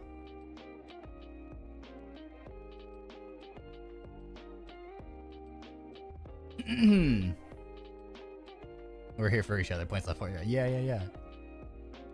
Do you ever see a DM get tired of thinking what to reply? Don't reply, then forget. Yep. Absolutely. I was so happy to see Denauth debut after my birthday. Hey, we were the best belated birthday present you could ever ask for, probably, maybe. Haha, wink wonk.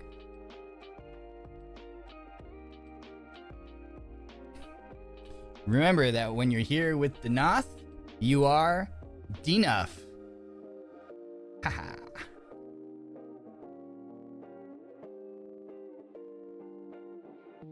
I'm gonna go eepy sleepy, but keep the stream on. So good night, Ryoma and Runs. Later, Kaito. Thanks for hanging with us. Have a good night, friend. I'm tired and heading to bed. Rest well, Ryoma and Runs. Bye, Nicola. Sleep well as well. Sleep well as well. Sleep well as well. That's, why did I say it that way? I enjoy the spicy brain talks because it helps me as another grown adult coming to terms. Yeah, it's a lot of us discovering this very late in life. Congrats on monetization. Hey, Sion. Did I say that right? Sion Kayasta? Congrats on monetization. Super proud that you've hit this milestone. I can't catch streams often, but I love it when you have yap sessions. Very fun. I'm glad. Thanks for listening to me yap. Thank you everyone for supporting me and just letting me yap my face off. Because it's fun. You're Denauth. Barren worth it even. Hey, that's pretty good.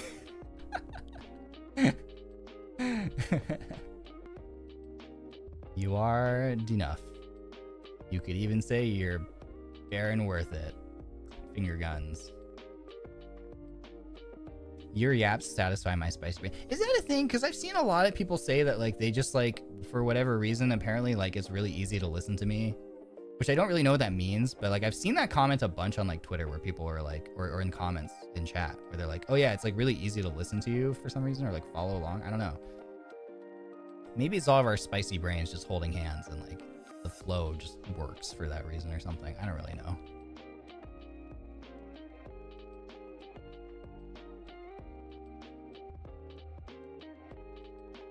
Smooth calm boy and stuff. It's really chill here. Yeah.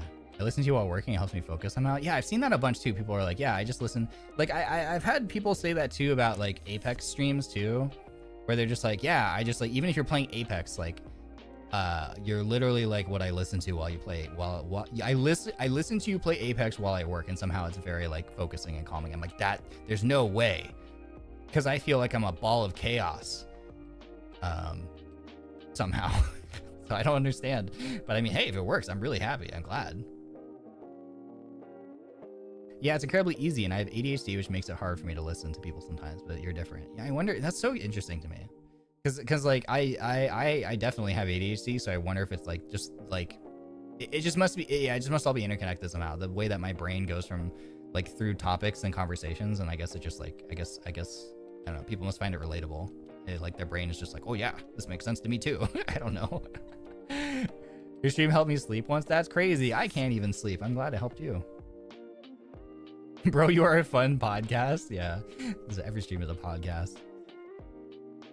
I mean, I'm working right now in a lab, Ryoshi. Oh my god, that seems like a dangerous combo. I can't imagine that I am somehow contributing to something that is potentially, I don't know what kind of lab. Explosive? Are you making the T virus? Are we about to have like Resident Evil real? I don't even know. That seems like terribly dangerous. I don't know. Sometimes people fall asleep when I talk to them. They say my voice is kind of therapeutic or something. I wonder if that's just like maybe you're just like in a certain like wavelength or register or resonance or something. I don't even know. I don't even know. I put you in other libraries in the background. Just listen while I play games or something. Yeah, I relate to that for sure. Can't sleep? Open Ryoma stream /VOD. This makes me want to do the thing. I definitely want to look into like reading stories and how we can do that in terms of like navigating rights and stuff. I have to go check because like people are saying like mention like public domain. I don't really know what that means. From the name, I can assume what it means. But I need to look into that more. So like I do want to go find like I want to check with my manager how that might work. But like I want to talk to my manager. I'm gonna write that down right now because I realized I didn't write it down on my checklist. So I gotta put on my checklist because I thought about this like a week ago and then completely fell out of my head. So check with Mane-san about public domain, I don't know, stories, books, and reading them to chat. Okay, move that up to the top of my list. Okay, gonna check with Mane-san about that because I'm curious. Because I think it'd be fun. Yeah, just like reading stories. Anything that was written over 100 years ago is public domain. Okay. So I wonder if that means creative materials that are not protected by intellectual property laws such as copyright, trademark, or patent laws. Okay, so hopefully maybe that means we're in the clear. The books that aren't copyrighted. Okay. Horror stories? People will get nightmares. No, I don't even want to read horror stories. Actually, I'm doing my chores, so our yapping is motivating. I need to get them finished my day. Okay, heck yeah, I'm proud of you. Go crush that thing. Public domain books are ones that have the copyright lapse. Things like Dracula. Okay, cool. Yeah, I'm gonna double check about that because that might be fun. I think that'd be fun. It'd be fun like members content, but I also want to like also do it for everybody who's not a member too. So like maybe it'll be like a thing where it's like maybe members get one and then non-members also get one or something, or maybe I don't know. I want to make it like I want to give members like obviously like I need to make memberships like have some like things that like feel like make it feel special, but I also want to like make sure that like non-members also get like things so they feel included, if that makes sense. So maybe like we do one story that is available for both members and non-members, but then like maybe members get one more that's exclusive. I don't know, I'll figure something out. Weird having to think about having to balance that, but I want to make sure it's balanced. You have a voice that is extremely easy to get work done too. Okay, I'm glad.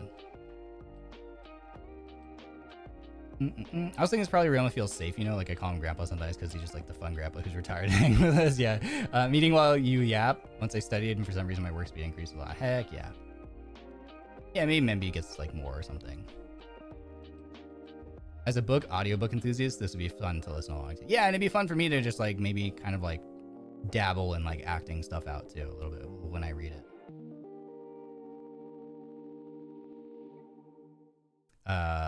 Oh, right. Monetization means Ryoma's credit card can breathe a bit. Yeah.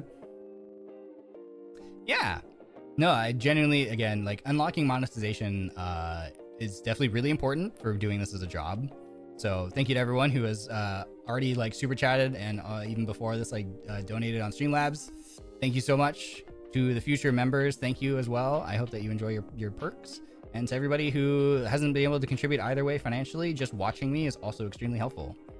So thank you. Because we also get ad revenue from views And even if like that isn't even necessarily like an indirect contribution, it's just like still just like watching. Like numbers are very important to content creators. Also, this is like my job. So being able to show my bosses like, hey, I am worth being here because people like to watch me, is also very, very helpful. So thank you. My grandson would make a great voice actor. Thanks, Ryoma Barrenwort. Are memberships open yet? No, that's on Saturday Pacific time. What time did I schedule it for? This is a good time to remind everybody. Memberships are open at 8 p.m. Pacific time on Saturday. So I'll post the schedule link in chat here. So this schedule is on my Twitter. You can go view that right there. Link is in chat. So it's 8 p.m. Pacific time, 5 a.m. CET the next day. So Sunday. That's Sunday, 5 a.m. And also 12 p.m. JST Sunday. So SEA gang Sunday at 11 p.m. in the afternoon. Or 11 a.m. in the morning. Sorry, I can't. Time zones are hard, bro. But you can look at my schedule and I got like the things on there. And of course here I'll also put up the waiting room, which will show in your time zone as well. It'll probably be up the day before or the morning of. I can't contribute money-wise, so I'll draw art and thumbnails. Yeah, no, I like literally, you don't even have to like do anything. Like I love getting, God, dude, like getting art of my character is so good. I really need to take a day where I just sit down and go through everything and keep adding to my fan art folder. I've been like adding everything to like a fan art folder. I appreciate that so much. And even if you're not an artist and you just literally lurk, I still appreciate you. I know that you're lurking and I appreciate you. Yeah, Helldivers 2 tomorrow. It's going to be chaos. I've never played the game before. And yeah, I think it's just going to be pure unadulterated mayhem. So look forward to that. That's going to be fun. I'm excited for that. USA is like 50 different zones. Yeah, it's so frustrating. Because the country's so freaking big, man.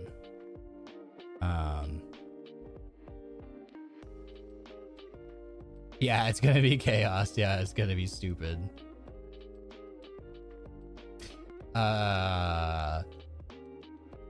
Pretty sure Aya Senpai and I were threatening to TK each other. I don't remember why that happened, but I don't know. I don't even remember what the conversation was. I'm pretty sure threats were exchanged for some reason or another. All in friendly banter. So we'll see what happens. All the friendly fire, yeah. All the friendly fire. What's Helldivers? It's, think of like, have you seen the film Starship Troopers? I don't know, it's basically a game where you fight waves of enemies. You're basically fighting giant alien bugs, or you're fighting alien robots. And as far as from what I've picked up, I think it's just chaos. It's just hordes. And I think it's one of those games where it feels like you're on the back foot a lot of the time and like barely getting through. There's friendly fire. I've seen some really funny friendly fire clips. No, because some of your streams are 2 to 4 a.m. to me, so I can still catch it during weekends and holidays. Sometimes gotta be the VOD gang. Yeah, I'm so sorry. I wish, dude, legitimately, I wish I could be live all the time so that I was live for everybody. Because, like, I appreciate everyone who watches the VODs, because I'm also the same way, where it's like, there's just something special about watching something live versus the VOD, you know what I mean? Legitimately, from my side, I wish there was just a million of me so that I could be live for everybody. Whatever is the most convenient for everybody. I wish I could just be live at that time for them. If I could, I would. I've been doing my best to like make sure that I split my week of schedule. Today, this week has been way more heavily because of collabs. This week was more heavily weighted towards these, for me, what are evening time streams and what are for CET are like in the middle of the morning for them, in the middle of the night. And for JST is more in their afternoon. And that's just because of the Senpai collabs, what worked out for them. But like I also tried to do like the streams that are more morning my time so that it's evening for CET. So CET in thereabouts, like GMT and stuff, gets some love. I try. If I could have multiple me's, I would. Let's see. Your streams are great for studying English, both in terms of listening and vocabulary. I also like your voice. By the way, congrats on monetization. Thank you so much for the super chats. Oh, I feel so bad. I know that like shout out to all the overseas listeners who are trying to like study English. I talk really fast. I am so sorry. I think I talk really fast a lot of the time. I'm sure it is hard to keep up with me, and I apologize. I asked earlier, but do you play COD? Yeah, I played some COD. I mean, I grew up like Call of Duty was like a shooter. When I finally was able to like play shooter games, I played Call of Duty a lot. I haven't played them much recently. I played Warzone when it came out. Because I love battle royale games, so I engaged with Warzone a lot when it first came out. But I haven't played it since.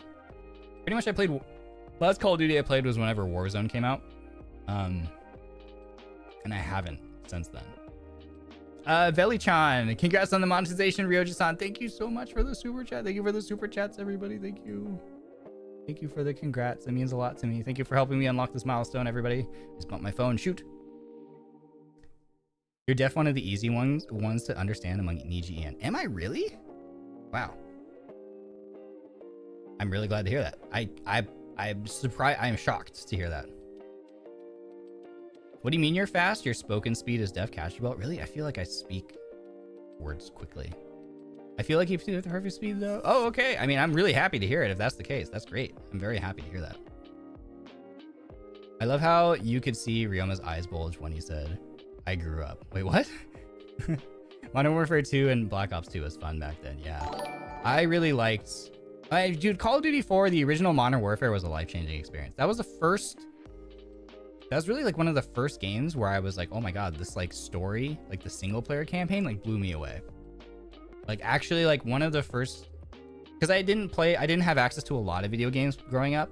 So that was like the first one that I remember where I played a single player game and I was like, oh, I'm actually like very heavily invested in this story and it was really awesome. To be honest, you are not the fastest. Okay, well, hey, that's great. I'm glad to hear it.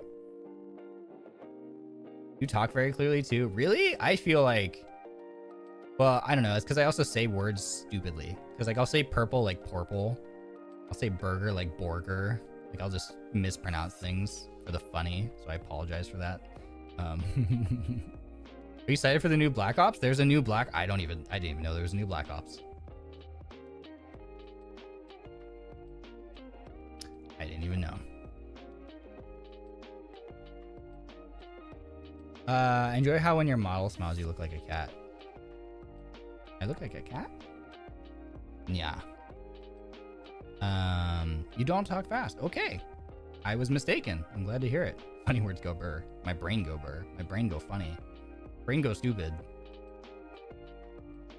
A bit off topic, but thank you to the Ronins that wished me good luck on studying because I felt the test was quite easy. Trust me, I believe this about myself. I have the good luck buff. If I wish you good luck in whatever you're gonna do, you're gonna do well. For all of you going through exams right now and all that kind of stuff, or hard times at your job or life, you are gonna do so great. I believe in you. You've got this. I have cast the good luck buff on you. You're welcome. No need to thank me though. Nah, they'll get to learn the slangs, yeah, or just my stupid way of talking. Oh, I have seen the Gundam crossover skins. They're crazy. I love Gundam. Thank you for the blessing. I got you. Don't even worry about it. Easy. It's so funny. One time you were thinking over a question, your model had a silly little frown. Oh yeah, does it? I think I really like frown sometimes when I think, because like I'm like genuinely, I have to think hard about things. I think my model probably catches on to that, which is funny. Math's end of year next week. We need real math. Yeah, just go in with real math and you'll pass. Easy. Let's go Gundam. Yeah, I've seen the Gundam crossover skins. They're crazy good. When I saw the clip on Twitter, I thought I was looking at, remember Gundam had the like Overwatch style shooter? I think it shut down. I played it a few times. I forgot what it was called. I actually bought skins in that game and then the game like got shut down, I think. It might not be live anymore. I don't remember. I bought like some skins and I bought like the expansion pack where like you could grind for some of the new models. Oh, Gundam Evolution, that one. Yeah, Gundam Evolution. Yeah, shut down last November. Yeah, I swiped on that game And I don't know. I don't even know if it's playable anymore. But it was cool. But yeah, I saw the clip on Twitter. I'm like, wait, is this game still around? Because the models looked really good, and I thought it was that. But I guess it was Call of Duty, which is crazy. Victoria, thank you for the glizzy supa. Thank you, thank you.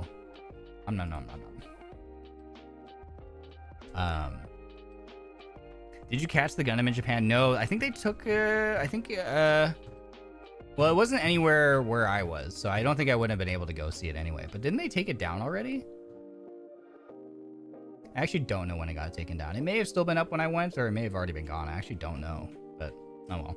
Yeah, I wanted to go see the life-size one because it would have been super cool, but it was yeah, I don't think it just wasn't in the cards for the way the trip was scheduled, unfortunately. So sadly, I won't have a chance to ever see it because it's gone. Yeah, it's gone now. Yeah, it's gone. So I wish I could. Maybe they'll build another one somewhere. Who knows? It'd be cool if they built another one and I could go see it. It wasn't in the heart of the cards. It was not. It was not, unfortunately. Sad. Maybe they'll build another one one day. We can only hope. We can only hope. How come on how come when someone sends a super sticker chat, why can't I heart the message? The super chat? You know how when someone does a super chat with a message, I can heart it?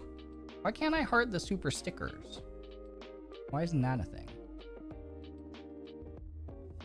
There are rumors going around they might build another one. Oh, I hope so. It's not a super chat. Yeah, it's like a super sticker, I think. Hold on. Sir Ryonan pooped in the litter box and it stinks. So I'm gonna go clean that really fast, and then I'm gonna use the bathroom as well, and then we'll come back and yap some more. So I'll be right back. Sorry. It stinks in here. Woohoo! Be right back.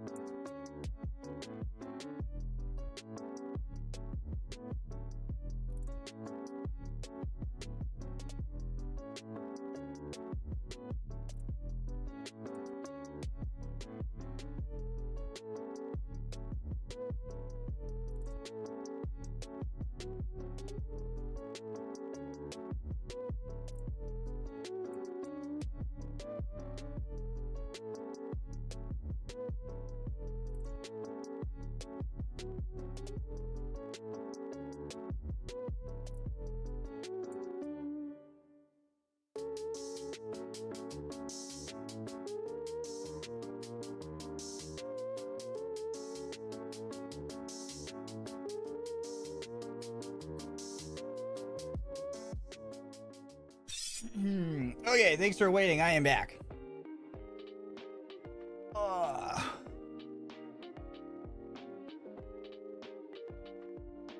I am back. Oh, eepy.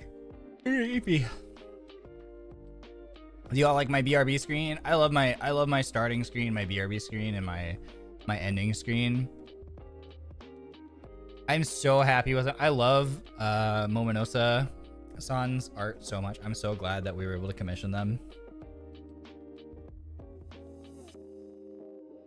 Cause like I saw their art and I've seen them make scenes for other livers before, other streamers, and I was like, I need.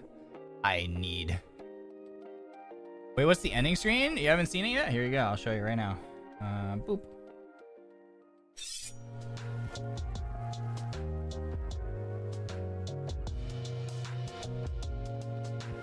This is the ending screen.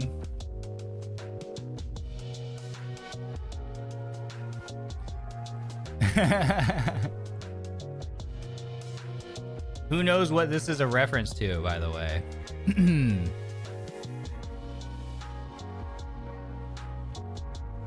think I saw one person on Twitter get it after first time I showed it off. But I wonder who knows what this is a reference to.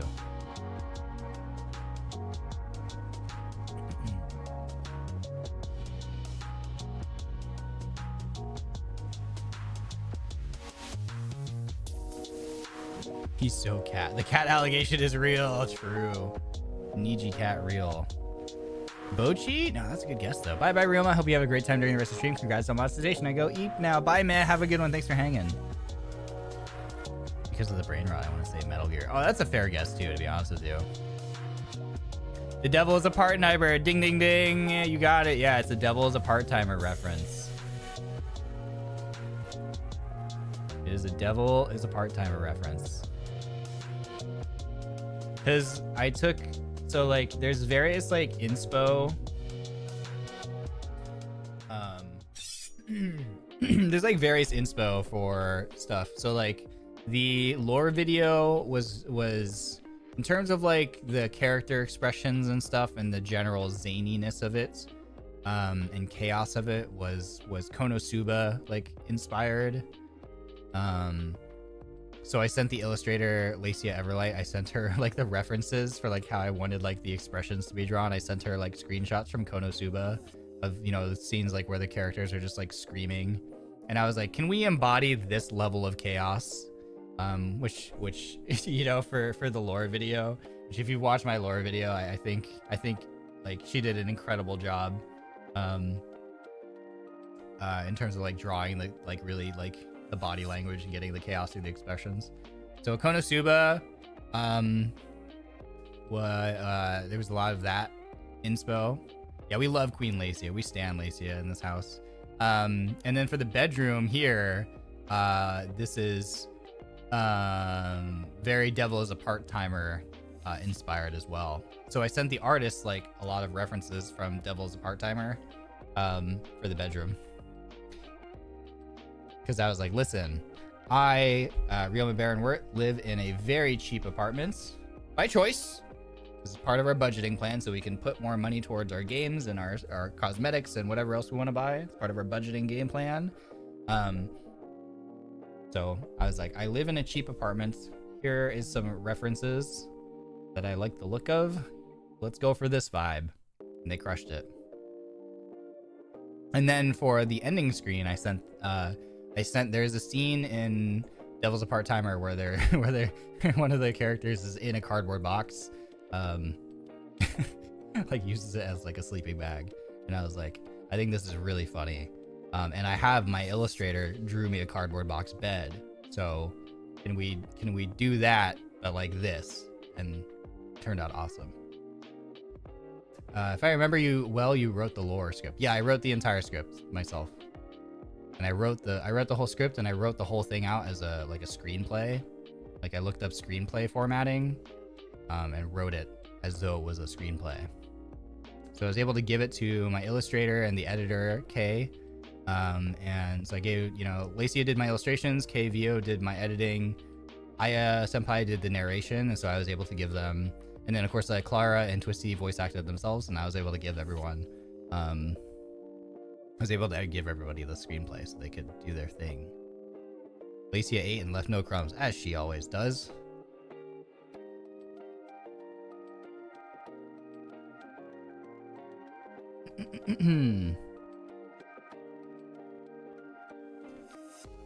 He's a talented boy, thank you. One of my favorite lore videos, I'm so glad.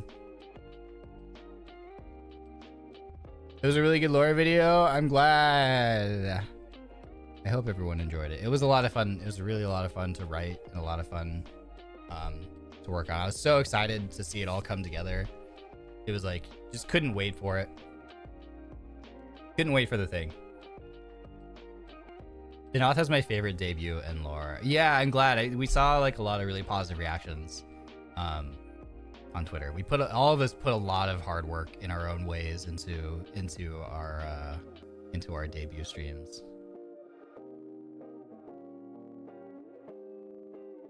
I love how the lore video set up Twisty as the Princess of Cope. I've never heard that before. I like that. But yeah, man. Oh, the song slapped, to be honest. Dude, the song slapped. Everyone did an incredible job. But holy cow, the animation for it, like, they went all out on our music video. Like, holy.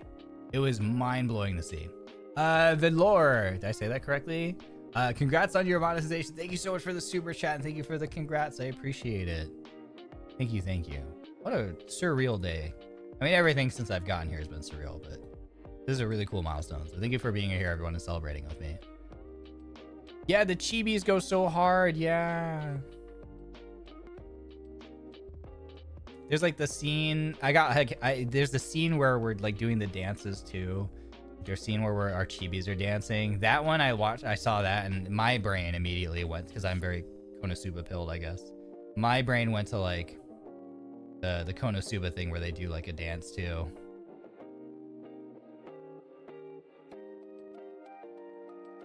I think the Denauth has some of the best, most cohesive lore. Yeah, we really we worked together to try to make sure that everything was like interwoven, which was challenging because it's like, it sounds like the setup line for like it sounds like the setup for like a joke. It's like a ronin, a maid, and like an Ojo-sama walk into a haunted manor together. Like, it sounds like you're setting up like for a punchline of a joke, you know?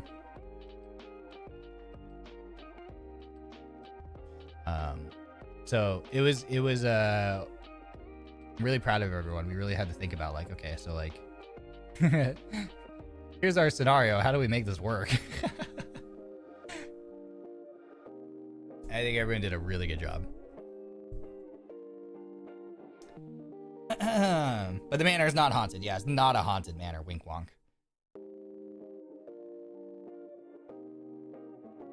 Love your bass harmony in that song. Thank you.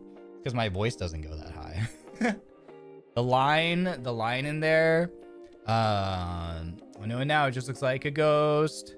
That one is like really high. I literally, and this is not an exaggeration, I spent about 4 hours recording, trying to get that line, hitting that high note, where to the point where like I felt good about it, because it was very, and it just like that whole entire time was just literally my voice like warming up to it, and like me getting like a little bit better at it and maybe a little bit more control with it. And because I'm learning, I never sang before, you know, so it's like, and having never sang anything before in my life, it's like it's just repetition and practice, and I don't know what I'm doing, but I'm trying, and I'm getting there, and I'm getting closer, and I'm getting closer, and I'm getting closer, you know. See, I have an early shift in the morning. I'm gonna rest. Have a great rest of the stream. Thank you for being here. Get some good sleeps and have a good day at work. Thank you, thank you. A ronin, a maid, and a young lady walk into a totally not haunted bar. Twisty says, yeah, exactly. Looks like you're all going to different parties. Yeah. Yeah.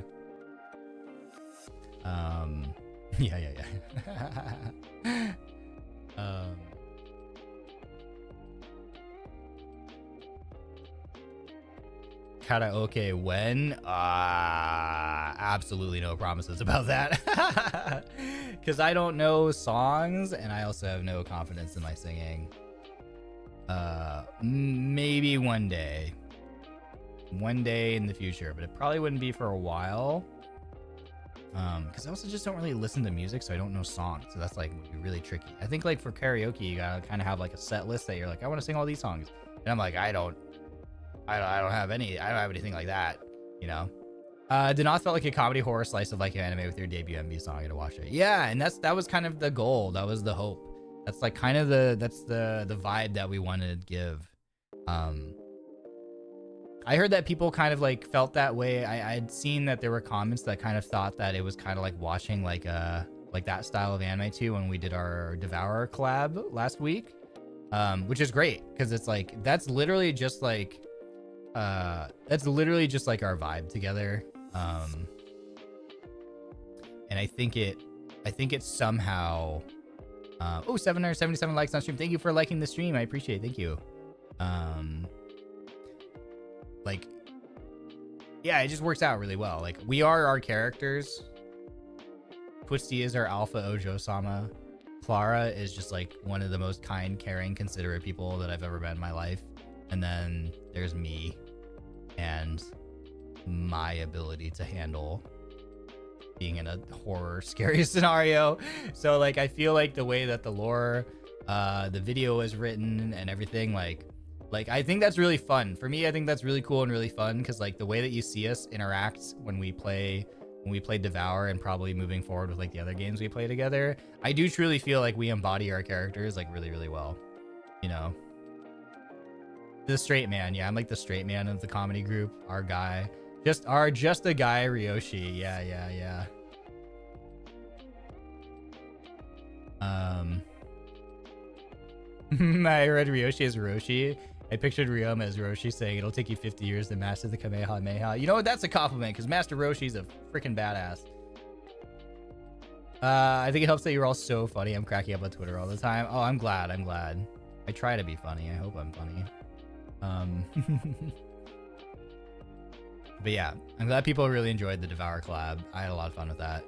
I need to go through and clip a bunch of things so I can make like either a highlight video or some shorts or something, because I feel like there were a lot of good moments, but it was all blur in the moment. Content warning should be interesting. I have no idea what we're in for because I've never played that game, and I've deliberately avoided watching content warning content so that I don't spoil it for myself. So I don't even know. I know that, oh, my battery phone is dying. I know that it looks similar vibes to, what's the other game? Lethal Company. It looks kind of like Lethal Company. It's like the closest comparison from what I've seen. But I have actively avoided watching the game. Content warning is literally the game for Denauth. Okay, I'm excited. I hope that you're all looking forward to it too. That is a couple days from now. I don't think Just a Guy is this talented. You're more than just a guy. You're the creator of Ronin family and Art Rojo. Thank you so much. I'm so glad. I mean, shout out to the staff that like the audition staff who found us and brought us together. Like, holy, I can't imagine how hard that is to like find, because like the EN branch is already pretty big. You know, we're over 30 livers now. I can't imagine how hard that is to find like people who like just finding more unique personalities that also like just jive well together and everything. And like I don't even know, I couldn't do that job. Like shout out to audition staff. Like that's crazy, and we're so grateful. We're always so grateful. Like we've thanked them a million times. It also really helps that like we love them. Like they are so fun. We got to hang out with them in Japan and get to know them better, and they're just like, we adore them. They're very special to us because I think we feel particularly indebted to them for obviously like giving us the opportunity, but also just like bringing the three of us together. Like it's hard to imagine like like doing this with anybody else besides them. So yeah, we love them so much.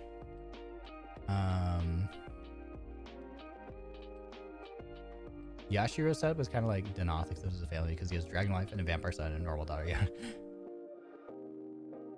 Lethal Company is chiller than content warning. Interesting. I'm excited. What's up, guys? It's your boy Ryoma here with another video content warning. Yeah, they're gonna make me do that intro. I know. It's gonna be... Yeah, imagine the JP side. Yeah, I know. I can't even imagine. Like, that's even crazier to think about. I can already hear the arguments and insults. Yeah. I feel like I get nerfed, though, bro. Because, like, I feel like this is just maybe the way that I am. But, like, I feel like I do my best to, like, try to not... I mean, I think this is just who I am as a person. But, you know, the girls will poke fun at me and stuff. But I just have such a hard time bringing myself to say anything, like, mean back, you know? So it's often kind of one-sided, but I also am just like, I don't want to actually offend anybody or hurt anybody's feelings because I care about them. So it's hard for me to like poke fun of them back sometimes. So I just have to kind of take it sometimes, but it's just because, you know, and they say chivalry is dead. No, I'm right here. No. The saying is really true. There's someone in NIJISANJI for everyone, whatever you like and whatever the vibe you have, someone in NIJI will match you. Yeah, no, that's so true.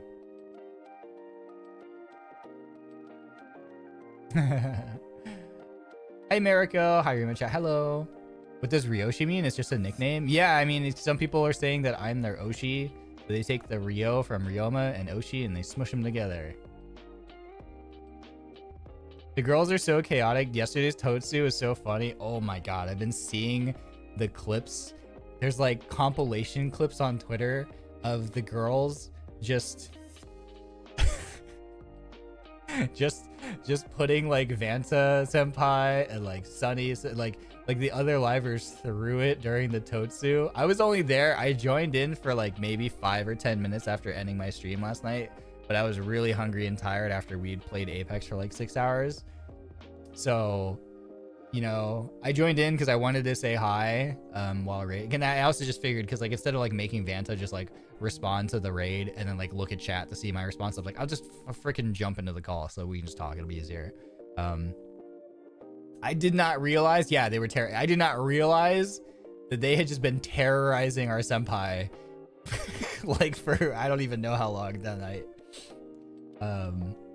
What's it, Totsu? I mean, Vanta was playing Elden Ring, right? He was just playing Elden Ring, but he was in the VC in our Discord, and he was just like, it's just an open call. Like, if you want to hop in and hang out and just chat while I stream and play this game, you're totally welcome.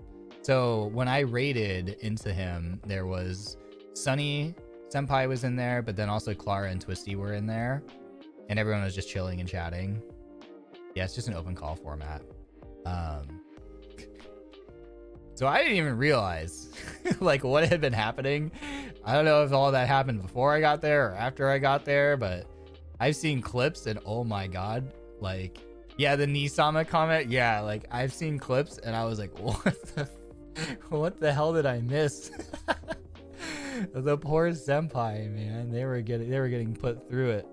But I was like, but yeah, like this is, I mean, they're not, I mean, they were like, they like to poke fun at me and bully me, but like that was like another level. They were like ruthless. It was so funny. It was funny. It was right after I left. Oh man, that's so funny. Yeah.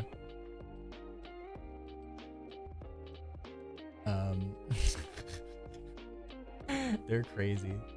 Oh, it's Ren Dad. Hi, Ren Dad. Thank you for the raid. Welcome, Ren Vaders. Hello, everybody. It's the Ren raid. Hi, everybody. Welcome. Welcome. Wushu, wushu, wushu. Hi, everybody. It's me. It's your boy, Ryoma Barrenwort. We're just having a Yapsudan, which is a chill Zatsu, where I yap. Congrats on monetization. Thank you so much, man. It's been an awesome day.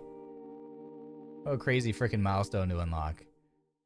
Welcome, Ren Vaders. What did you all do today? I hope that you had a wonderful time over on Ren stream. And welcome to our hangout place. We're having a party, as you can see by this delectable spread that I've prepared for all of you guests. Please help yourself. We have salad over here if you like vegetables. We have for the sweets, or not for the sweets, sorry, for the savory enjoyers, this is some kind of meat patties, I can only assume. So go for that. And then we also, of course, we have le cake for you sweet tooth people havers here. And then over here we have this nice non-alcoholic, safe for everyone to drink beverage. I don't know. It looks like some glasses, it looked like it came out like grape juice, and other glasses it looked like it came out like cherry soda. So I don't know. It's a mystery bottle. It's a gotcha bottle. You roll a 50-50 and you might get what you want and you might not. I don't know. Go crazy. Can we have the cake? It is for everyone. Oh yes, party hats are required, as you can see. That's the only dress code requirements. You should have received your party hat at the door. Do make sure you are wearing it or the bouncer will find you and kick you out. It should be obvious because I'm wearing my party hat. So the cake isn't a lie. It's right here in front of us. Sally, thank you so much for the supa. Thank you. Oh, the slice of cake. Thank you. I also had chocolate chip cookies, but I've already consumed my limits. I cannot have any more. No more. My tummy will hurt. But hey, welcome everybody. Thank you again, Rendad. I appreciate the support. What were we talking about? I already forgot before that just happened. What were we talking about? Oh yeah, we were reminiscing on my genmates terrorizing Vanta senpai and the other senpais on the stream on the toaster the other night. Vanico, thank you for the supa and the slice of cake. Vanilla S Vanilla, thank you for the supa and the slice of cake. Thank you everybody. Thank you. Also, who thought to drink expired grapes? That's another thing. That's another crazy thing to think about when it comes to food. Who was like, but what if we like let these grapes expire and become very harsh smelling, and like let's just put that in our body, and then whoa, this is crazy. I've never felt like this before. This was fun. Let's do that again. It's crazy to think the fact that we have things, and I don't even know how we arrived at that point.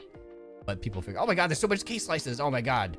Ray Rose, thank you for the supa and the cake slice. Maria, thank you for the supa and the cake slice. Ploy, thank you for the cake, the supa. Thank you. Guys, my tummy can't handle so much sweets, okay? You're gonna hoard. Open toasties are my favorite NIJISANJI EN content. I hope there's more to come. I'm sure there will be. I'll try to jump in on the next one as well. I'm sure someone simply forgot about the grape juice and got zoinked, yeah. Wine is a great example of a trial and error. Goes a long way. Yeah. Like cheese. What is it about leaving things out until they expire and go bad? But then we're like, but what if, hear me out, guys. What if I put that in my mouth? Can you imagine, like, okay, like imagine that scenario where like the first, especially like blue cheese. Imagine watching the first dude to consume blue cheese. You're all just standing around and you open up the storage room or whatever. Oh, bye Nova, have a good one. Thanks for hanging. Like you pop open the storage room, right? And you're immediately hit with the most invasive scent ever. But not only that, but visually, you can tell this stuff has gone bad. Like it is visually moldy. Free, thank you for the cake slice of the supa. Momonoki, thank you for the cake slice supa. My tummy hurt. You're all too sweet to me. People, you're all like, okay, we can't eat that. That's clearly like, we forgot about this. It's gone bad. That'll kill you. And then there's the one dude in the group, but like, who's like, wait, guys. But hear me out. And you're like, Jimmy, don't do it. That's crazy. Don't do it, bro. But hear me out, guys. What if I took this really stinky, very visually moldy thing and I put it in my mouth? Because here's the other thing too, man. Now thinking about blue cheese as well. You don't just consume a thing of blue cheese like a la carte, right? Because like I like blue cheese. I like blue cheese burgers. I like blue cheese salads. But like I don't ever just like take a blue cheese crumble and just like eat it a la carte.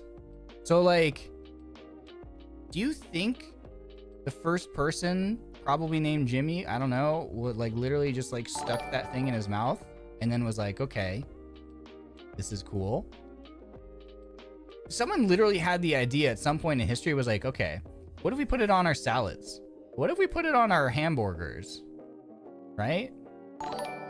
Someone was like, we could add this to food that's already delicious on its own, that doesn't require any other condiments or any other, you know, supplements.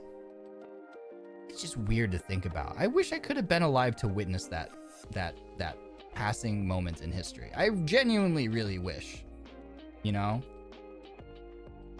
And you knew everybody was looking at Jimmy like, you're the weirdest motherfricker in this village, dude.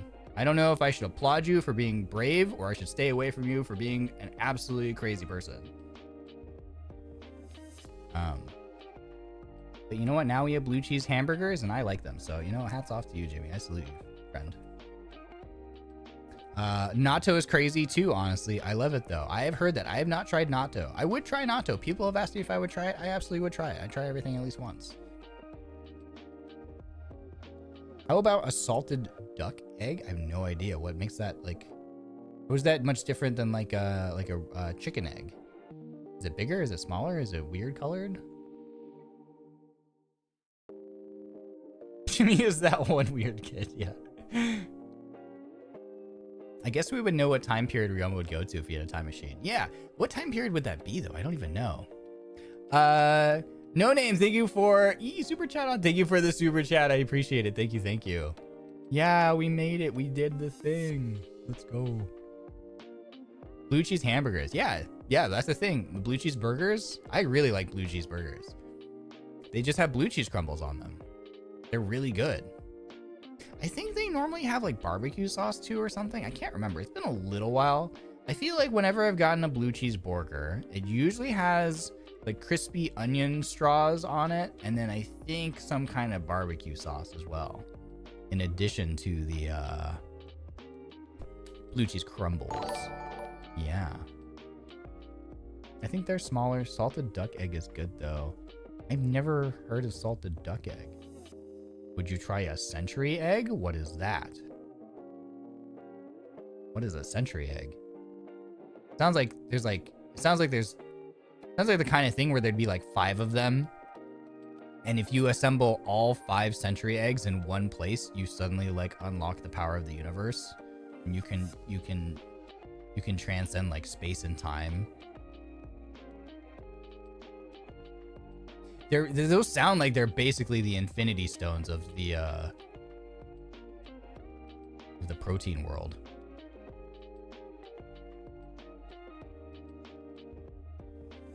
Tastes like freedom. Raw. It's an egg that's been preserved with lye. What? Doesn't sound edible. But then again, we've already talked about how there's a lot of things that we've arrived at that shouldn't seem like they're edible, but here we are. So, you know, who am I to judge? Can you still taste the cheese with that much stuff on top of it? Yeah, because blue cheese is very strong. That's why I was saying the first person to stick blue cheese in their mouth was crazy. Because blue cheese is very strong. It's very strong flavor profile. Visually, it's just moldy.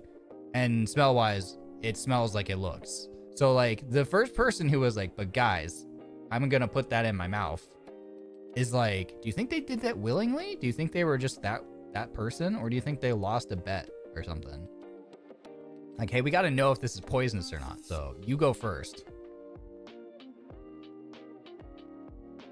It's a preserved egg that looks black. Oh, that sounds cool. So I was right. So I was right. So there's probably like 4 more of them and they're all different colors. You're gonna have like a red one and a yellow one and a green one and a blue one. And if you assemble all of them in one spot, you literally unlock powers. Like, I was right, dude. I'm so smart. I'm so smart, chat. How do you like your eggs, Ryoma? I bounce between just scrambled and sunny side up. Depends on what I'm feeling. I think I gravitate more towards scrambled, but it kind of also depends on how lazy I'm feeling that morning. Because if I don't want to deal with like whisking, eating the eggs, and then cleaning up that bowl and like whatever I use, like either whisk or fork afterwards, then it's just a sunny side up kind of day. Ryoma would be the Jimmy with Twisty telling him to try it. Yeah. It probably tracks. No, that doesn't track. It would probably be Clara. Clara has already eaten scorpions. Clara would be our taste tester for sure. She would be the one brave enough to do it.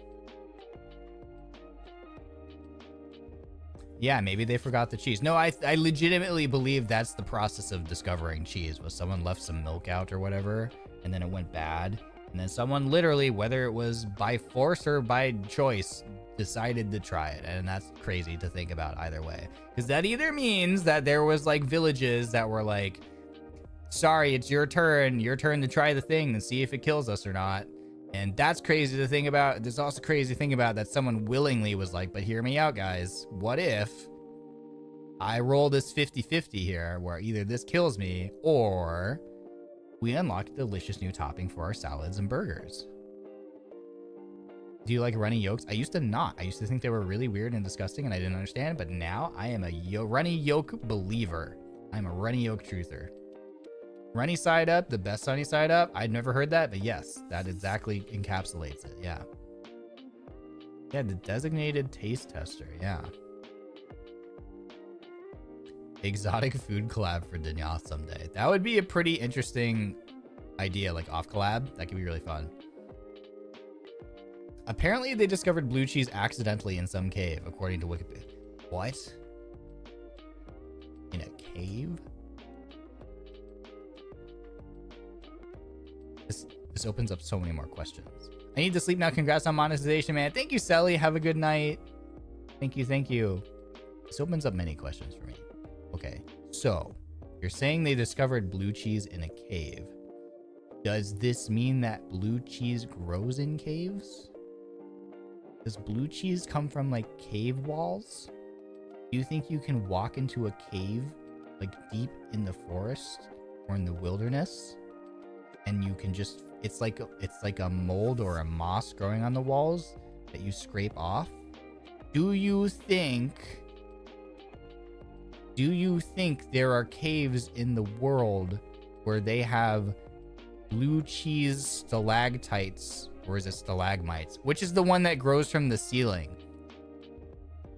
Either way, imagine you walk into a cave and there's cheese icicles growing from the ceiling. And then some dude was like, but hear me out, guys. This is the stinkiest cave we've ever encountered. And I'm pretty sure that thing looks like it's going to turn me into an alien if I eat it. But I'm going to go walk up to that stalagmite and I'm going to put it in my mouth. Not only that, I am going to chew and swallow. Yeah, it's a cheesicle. Or, okay, scenario 1. That's scenario 1/1.5. Because, like, it either grows on the walls as moss or it grows from the ceiling as, like, a stalagmite or stalactite or whatever they're called. I don't really know. Congratulations on my monetization, Ryoma. Thank you. Yippee. Or, okay, that's scenario 1/1.5. Scenario 2, you're telling me that people walked into a cave. Maybe they were spelunking, which I think is the term. Spelunking. And maybe they just found, like, barrels of it. Like, someone had taken the milk and had, like, shuttled it away in barrels for storage or to hide it from other people. Maybe someone was, like, a milk connoisseur and was trying... He's like, man, I really hate that the other villagers keep double dipping into my supply of milk.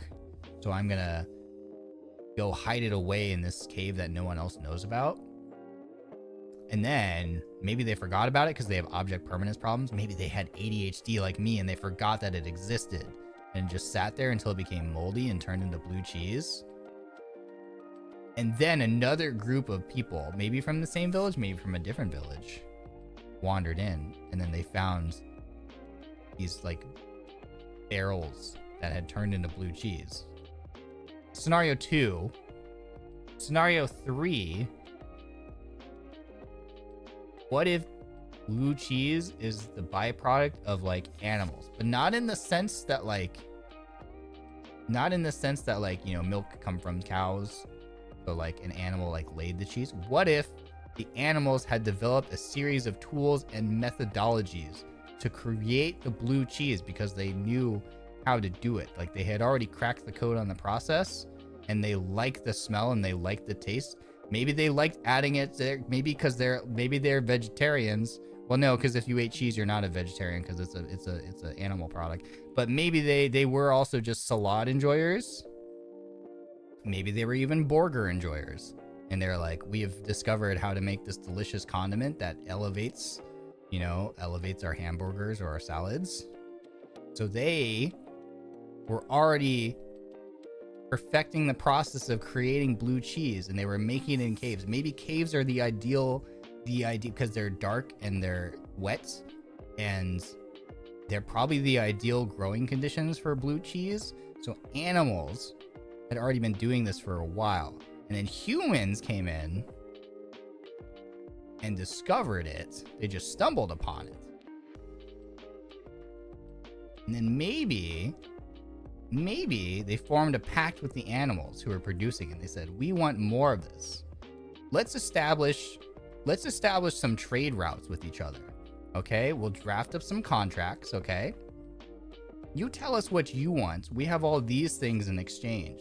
You want textiles? We have textiles. We know how to make clothing. I bet you get wet and cold in the rainy seasons. Okay, we have textiles that we can offer. All right. You want to be able to write. Okay, we have paper, we have pencils, we have pens. So we established a system of trade with the animals who'd figured out how to make blue cheese. Right? That's scenario 3. And that's just only what I've been able to come up with off the top of my head. I mean, blue cheese coming back to blue cheese being discovered in caves according to Wikipedia opens up so many questions that I have. Anyway, so that's my thoughts on blue cheese. What are your thoughts? Hey, it's just a theory. Cheese theory. You could say that is a pretty cheesy theory. Yeah, it's definitely scenario 3. I like to think that's the scenario that played out. But then that opens up more questions, okay? Then what happened if that truly was scenario 3? Why isn't that what we were taught in school? Like, why did they strike that from the records? Like, why isn't that in the textbooks? What are they hiding from us, and why don't they want us to know that? Wake up. Okay? You ever thought about that? If that is truly the origin story of blue cheese, don't you think we should know that?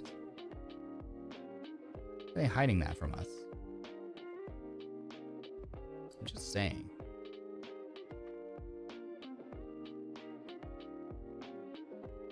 I feel like my brain has expanded in the past 8 minutes.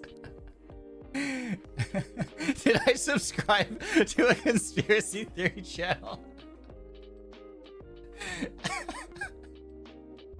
No. You didn't subscribe to a conspiracy theory channel. Actually, I don't know, man. If you watch my shorts that I have on here about why math is made up, then I don't know. Maybe I will have a hard time convincing you otherwise. So maybe don't go watch my math is made up videos on my shorts if you're worried about that. No, you haven't subscribed to a conspiracy theory channel. I'm just dumb. And I have a neurospicy brain. So, the mold expanding their minds. Yeah, it's the mold, bro. I'm not saying it was aliens, but, however, I haven't been shown that there's a non-zero chance that it wasn't aliens. So, just saying. Yeah, we're just a little silly here. We're just a little silly. Bro overcooked and burnt the whole block. Yep, burnt the whole block down. Yeah, it could have been aliens, man. I'm not gonna lie to you, chat. You ever think about how fast technology has progressed? You ever thought about cell phones, chat? You ever thought about phones? Or even just computers? How do we turn zeros and ones into, like, what you're looking at, me, and what you're using to look at me? That's crazy. I'm just saying. That makes absolutely no sense. Yeah, AI as well. And even just like cell phones. Like just the concept of cell phones is crazy. Like if it came out tomorrow that like this kind of stuff that we have was actually like genuinely like reverse engineered from like alien, like crashed alien spaceship technology or something, I'd be like, yeah, you know what, I had my suspicions and now you've just confirmed my suspicions. I'm not gonna lie, I will never comprehend touchscreen. I actually watched a video about touchscreens just the other day. That's so funny that you bring that up. Like even from 10 years ago, the advancement is great. No, yeah, like for me, it's the speed that which technology like progressed is actually crazy. I remember trying to play like Counter-Strike like 1.6 on my family's like compact Presario computer, to like what we're doing now, and that like it's crazy. My brain may be too small for this conversation. Don't worry. Mine is too. If I can do it, you could do it. No, anyway, I watched a video about touchscreens just the other day. It was really fascinating because I too did not understand how touchscreens worked. Yeah, Counter-Strike 1.6. I avoided saying 1.5, but the reality is I also played 1.5, but I was trying to not age myself any further. Yeah, I guess the way that touchscreens work is, so like the touchscreen on your phone, for example, it's a layer of glass. And behind the layer of glass is like a grid of things. Like there's a grid. They picture a grid. And then I guess it has electrons, but they're like separated. This is where we talked about high school earlier, and you're gonna understand that I have no education. My cold is killing me, so I'm gonna go to bed. Thanks for the great stream, Ryoma. Hi, bye. Bye. Thanks for hanging with us all night. I hope that you feel better. Please get some rest. And I think it was electrons. Don't quote me on this, but like I think it's a grid where they're separated into like positive and negatives or something. And then so like and then your finger has those things in it too. It's something like when your finger gets close or touches it, I think the way it works is like the electrons jump from the thing to your finger or something, like they're attracted and they go to like some other place. Does that make sense? Like they're there on your phone, conductive, yeah, something like that, right? And then you touch your phone to the screen and they go from the grid that they're on to moving around because they want to go to your finger or whatever. The phone can seize the can tell the like processor on your phone notices the difference because it knows how many there are everywhere on the screen, right? It's like there is 5 here, 5 here, 5 here, or whatever. I'm just making up a number.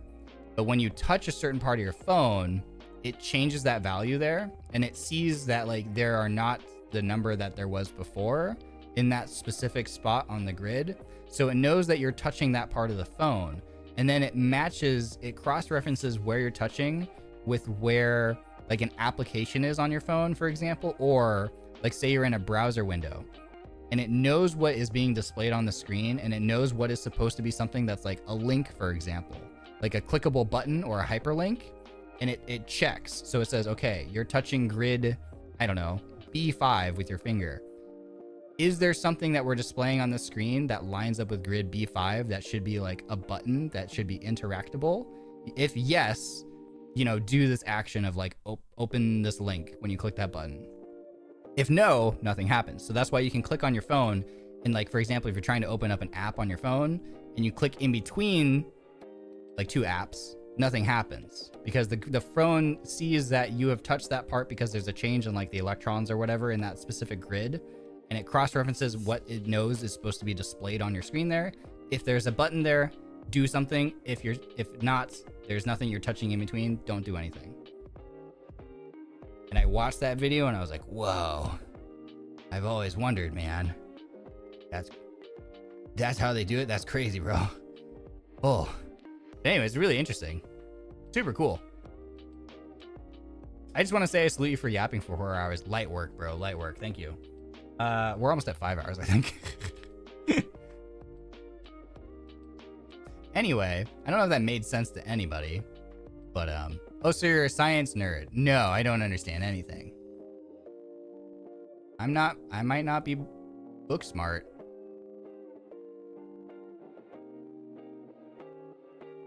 Do you like space perchance? Oh my god, space seems so fascinating. Yeah, planets and black holes. Oh my god. It seems so fascinating to me. I really wish I could have studied that in school, because I genuinely do think if that was something that was offered where I went to school, that's probably the route I would have gone down, is like studying like astronomy, because I think it's really cool. I don't understand anything about it, but it seems so sick. Bro, this is bringing me back computing and coding trauma. I remember having to code and my brain was so lost. I imagine, I bet. Yeah, I think, oh man, that would be so cool. The one day if I went down that rabbit hole, maybe my hyperfixation takes over and I just really go all in on learning about space and planets and stars and black holes and stuff. Seems really cool. Please keep yapping. I managed to do my work that I put off for 2 weeks now. I'm halfway through the process. Ganba, you can do it. Ganbare. Unfortunately, there's math involved. Oh, that's right. That's probably why I never would have gotten into it. Shit. Did you see the recent eclipse? No, I missed all that. I saw the videos on social media though. It was incredible. It's so cool. I don't understand how that works. Can you teach us more Ryoma math? Sure. Do you understand relativity? Nope. Ryoma math is very simple. You know, the bigger the discount number, the greater the deal, and the more you have to buy the thing. The less you can refuse, the more you have to do it to buy the thing. Anytime something is like 60% off or higher, I'm probably buying it. That's just, I don't make the rules. I mean, I make the rules, but that's, yeah. The only computer thing I'm related, a little curious about, is hacking. Yeah, I think that'd be really fascinating too. Like cybersecurity and stuff seems really interesting. I have so many facts I love telling people. I should look up the TRAPPIST-1 system. I think that's how you spell it. Oh, okay. Space facts. Space facts. They're free online classes. Yeah, it's for me nowadays. Now it's an issue of like time. Yeah, there you go. The greater the discount number, the faster you swipe your card. Right there, that's probably theory of relativity.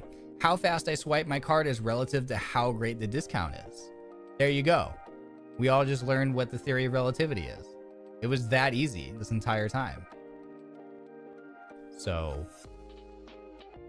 Ryoma's advanced girl math. I've seen that comparison on Twitter and I was like, yeah, I thought it was really funny. I was like, oh yeah.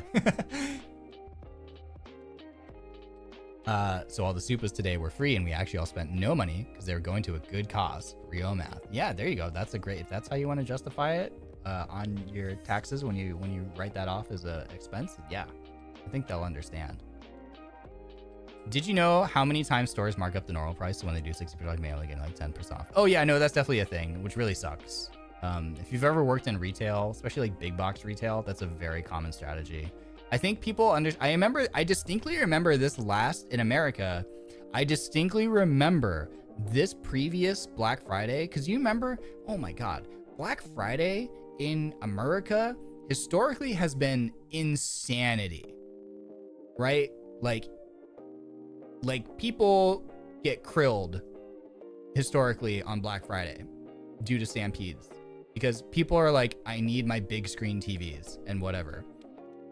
And it was really not funny. It was really fascinating as someone who grew up like working in like big box retail. Sorry, my cat feeders went off. It was always really weird to watch because I already knew, like, if you've ever worked a retail job, you know what they do. The strategy is they jack up the price, sometimes like all at once, or they do it incrementally over the year leading up to that sales, like holiday, if you want to call it a holiday. So that then they can like, they advertise the discounts, but in reality, they just jacked up the price beforehand and then knocked it back down to like just a little bit below what it was before. Like you almost establish parity, but you go like a little bit over in terms of like a discount, but not by much. And it was literally only until this previous Black Friday that people caught on to that. Like, I don't know how that wasn't a more commonly known fact up until just this recent Black Friday. But like, I remember it was all over social media because people were like posting pictures from Black Friday sales, like inside big box stores. And they were like, it's empty. Like normally we have to deal with like stampeding crowds of like people just like trampling each other for TVs. But this year, there's nobody, you know? And it was like, I mean, part of it arguably was that like people probably don't need another big screen TV. I think a lot of people have already picked up a big screen TV, or like we just watch on our phones and our computers anymore. So like the demand for that sort of product that has always been the primary draw, I think has gone down, is one of the things. But like the other thing is like people have started to catch on that like it's literally just companies jacking up the prices and then knocking them down a little bit again, or like a little bit, or not a little bit, knocking them down so that it feels like you get a discount. But like people finally caught on to that, and I think that spread around, and then people were like, well, heck that, I'm just not gonna, like, what? I'm not gonna shop then. It was really fascinating to watch. It was really interesting to watch that play out.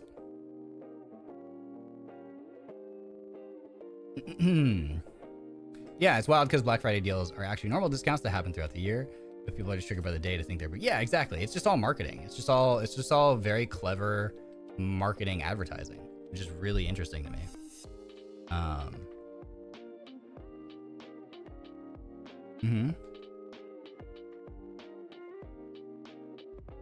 So fun fact, you know, that's, you know, it pays to like try to pay attention to that kind of thing if you are someone who does like value trying to get deals.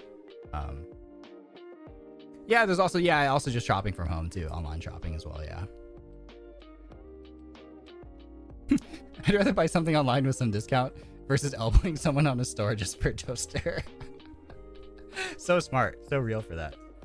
QG Loaf, congrats on monetization. Love your MTG streams and Kari app. And hey, thanks so much. I'm glad that you enjoy those pieces of content, because I really enjoy making them. So I'm really glad that I have an audience for those things. Thank you. I almost wanted to stream MTG tonight, but like I've just been having so much fun, you know, discussing, you know, cheese and the hard-boiled egg equivalent of the Infinity Stones that I forgot. So thanks for that. Thanks for hanging with me.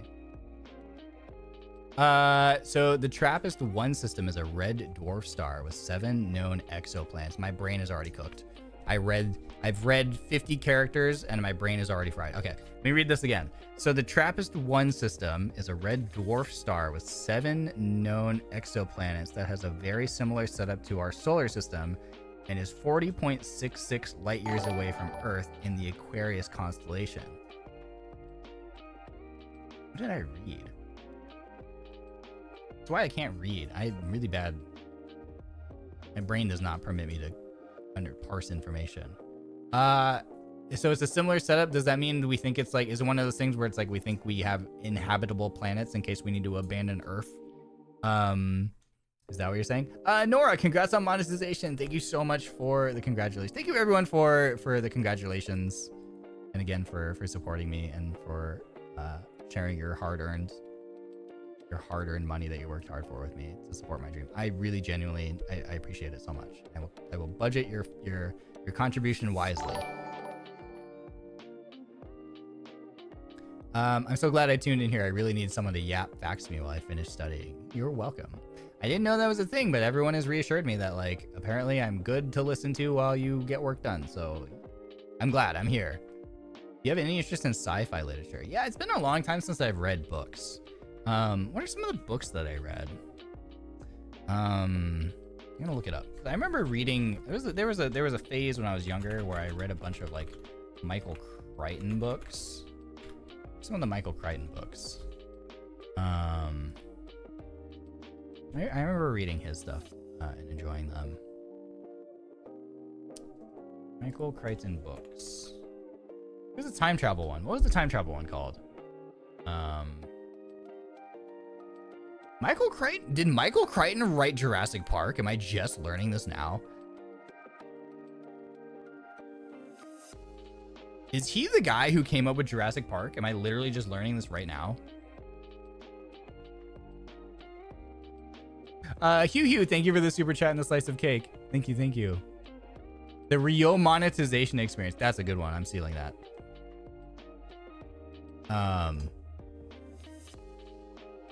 I had no idea. I had no idea he was the guy who came up with that. That's crazy. Well, you learn something new every day. Let's see, Timeline. Timeline was the book I was thinking of. I remember reading Timeline when I was younger. And I actually would like, I have a Kindle. I'm gonna see if I can find that on there. Would like to reread that, because I remember that one being really interesting. There are a handful of other ones. What were the other ones that I read? I'm looking through. I don't recognize these. I feel like if I saw the book title, I'd remember it. Sphere. I remember Sphere. I read Sphere. I would like to reread that one again. I can't remember any of the other ones. But yeah. I have read sci-fi lit at some point in my past. It's been a while though. I haven't since then.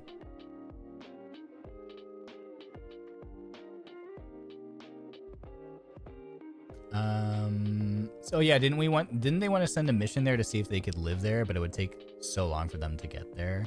Yeah, that's another thing that blows my mind, is the concept that you could send someone into space and that would basically feel to them like they time traveled, right?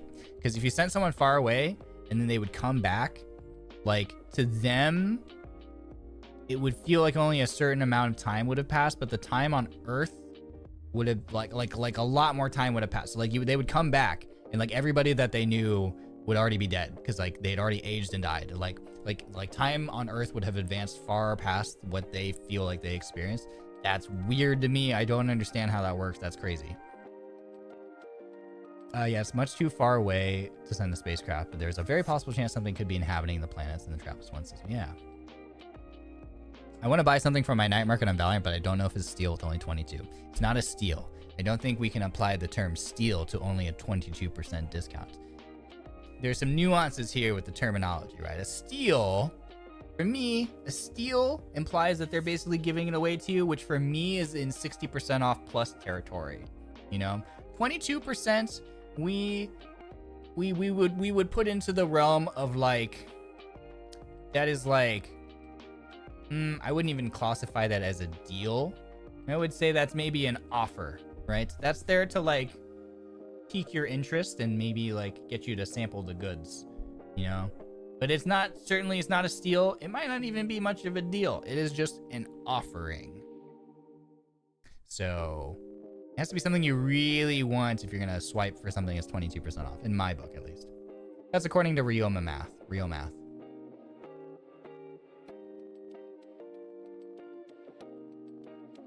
Relativity.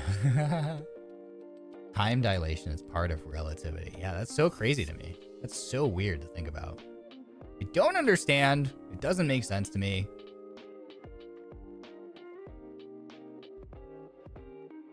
That's true. Yeah, it's apparently it's the thing. Reminds me of Chris Pratt's Passenger. I haven't heard of that one. Did he write that? Is it like Chris Pratt wrote it, or that's he started it? Like he's the MC. So kind of like Interstellar, yeah. I haven't watched Interstellar. It seems really interesting though. But I know that happens, like the time travel, or not time, the time passage thing. If you go like 100 light years into space and turn around, you could very well see Earth in its dinosaur period, assuming you survive the trip. That's so weird.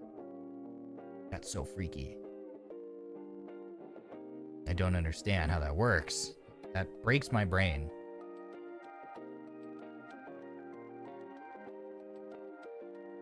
I have heard Interstellar is really good. I want to watch it at some point. They need to bring back barding for stuff. Yeah, like I know you were offering this with 20%, but I believe it's only worth it if I get it for 45%. Yeah, I wish that was more of a thing. He starred in it. Okay, he starred in it. What was the other one that he starred in? What's the one where there's the alien creatures and they like literally like the people come back from the future to recruit people from the past, and then they send them to the future to fight the aliens? And the Chris Pratt stars in that one too. That one has some like time travel-y like weirdness where they're like, yeah, the Tomorrow War, that's what it was called. Yeah. Where he was in that one too. And then yeah. All I'm hearing is Ryoma can go back in time to see how humans found out how blue cheese was. I mean, I'm genuinely curious. If you were like, you can go back in time to one period in history, I'd be like, let me go witness how blue cheese was discovered. I want to see the moment the first person put blue cheese in their mouth. I want to be there to witness that moment in person. Send me back. Yeah, Tomorrow War was interesting. Anyway, man, time travel's weird. That's why I like the Steins Gate. The anime Steins Gate's really interesting because that whole series, the 3 movies, Chaos Head, Steins Gate, and Robotics Notes. I think, well, I haven't watched Chaos Head. I need to watch that one. But I know that in the fun thing or the interesting thing about like Steins Gate and Robotics Notes, and I'm sure Chaos Head as well, like the themes of the show are based off things in reality. Now, whether or not those things in reality are actually true, I think some of it's like hypothetical, because like Steins Gate tells the story of what's the guy's name? I forgot the guy's name. Damn it, man. I hate having ADHD. But anyway, yeah, they tell the story of the guy who like claims to be the time traveler, and that was like a real thing that like happened, where there was like a guy who showed up on like message boards back in whatever year it was. No, not Okabe. Okabe is the main character, but there's a character that he interacts with on the message boards. John Teeter. Yeah, thank you. So like that was an actual thing that happens. Like, so the story that they tell in Steins Gate is based off of like things that actually happened. Where there was a guy who showed up who was claiming that he was a time traveler and he had all this proof of it. And there was all this stuff about CERN. You know, CERN is a real thing, right? Like, sorry. We have like the Large Hadron Collider and stuff. So it takes all these real world elements and like stories and things that like have happened in the real world, and it's integrated into that anime, which is really cool. If you ever like kind of like want to do any extra reading about it. The same thing is true in Robotics Notes, where Robotics Notes has to do with things like monopoles, which are like magnets that only have like one pole. You know how a magnet is like a positive and a negative? But the theory is that like a monopole could like theoretically actually exist in the world. Like there's no like, it's like a non-zero thing where it's like, I don't think we've ever seen one, but we don't have any evidence that it can't exist, if that makes sense, you know? Like it might be out there somewhere in the universe. So the idea is that like, and if we could have a monopole, like if we somehow found one, the idea is that we could use it to produce like infinite energy essentially. Or like it could be a literal like game-changing like energy source for humanity. And then it also has to do with this like sort of cult kind of thing of like these people who want to like reset the world basically. So there's that kind of thing that's like integrated in the story, and that's like a real thing. There's like I don't know, I forgot what it's called, but it's really fascinating. It's really cool if you ever want to do some extra reading, if you like anime or stuff, and if you like Steins Gates, or if you're like me and you've also watched like Robotics Notes. It's really cool. It makes watching the show even more interesting when you know those things. I think it's fun. So do recommend.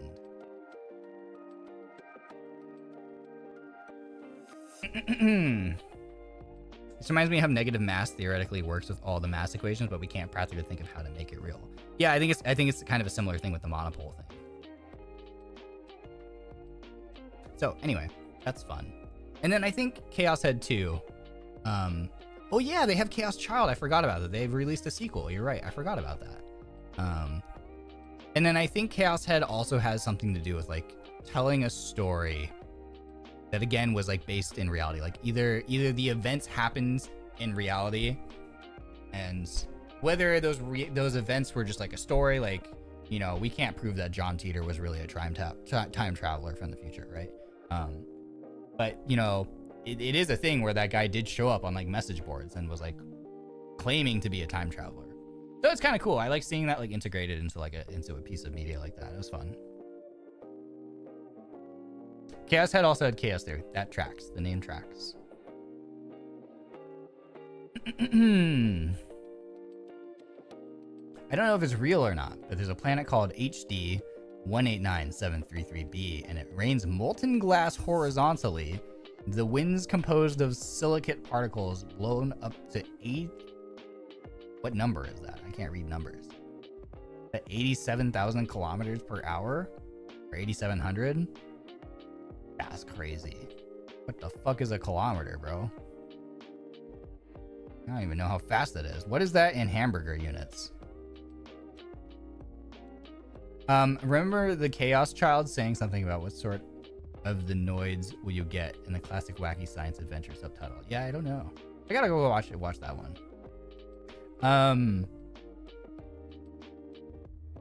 Yeah, the same with the Einstein's relativity equations and how objects moving faster than the speed of light should have time flowing in reverse, but we don't know anything like that. Like, what? Then what? That's crazy. Rah! It was 8,700. Okay, I mean, that's still gotta be stupid fast. Or it could be stupid slow for all I know. I only know how to measure in freedom units. Yeah, give it an eagles per football field. Yeah, exactly. I would like to proudly announce that I have finished one of the important tasks. Thank you, Ryoma. Hey, congratulations. I'm proud of you. Let's go. Let's freaking go. There's also a cool thing that you can spot if you watch robotics notes. I don't know if they do this in Chaos Head, but they do it in robotics notes because robotics notes, at least in terms of release, comes after Steins Gate. You know how in Steins Gate they have the world line and they have the number? They have the, like, what are the tubes called again? Remember they have the clocks. What are the clocks called with the tubes that are really cool, that light up, like they glow orange? What are those called again? I wanted to buy one of these for my desk because you can get them. Cathode? Forgot what they're called. Anyway, they're cool.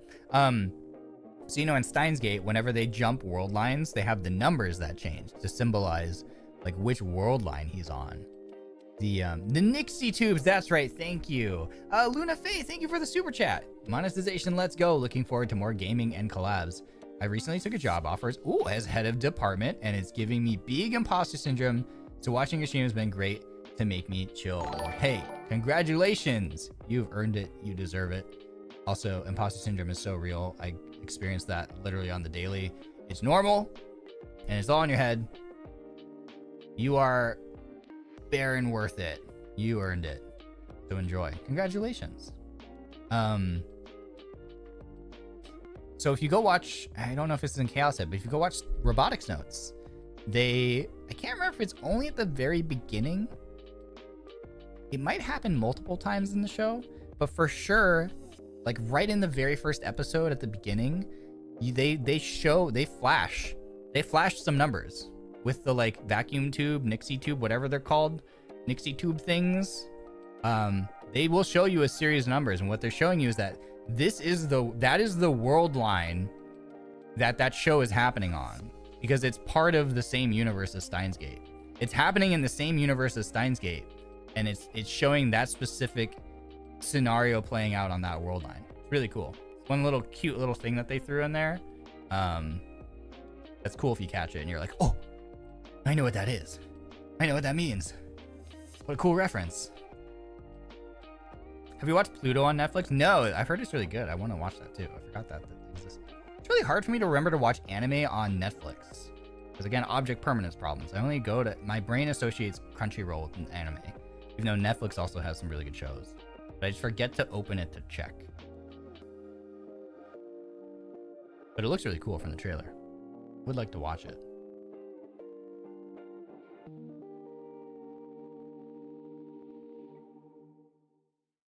There's a star called Sirius that's close to Orion's belt and is believed to be a quasar, but I'm not 100% sure that is true. What is a quasar?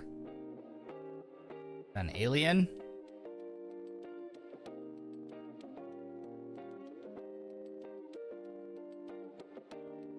I feel like a quasar is either a species of alien or it's a type of laser beam. Yeah, it has Dungeon Meshi. That's the other one I had already forgotten. That's the other one I need to go watch on Netflix.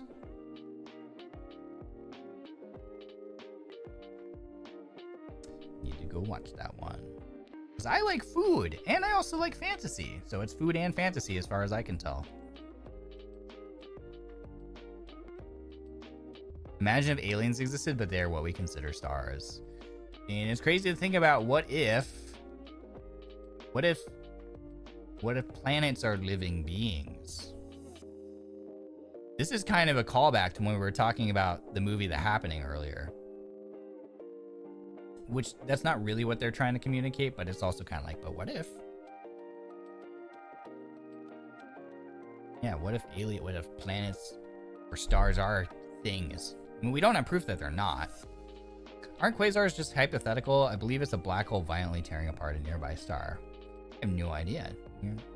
That sounds pretty badass, though.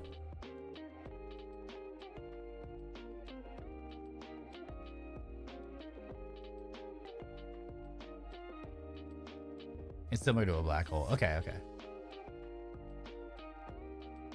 We aren't yapping enough. Rah! It is a star that collapsed in on itself. Oh. It's just so fascinating to me, man. Because I'm just a silly little dude. I don't understand anything. This is all way too big brain for me. This is far too big brain for me. I don't understand. But I think it's really crazy to think about. I try to think about it in some capacity.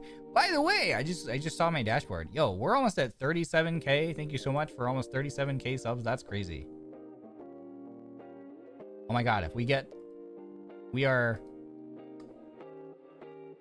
I can't math. 72 subs away? And then we'll be at 6.9. Nice. Nice. Almost a funny number in there. That makes me happy.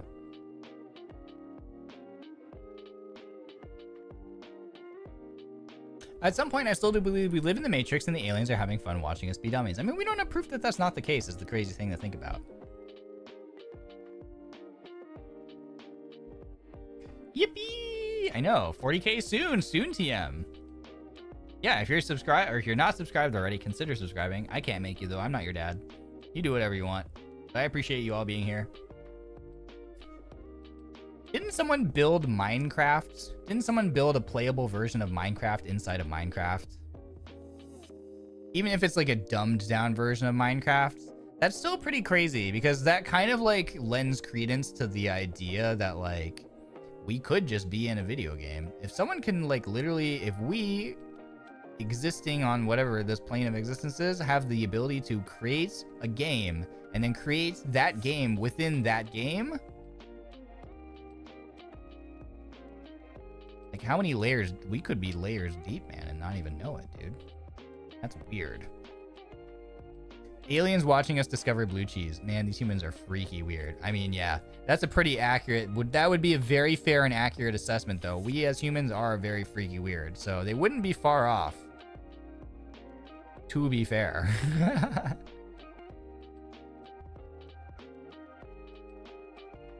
I mean, you are an anime boy on the internet. Maybe we were also anime boys. Yeah. Who's to say? Who's to say, really? Isn't there also a thing? Isn't the way that we perceive... Isn't like when things go into our eyes, like light goes into our eyes and imagery, isn't everything upside down? But then our brain flips it or something? How does that work? Yes? Yeah, but the brain flips it? Isn't that weird to think about? You ever think about that?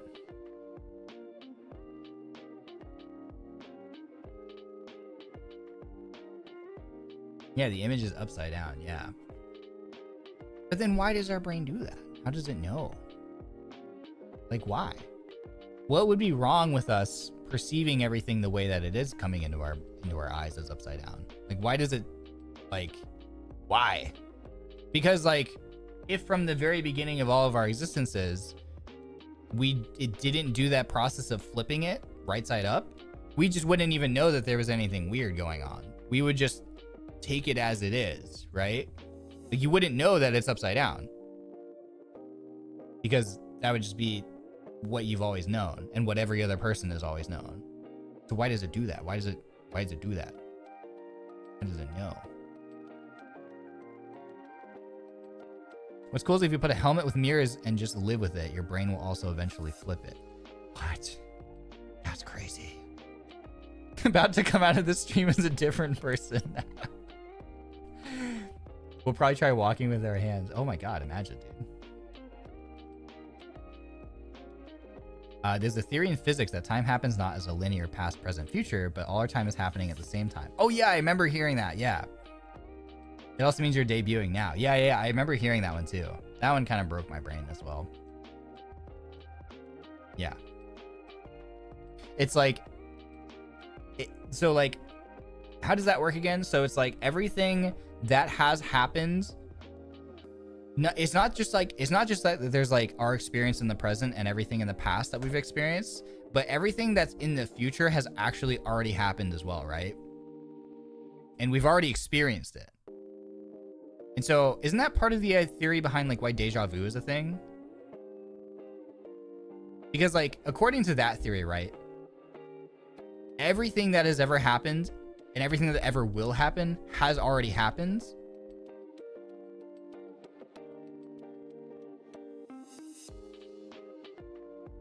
Like, so many weird things, man.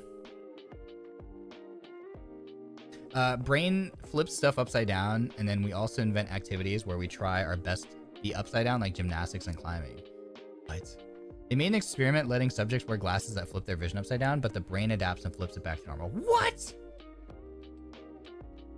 That's so crazy.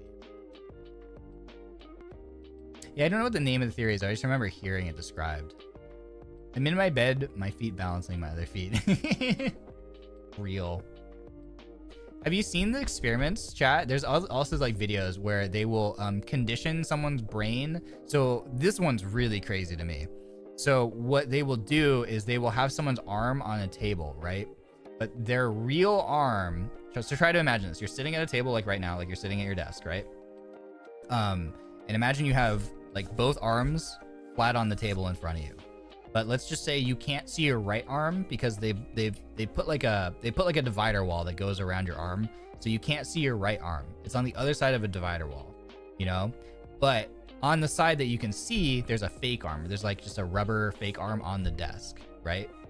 So your real arm is on the other side of this divider, off to your right. You can't see your real arm, but in front of you is just a fake like prosthetic arm that looks like your real arm. And yeah, it's like a phantom arm, yeah. And so what they do is you can see this fake arm on the table in front of you, and they will like touch it, like they'll poke it with things, but what they're doing is they're also poking your real arm on the other side of that divider at the same time in the same spot. So they will like they'll put like they'll just like run something up and down your arm, your real arm, so you can feel it. But they're also doing it with the fake arm that you're looking at in front of you. They're doing the exact same thing. And so they're trying to condition you. They trick your brain into thinking that the arm that you're seeing in front of you is your real arm. Because you're seeing this thing happen, like they're poking like the top of your hand, and you're feeling that same exact, like your brain is seeing this and it knows what you should be experiencing, and you're also feeling it. So it conditions your brain into thinking that the fake arm on the table in front of you is your real arm. So then they will stop touching your real arm on the other side of the divider. They won't be touching it anymore. They will only be touching the fake arm in front of you. And those people report that they feel that sensation.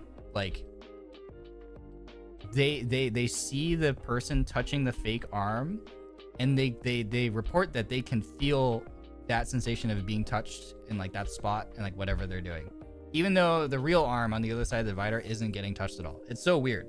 It's so crazy. Super freaky. Really interesting to watch though. It's like, how does that work? Do they have to bring out the hammer though? Yeah, I think legitimately, like if they did something where you were watching them do something that you knew would like hurt, like let's say they like took something sharp and like poked that arm in front of you, or like smashed it with a hammer, you would see that visually, and your brain would know whatever that sensation was supposed to be, and it would feel it as though they had really like done that. Then they bring out the axe and chop the fake arm in half, and everyone flinches. I forgot about that. Yeah, because like you think that's your arm at that point. Isn't that weird? Hi Ryoma, first time watching your stream. Welcome to the chaos. Welcome to the brain rot. You are most welcome here. Or I apologize. One or the other. Take that as you will. It's good to have you. Super crazy stuff, man. Some very interesting watching material if you're ever bored. Kind of like how your brain just filters out your nose from your field of vision. Oh, yeah, that's also a thing, too. Brains are weird, man. There's all kinds of crazy bodily stuff. You have a strong resistance to getting eepy. I have a stronger will to yap.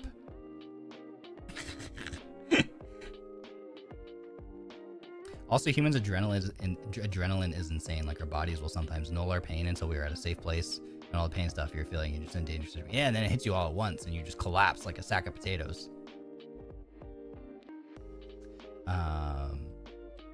Also, yeah, the yap does outweigh the eep, yeah. Also, oh, yeah, brains are so weird, and it technically named itself, and I somehow find it low-key insane. No, high-key, that is crazy, now that I think about it. Yeah. Your brain came up with the word for itself. Your brain literally, like, mapped out how it works. Right? Like, I think we have a fairly strong understanding of, like, how brains work and stuff. And, like, that's the brain dissecting itself. And becoming, like, self-aware of how it works. Isn't that weird to think about? Have you heard the thing of the brain aren't aware of our eyes, and if they were to attack them? No. What? Like, kind of the way that, like, what, antibodies or something work? Like how our muscles could tear us apart, but our brains are stopping them from doing that. Yeah, that's where, like, people talk about how, like, humans aren't tapping into their full power because, like, we literally do have, like, limiters so that we don't just rip ourselves to shreds. So, like, the whole idea of, like, there are people who can, like, surpass, like, and I guess, like, real, like, life examples of that kind of are, like, you know, when people are in a stressful situation, they, like, lift a car off of somebody, you know? Which is, like, very bad for that person's body, but, like, somehow people literally are able to tap into superhuman strength. Yeah, I'm going further beyond Plus Ultra. Yeah. Congrats on monetization. Thanks, B. Yeah, the adrenaline goes crazy. Yeah. I don't know, man. That's so crazy. Then you also have people like me. So if you're maybe someone with ADHD, so, like, the thing that happens for, like, me is, like, what you'll sometimes find with people with ADHD is, like, we have an imbalance in, like, the way, what is it, like, dopamine or adrenaline or whatever works. So, like, you will have people, you could have two people and put in a very, like, stressful, dangerous, chaotic situation. One person will absolutely lose their shit and panic and freak out and, like, have no control over how they respond to that situation. Like, you could be like, there's a, like, for example, let's say it's a plane going down in the water, and right, you know, they brief you before every flight, like, okay, if we have a water landing, there's a life jacket under your seats. You take the life jacket from under the seats, you put it over your head, you strap it, you blow into the tube, blah blah blah. So you can have two people. One person will absolutely lose their fucking mind and not remember anything and not be able to, like, do that process that has been explained to them every single time they've ever been on an airplane in their entire life, and it will just all go out the window. It will fall out of their brain like things fall out of my brain 5 seconds after I've said them or learned them. And then you'll have another person who has ADHD, and they will be perfectly calm. They will be, like, perfectly clear, calm-minded, and will be able to do whatever it is that they need to do in that scenario that other people are absolutely losing their minds in. And it's because, like, for people with ADHD, that boost of the adrenaline rush actually, like, brings the chemicals up into their brain to, like, what is the normal level for, like, more for other people. Like, we operate at, like, a deficiency, like, at a deficit. And so, like, the adrenaline rush that puts us in, like, just actually normalizes our levels to what it is normal, the baseline for other people. So then that's, like, when we're actually operating, like, quote unquote normally, which is so weird. Our brain is just a gigantic problem. It is a weird, wrinkly, gigantic problem. Yes. Weird to think about. But that's how my brain happens. Yeah, that kind of thing happens to me.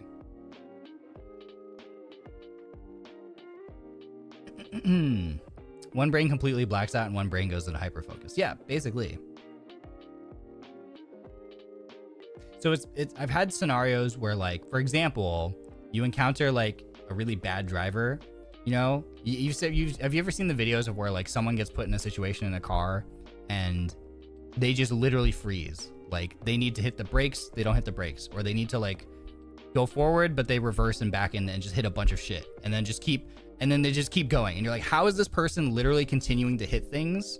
And it's because that person, their adrenaline rush, they're panicking. They can't, like, they just, the rush of like whatever, like they just don't know how to process that. And then you have other people where that happens and like it's like time slows down basically, and like I feel like I've had moments where I've like had really close calls and it's like, but I was just super calm and collected and I just knew what I needed to do and I just like steered away from that situation and avoided it narrowly. And like I feel the little tense, like I feel a little tense, like I feel a little spike and I'm like, oh man, okay, that was really close, all right, business as usual, you know. Whereas like my passenger will be like, oh my god, aren't you more like shocked? It's just like, I don't know, man. I mean, yeah, that was a little surprising, but like I got it, it's under control, you know. It's like, it's so weird. Yeah, I can't think rationally. Yeah, all ration and logic goes out the window for some people. That actually explains certain driving experiences I've had. Yeah. A truck almost ran us off the road today. My dad for real went Matrix mode and kept going while I was freaked. Yeah, it's crazy. Like that's a very common thing, I think, that you may have experienced, like where you've seen that happen or experienced that. That's me and my mom while driving. Yeah. It's literally me and my mom while driving. I like how two people in the exact subsequent lines wrote the same thing. My first car accident had me shaking throughout the ride until I got home. Yeah. That's why I hate driving. I freeze up. Yeah, I think that's like an experience for a lot of people. For real, as someone who went through multiple close calls, this brain actually saved me multiple times despite it being wonky. Yeah, it's like weird because it's like sometimes we're literally just fighting our brain constantly and other times it's a superpower. It's crazy. Cars are wild. Not wrong. They are. Yeah, like on average, I need to fight my brain to do stuff, but in a panic situation, we could act on instinct and do so much under pressure. Yeah, it's weird. I think that's why I'm not gonna lie, chat. I think that's why I'm drawn to battle royale games so much, because I do not get the same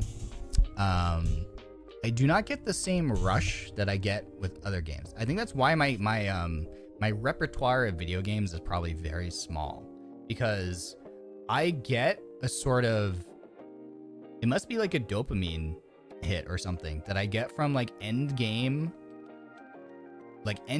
battle royale scenarios or like hot drop battle royale scenarios that I just cannot really get from other video games. Like I remember when PUBG came out, I was really highly addicted to the intensity of PUBG Final Circle. And same thing with like Apex now too. Now that Apex is a thing.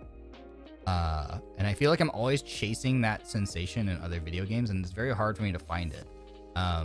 Because I feel like I operate relatively like clearly under the stress of like those Final Circle games where a lot of people will play fine throughout a game, but as soon as they're put into Final Circle where it's extremely tense and like you have to play it in extremely intelligently. You wouldn't know this if you watched yesterday's Apex stream, where in the very last game I fell off the rooftop and landed on an entire family and through our game. So you wouldn't know this, you wouldn't believe me if you had watched that game. But generally speaking, I feel like I remain pretty calm and collected in a late game and like can think clearly about like, this is where all the teams are, this is like how we need to like, these are the angles we need to like make sure that we're line of sighting, and like here's what we need to do for ability usage and blah blah blah blah blah. And like I've always been really addicted to that in battle royale games, because like I feel like my brain like shifts gears in those scenarios, and I think it's because I get that adrenaline rush and it just bumps up my chemical levels to like a normal operating level, and I can think more clearly. It's weird. I don't know. Brains are weird, man. I'm always surprised you can not only play but pay attention to the chat at the same time. Yeah, and that's the other thing too, because again, I think it literally just, the intensity and the adrenaline rush I get from VR games like brings my brain up to like a normal, quote unquote normal, like mode of operation. It's weird. Super weird. But yeah, I also fell off the roof that last game. That was embarrassing because I think we actually had a chance to win that game if I didn't die and then left Aster Senpai all on his own. I think I get it. I feel that way. My brain is wired to get from fighting. Yeah, no, that makes sense because like fighting games are incredibly...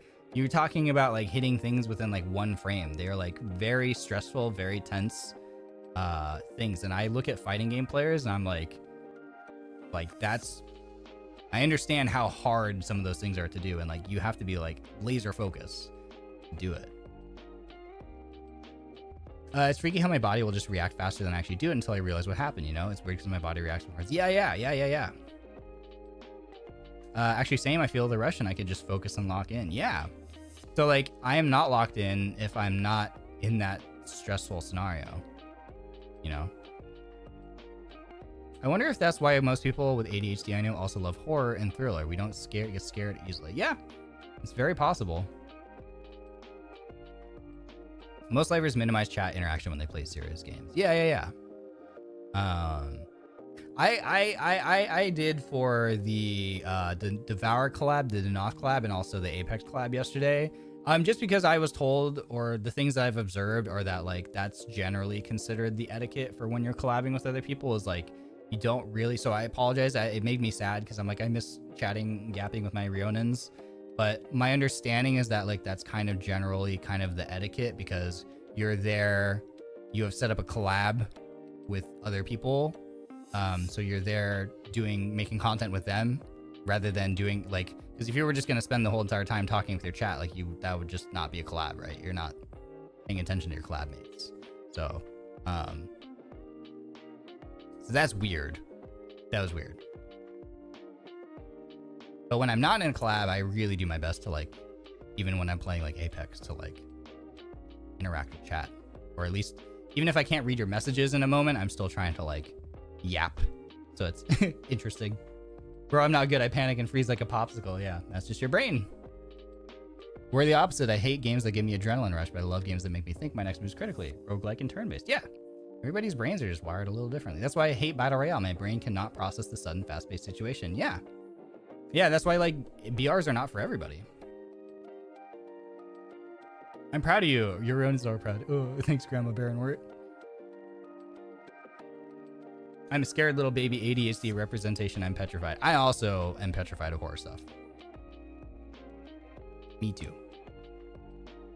Do you get nervous when collabing with someone you look up to? Yeah, for sure. Just because, like, well, I think mostly that comes from, like, the desire to be friends with people, and the knowing as a neurospicy person, having a lot of experiences growing up where like you violated other people's expectations without even realizing that that was a thing. Because I think one thing that is very challenging as someone who has like a neurodivergent brain is like interacting with what is arguably a more neurotypical coded world that we live in. And so to like here's an example. As a neurodivergent person, when someone tells me something, like for example, if someone tells me about their day and they go like, oh man, I just had the worst day ever, you know, at my job, you know, this thing happened. My brain immediately goes, my knee-jerk, and this is how I grew up reacting like my entire life. I didn't even know this was a thing until like this last year. But my brain would go, oh my God, I understand what you're saying. I also have had really shitty work experiences. Let me recount the tale of when I also had a shitty job just like that. And I had a very similar experience. And let me share that with you, because in my mind, that is how I'm communicating to you that I'm listening to you and that I understand what you're going through. And I'm trying to, and it's not even that I'm trying to communicate empathy or show empathy. It's just literally my knee-jerk reaction. And then what a neurodivergent person, that's a neurodivergent person's reaction. But if you're doing that to a neurotypical person, very often, or what I've seen or witnessed or heard stories of and personally experienced, is that they view that as you like trying to steal their spotlight, you know? So they tell you a story of their day, and then you respond with a time in your life when you had a similar experience. And to the neurotypical person, what often happens is they go, why are you making this about yourself? You know, I'm trying to tell you about my day and my experience.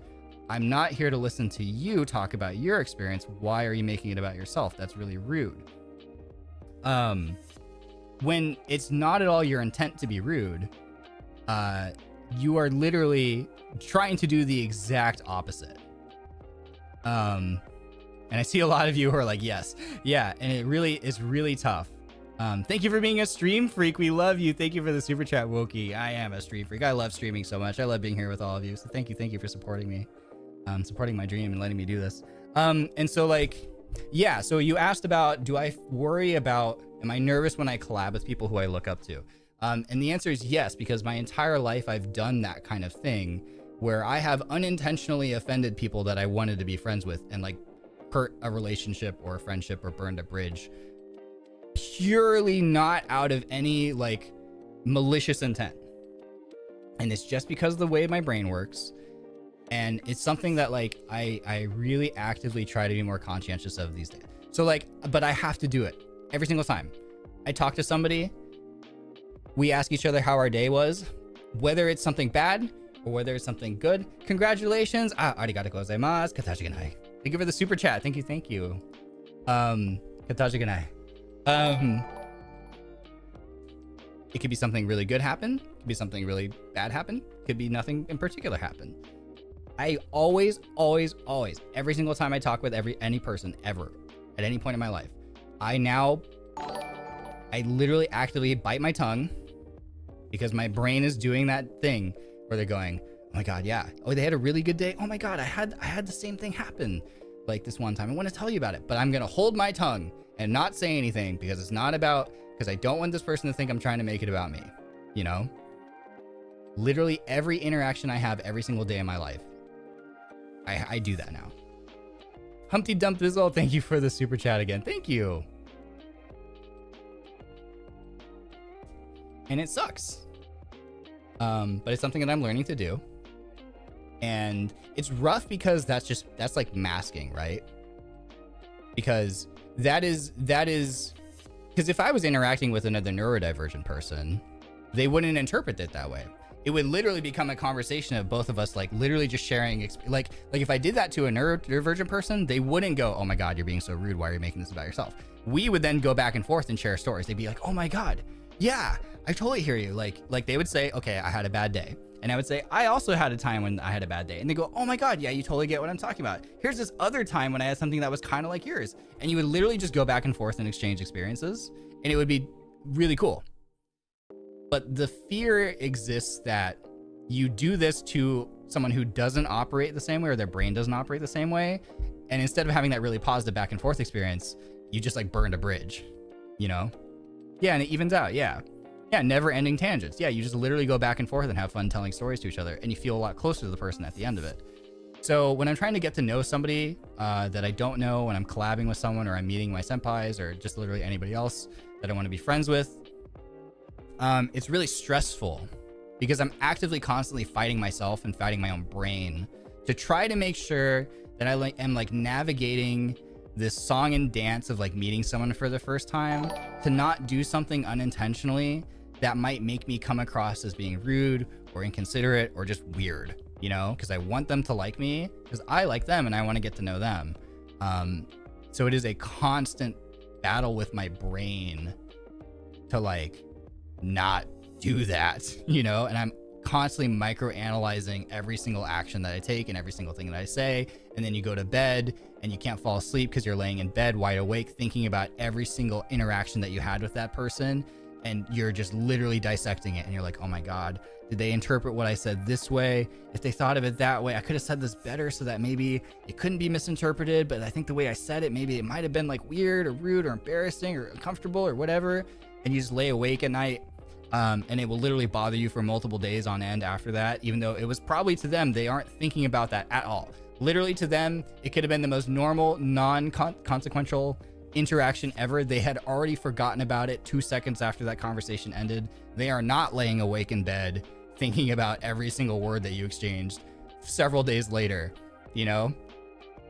Like, it's It's crazy. It's crazy, but it's just the way that my brain works.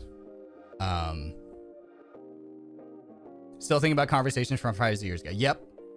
You remember that, and the person that you're thinking about, who you had the interaction with, it fell out of the brain instantly after you two walked away from each other. You know what I mean?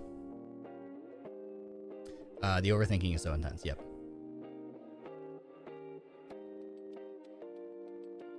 So anyway, yeah, that's a long-winded way to say yes. I get nervous whenever I'm gonna have a collab with someone, or I'm just meeting someone and like interacting with them for the first time. What I literally did the other day is, you know, because now that I'm in the position that I'm in, I'm gonna have these chances to interact with people who I, you know, haven't interacted with before, but now just because we operate in the same industry, in the same sphere, I'm going to be talking with people who I've never talked with before, who I do want to be friends with, or at least be, you know, associates with, work colleagues with. And someone reached out to me in DMs, and I literally responded by saying, hi, you know, I'm Ryoma. I have a neurospicy brain. I'm very weird. Like, I am not super confident about like being able to make friends. I really want to be friends with you because I think you're really cool, you know, blah, blah, blah. I literally just was like, I'm just going to go ahead and just maybe just be upfront with it. Because I've been really upfront with all of you about it, and I really appreciate that. Like, people let me feel seen and accept me for who I am. So I was like, you know what, I'm just gonna try it this way too. So that, like, I think that my thought process, at least, is if I establish the fact right from the rip, like right from the get-go, just rip the band-aid off, that my brain operates in a funny way, and if they know anything about people who have funny neurospicy brains, then maybe that will help frame our interaction so that things hopefully don't get misinterpreted, and then I don't have to lie awake at night. I mean, I'm still going to, but, you know, I like to think that this was, like, helpful in some way. That's so brave of you. It was the first time I ever did it. I don't know if it was good or not, because I will still lie awake and be like, should I have approached that conversation that way or not? I don't know. There's no winning, man. Honestly, there's no winning. But when your brain works that way. But you know what? I tried something different. I'm very much in my phase of life where I'm just trying a bunch of different things. So, anyway, that's me when I want to be friends with someone. Yeah.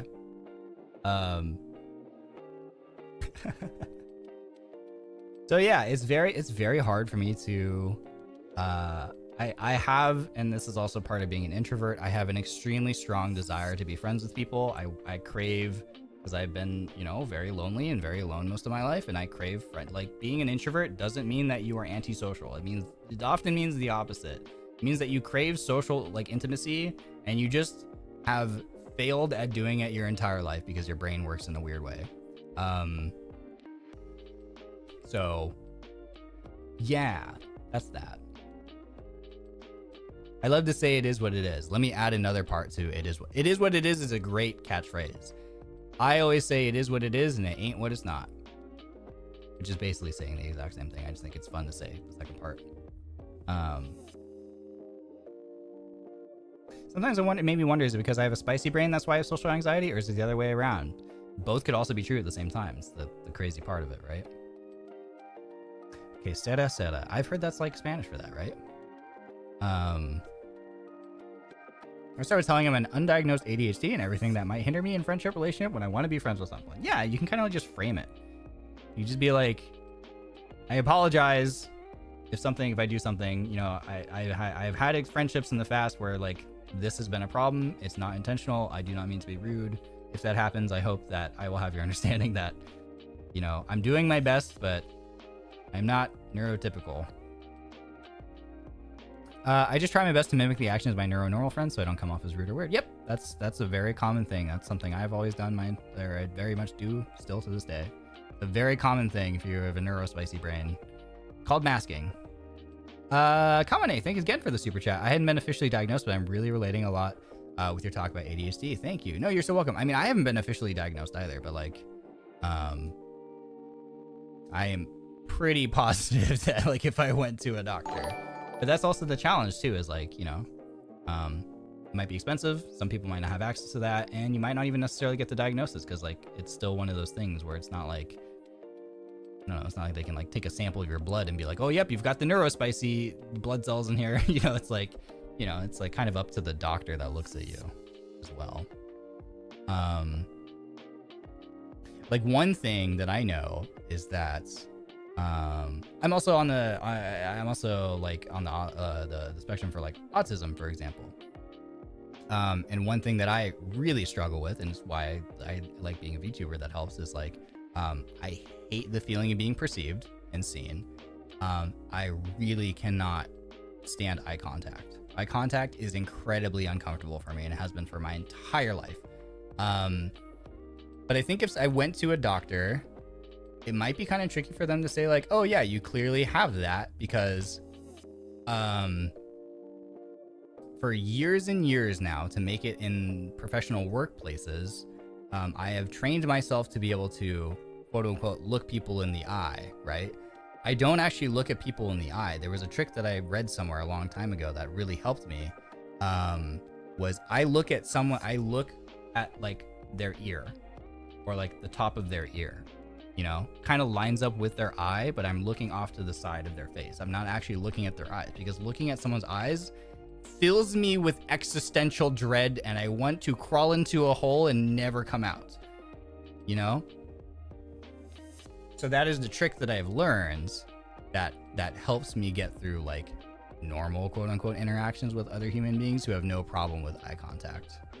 Yeah, I've seen other people say they look right at their forehead. And for me, the forehead, like looking in between the forehead is tough for me, because I feel like I'm still like looking in that space of their eyes. So looking past them, for me personally, is helpful. So if you're someone who has to look at someone in the forehead, you could also try looking like at their ear. You might find, like, focus on their ear. They might find that helpful too. Because for me, looking at the forehead, like looking in between their eyes or looking at the forehead, is still like, for me, I'm like, I feel like I'm still staring straight at someone's face, you know? And that's hard. So if I look at their ear, I feel like I'm not looking straight at their face still. That makes sense. I have the opposite. I make too much eye contact because I'm trying so hard to focus on what the person is saying. And that just means you're trying to be an active, good listener. There's nothing wrong with that. I think I've overcome looking people in the eyes. The problem is still straight, I forget to look at their eyes. Yeah, and I still can't do that. So that's one of those things, like but now I do it much more subconsciously. So like, I think if I sat down with someone, they'd be like, no, I don't think you, because you're looking me in the eye, right? I've heard stories of people where they go to get diagnosed and they're like, no, but you're making eye contact with me. So I don't think that's true. Also just generally me being able to actually like hold a conversation. I'm really proud of myself when I was in Japan meeting with staff. I feel like I did a really good job of, you know, both initiating and maintaining conversations. Because, you know, generally speaking, especially like rewind like 10 years, I just would absolutely dread meeting up with people and having to like have conversations, whether it's just idle chit chat or discussing work or anything. I just would absolutely not want to have anything to do with that scenario. But like, for example, and so this was like something that was stressful for me, was like the ride from the airport to our hotel, for example, with staffs on. And I was like, I'm in a one-on-one with this person, and we're in a train car together, and we need to talk about something. That's a very like anxiety-inducing thing for me, but I did a really good job, I think, of like asking questions and actively listening. But this is all just stuff that's like I've developed over like years and years, just like working on it. So like, I think that people, I do a pretty good job of coming across as being like normal, quote unquote, normal. I don't know if there's truly a normal. You are all valid the way that you are, and lovely, and perfect. FYI, you don't have to subscribe to like this normal that we're talking about. But I think a lot of us try to fit into what we perceive as being like normal, right? But yeah, so I'm really proud of myself. I made a really active effort, and I've been getting better at it. Also, when I established care with a doctor recently, I also did a good job. You know, did the eye contact trick thing, and talked a lot. It was horribly stressful, but Anyway, oh yeah, some cultures might be hella rude. Oh, there you go. Yeah. Yeah, group conversations are way better. Groups are great. I operate much better, more comfortably in groups. One-on-ones are hecka stressful, man. One-on-ones are hecka stressful. Proud of you too. Thank you. I'm proud of all you. Not easy. I don't remember where I was going with that, but that's the way my brain works. I started this whole entire story with like some point I was trying to make, and I've already lost the plot. I lost the plot.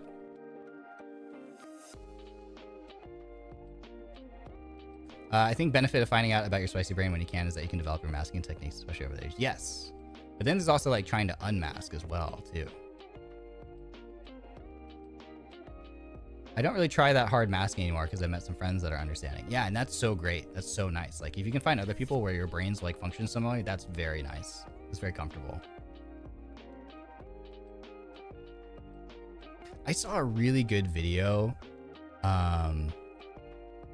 Oh, I remember one other point I was trying to make. Sorry, we're gonna bounce to that really fast, and then if I remember this other point, we'll come back to this.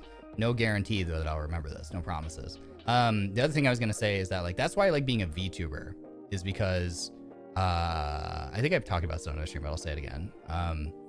Being a VTuber is really great as a content creator because, you know, if you think about content creators, essentially I think we could divide content creators up into like two major categories. You have on-camera, face cam content creators and no camera content creators where they only do their voice.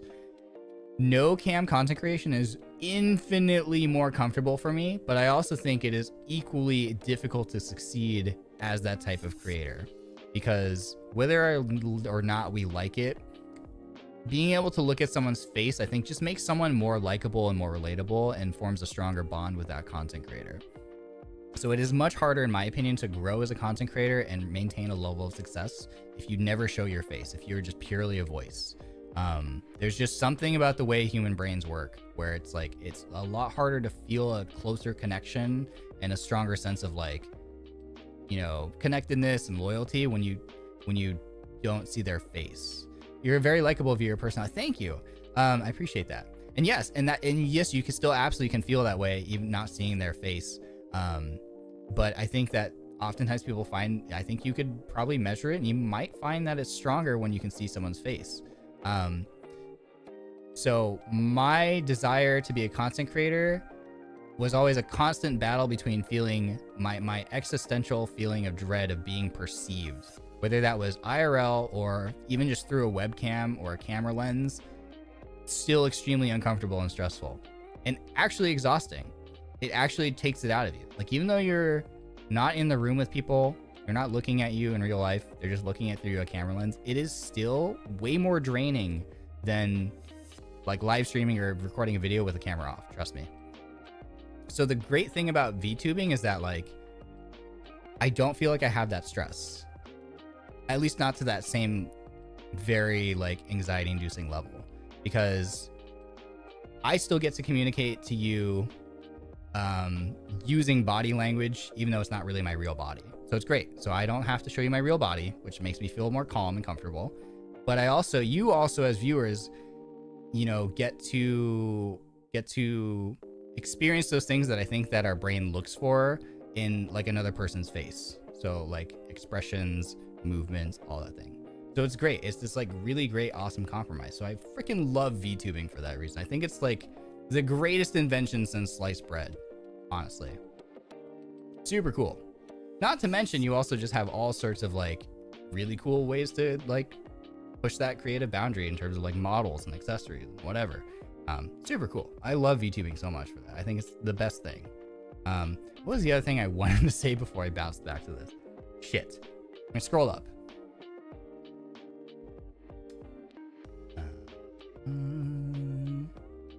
Oh, I found it.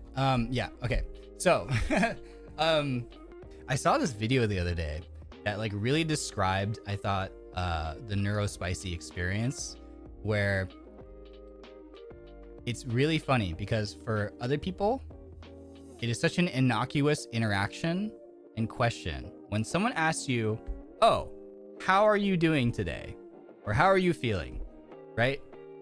I think for neurotypical people, that's like literally the most innocuous thing, where they'll just go like, they don't even have to sit there and process it. They just go, oh yeah, I'm fine, or today's good, or whatever. Whereas for me, and you might find this relatable, if someone asks me how I'm doing, I literally go through a million different responses in like a second, right? Because I'm like, okay, they're asking me how am I feeling? Do they really like how serious of an answer am I giving? Are they just asking me to be polite, but they really don't give a shit and they aren't gonna even listen to what they're literally not gonna care about what I say? Or do they actually care? Like how serious of a response on the spectrum do I give them? Because I don't want to come across as giving them something too heavy, because what if they actually don't really care, and then we're in this awkward situation of where I gave like a way too serious response to something that they were just doing to be polite and they aren't even like caring about, right? You know, or the opposite. I don't want to do the opposite, because what if they're actually genuinely invested in how I'm doing and they're actually concerned, and I give an offhand response that seems dismissive, then I probably come across as like rude or like turning down their politeness or whatever. So like that's one of the things that I have to like measure in like a millisecond, is like, okay, what are we gonna say? It's like, are they talking about today, or are we talking about like maybe what time frame are we talking about? Are we talking about today only? Are we talking about this minute? Are we talking about literally this hour? Are we talking about these past 2 days? Are we talking about this past week? Like, are we talking about since the time that I saw them last? Like, there's so many fucking different decision trees that I go through in like a millisecond, and it's so exhausting. Like, and then it's like, it's like, okay, I gotta make sure that like my face is also communicating. Like, okay, we gotta make sure that my facial expression matches the response that I give, because it'd be weird. Also, while I'm thinking this, how does my face look? You know, what kind of facial expression am I making? Like, because while I'm thinking of like the answer to give them, am I making a weird face? Like, is it gonna match up with the response that I give? Like, make sure you do like a normal face. And it's just like, there's just like so many things that go through my brain when someone just asks me, how are you doing? And to this day, I still have no idea whether people are asking me seriously or politely, or what they expect as a response. Because I'm just trying to give them a response that lines up with their expectation, which is ironic because I absolutely have no idea. I am absolutely terrible at actually interpreting what people's expectations are to begin with. So like, why am I even trying that hard? But like, it's what I go through. Yeah, and then you're too exhausted to reply. Yeah, yeah. Yeah, and then you feel like you give some weird response, and then again, you think about it for the next few days or even years. You're like, wow, I fumbled that. Yeah, like, do you want the long or the short answer? That too. It's like, how long of an answer am I giving? How much detail am I going into? You know, it's like, it's so stupid. But, you know, so that's a question that I dread getting asked, but like, it's a very normal question. And for a lot of people, it's just offhand, or it's polite, and it's whatever. Oh yeah, you also have to think about the relationship between you, so that what you say isn't considered inappropriate or rude. Yeah, like there's like a million different things that go through your head. Nothing is worse than oversharing information to the question, how have you been? And looking back and realizing they were only offering pleasantries, not expecting a serious answer. Yep, nailed it. Yes, exactly. Because you overshare, and then you will be mortified for the rest of your life over that interaction. So you're trying to avoid that. Too many options, time to default to I'm good. But see, the paranoia is that by defaulting to I'm good, you're worried that you're coming across as like rude and dismissive, you know? Or you worry that by saying I'm good, they're going to interpret that as, you know, the kind of like I'm good as in you're not good, and there's actually more going on. And then they will want to pry further into that conversation, when in reality, you want to move on from that conversation, because you don't want to have that, because you don't even know what their expectation, if they dig further, is. Like, you know what I'm saying? So it's like, there's no good answer. There's no good answer, and you just stress about it. Yeah, small talk is always hard. It's super hard. I absolutely hate small talk. That's when they, and that's when you add, and you, yeah, deflect. Turn it back on them. Yeah. So Ryoma, how do you keep doing this? I go to bed, and when I wake up, you're still here. You know what? It's not my fault. Everybody here is awesome, and I like talking with them. Not my fault. Not my fault. I hope this doesn't offend it. It feels so nice to hear other people have the same struggles. It feels so lonely and stressful trying to fit into an airport. No. I think that's like a very, I think there's like, I just kind of go through life at this point, assuming that there's a lot more neurodivergent people out there who are masking than, you know, I think people realize. So thank you for letting me just come out on here and like always vent and rant about my experiences. Thank you for not being like, shut up. I appreciate that.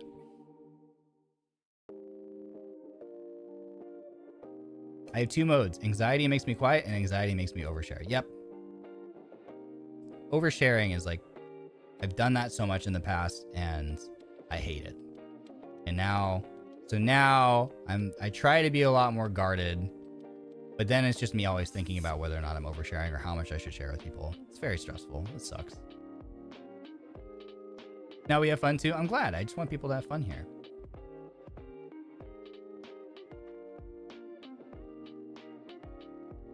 Yeah, how many people are masking as neurotypical and you both end up overthinking your reactions? Probably a lot more than you think.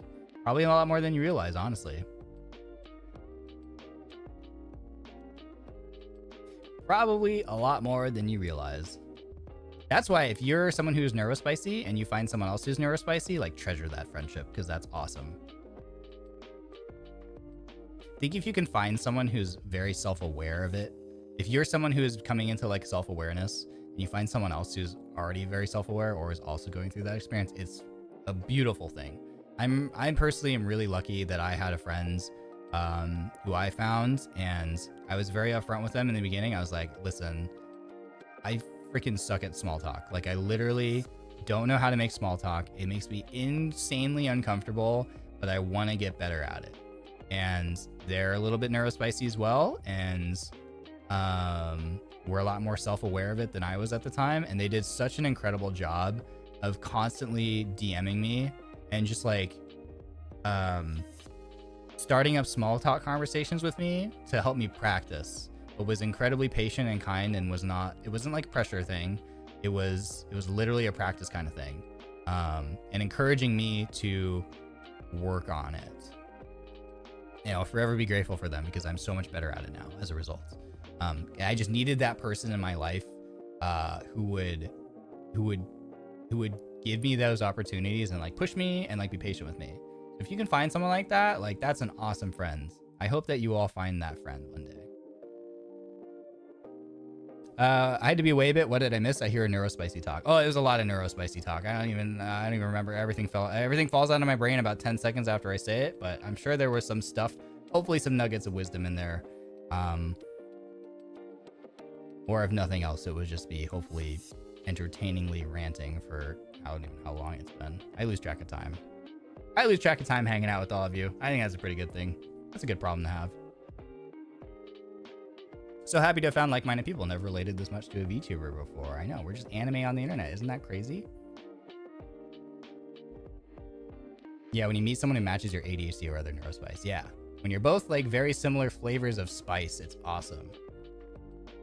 Very nice. I hate small talks. When I try to make new friends or at work, my immediate thought is to ask if they're having fun because I know they're not, and it becomes trauma bonding. Yeah. My immediate thought is to ask if they're having fun. Yeah, because I know they're not. Yeah. Something that makes me uncomfortable when people will like say I have ADHD and stuff because I have not gone to a doctor or anything and end up offending anyone by some saying I'm self-diagnosing. No, I think that's I totally understand that because I am self-diagnosed. I have not gone to official. I do want to go. It is on my to-do list. I'm just insanely busy is my excuse. But yes, I also have part of the reason why I'm hesitating is because I am fearful that they will say no. And I don't know what that will do to my mental because I'm like at this point very certain that I am. So it's just one of those stupid brainworm paranoia things. I think there's a lot of people because yeah, I totally get you. I hear you, and I think it's much more normal than we realize, or as a whole, society acknowledges that there's a lot of undiagnosed people. Otherwise, let's see. But otherwise, I would prefer silence with some people, but then you overthink that they think you're rude. Yeah, because you're ignoring them, but you aren't ignoring them. You just enjoy showing like a cat. Yep. Bro, I'm hungry now. You should get some blue cheese.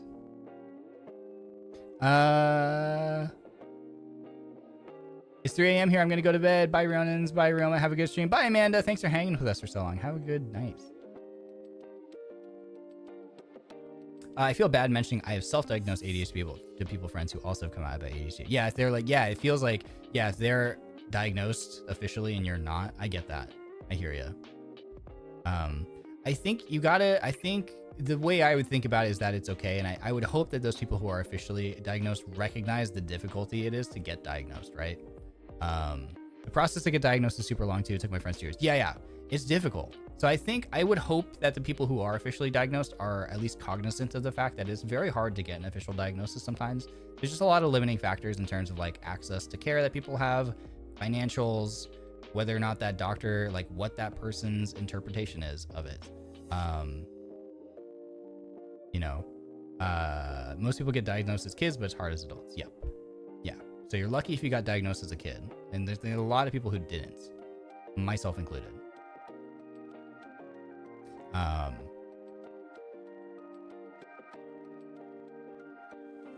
Hopefully this isn't, you know what, I'll say this. Let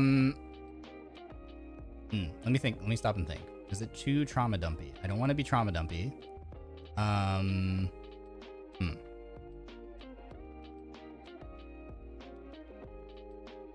Does me sharing that offer much benefit? Not really. No, I think it would be dumpy. I think it'd be dumpy. I think it'd be trauma dumpy. I don't think it really benefits the point that I want to make. So, it's good to be aware of one's own condition, or at least have some amount of awareness, then be left wondering. Yeah. It really helps to like even be aware that it's a possibility, because then it really like lets you like frame your experiences. Maybe that's what started for me. It was like being able to frame my experiences and be like, look at what people said about things and be like, oh yeah, if I look back on my past things, it's like, yeah, this lines up. And then you start learning more about it, and yeah, you just kind of like pull at that thread and unravel it. And I think that's what a lot of people go through. I'm officially diagnosed, and I encourage self-diagnosis because that can set one on the path to official, even if it takes a lot of effort. Yeah, exactly. It's more about like becoming aware of the possibility, and then it just helps you look at your life through a new lens that you didn't know existed, and it can really help you understand experiences, which is really great.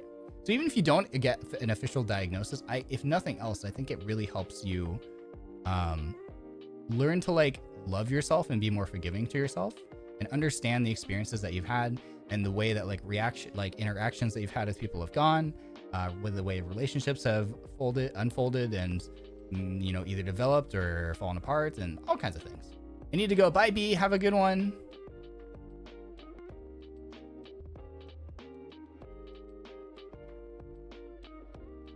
I think, yeah, true. I think viewing my life through potentially being ADHD helped me a lot. Yeah. Once you just start tugging at that thread, it can be really helpful. Not a lot of places have mental health awareness is still developing. Yep, that's another thing too.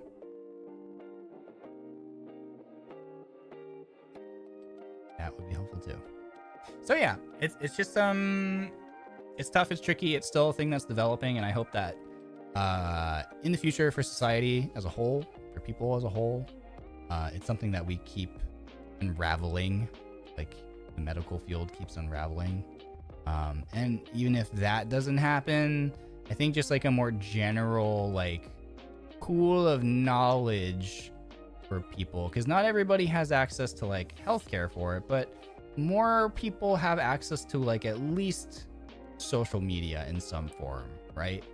Or even just word of mouth from friends who maybe have social media. I hope that there's a more general like level, like higher level of like understanding and like tolerance and acceptance for it. I think that'd be really a better world to live in. That's my hope. That's my hope. And I think we're getting there. I think we're slowly moving in that direction, which is great.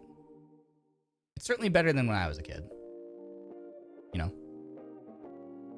It's scary with self-diagnosing, because if you do get tested, it turns out negative, then you're slumbering. Yeah, exactly. That's part of my fear of like actually going and getting like sitting down and like having someone like, you know, be like an arbiter of like, yes, you have this, or no, you don't.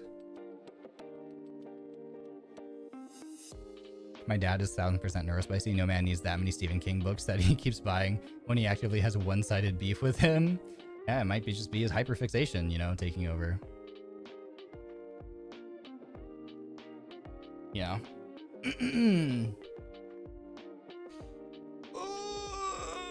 How did you learn? Honestly, like just through like TikTok. Just seeing other people talk about their experiences. You know, it's just free education out there. I always take everything with a grain of salt, of course, but it did help like set me down the path of like being aware that it was a possibility, and then I started really like just, you know, self-analyzing things. MJ Moores, congratulations on your monetization. I had your stream on while working all day, and you're still on even after I finish work. Don't forget to rest. Okay, thank you so much for the super chat. Yeah, I will go rest soon. My neck is kind of sore right now, and we have a big collab tomorrow.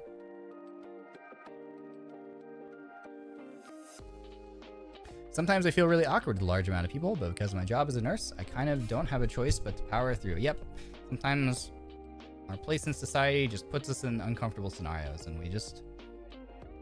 Art of living is... It's getting through that every day. It's tough. I respect the grind. Am I being a hypochondriac? Yeah.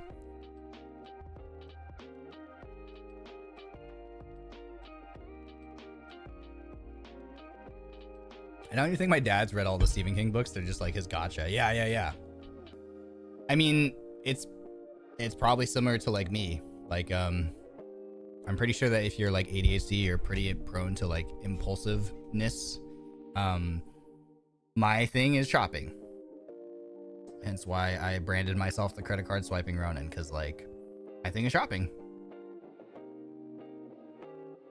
I very much like, so like my current hyperfixation is like outfits, like clothing. It's really fun for me. It's great. I love clothes shopping right now.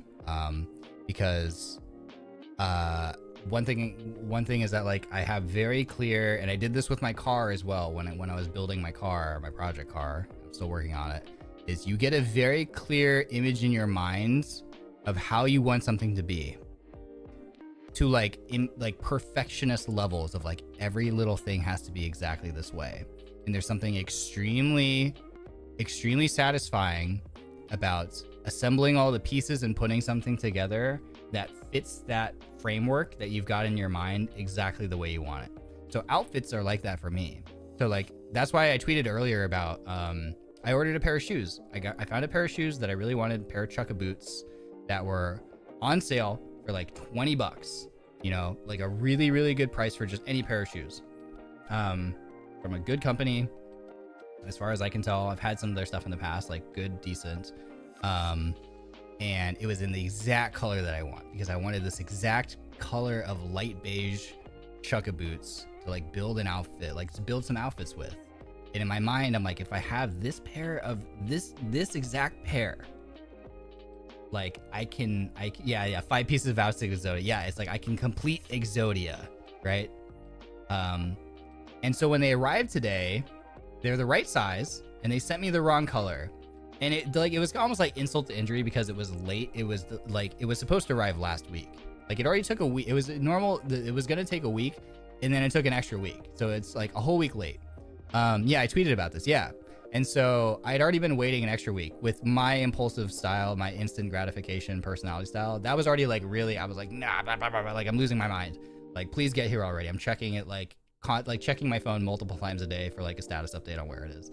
And then it finally arrived, and they're the wrong color. And of course, at this point, because they were on clearance, like final sale, the color is all gone.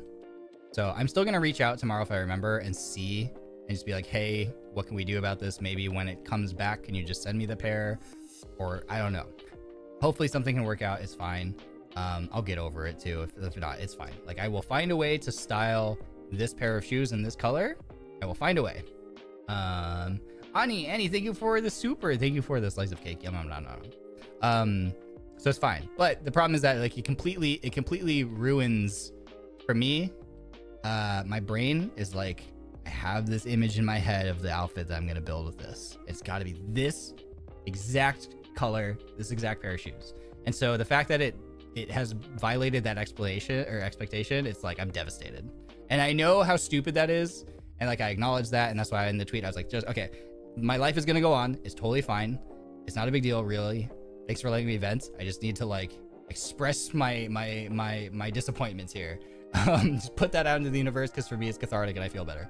But yeah, it's just funny. So like, yeah, maybe your dad collecting like Stephen King books, that's his thing. He just imagines like maybe like all the books on his shelf in his office or wherever it is, and he's like, my shelf or whatever, because I do this with manga too, or any physical merch. I'm like, this shelf needs to be filled with this particular kind of thing, and it will look, once I have assembled all the pieces, I will be so happy. I don't know why I need it to be this way. I just know that I have a vision and it needs to be this way. You know what I mean? Can we get videos like the MTG one, but explaining how to dress good? Yeah, so my plan is to release like fashion inspiration things. The lighting arrived yesterday. I haven't had a chance to unbox it, but it's sitting in my room. I ordered lighting because not just for making the videos, but like it's dark as shit in my room. And I honestly, like, it's really hard for me to like look at my clothes in my room because it's dark. So it's both for content creation, but also just like, I'm hoping that the lighting just makes it, when I'm putting outfits together, I can see what I'm doing better. It's just so dark. So yeah. But yeah, so that's why I'm really into fashion right now. It's because my little spicy brain is like, oh, I have all these outfit ideas and I just need to get all the pieces to assemble Exodia, and then I'll have the perfect outfit that I've been wanting. Yeah. Yeah, at some point, hopefully this all works out and I can figure out a way to make like outfit inspo. So there'll be things showing like what I wore to Japan. There'll be things like explaining like why certain, because I really like to dress. The way I'm really into dressing right now is I really love mixing and matching formal pieces with informal pieces. That's like my favorite style right now. So get like very formal looking pleated pants, you know, but then instead of like a button up or a button down top, it's like we throw in a tank top, right? You know, or something like that. Like you just mix and match, or you know, or you have jeans. I finally been starting to buy jeans. I never liked jeans, but now I like jeans because they're very informal looking, and then I like to pair them with loafers because you see jeans and you think, oh, that's a casual outfit, but then boom, loafers. You're like, oh my god, that feels so much more elevated and fancy, and it's just fun. I like that.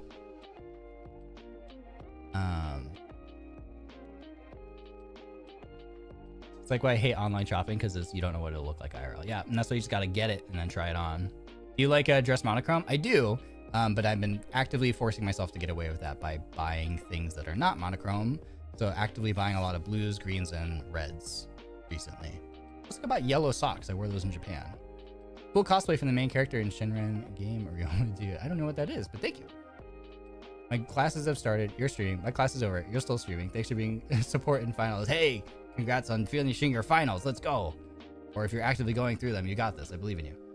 Thanks for, I think feeling upset or disappointed is validated. It's not stupid. I mean, you always want to do certain things, and when things don't go the way, it's normal. Yeah, for sure. For sure.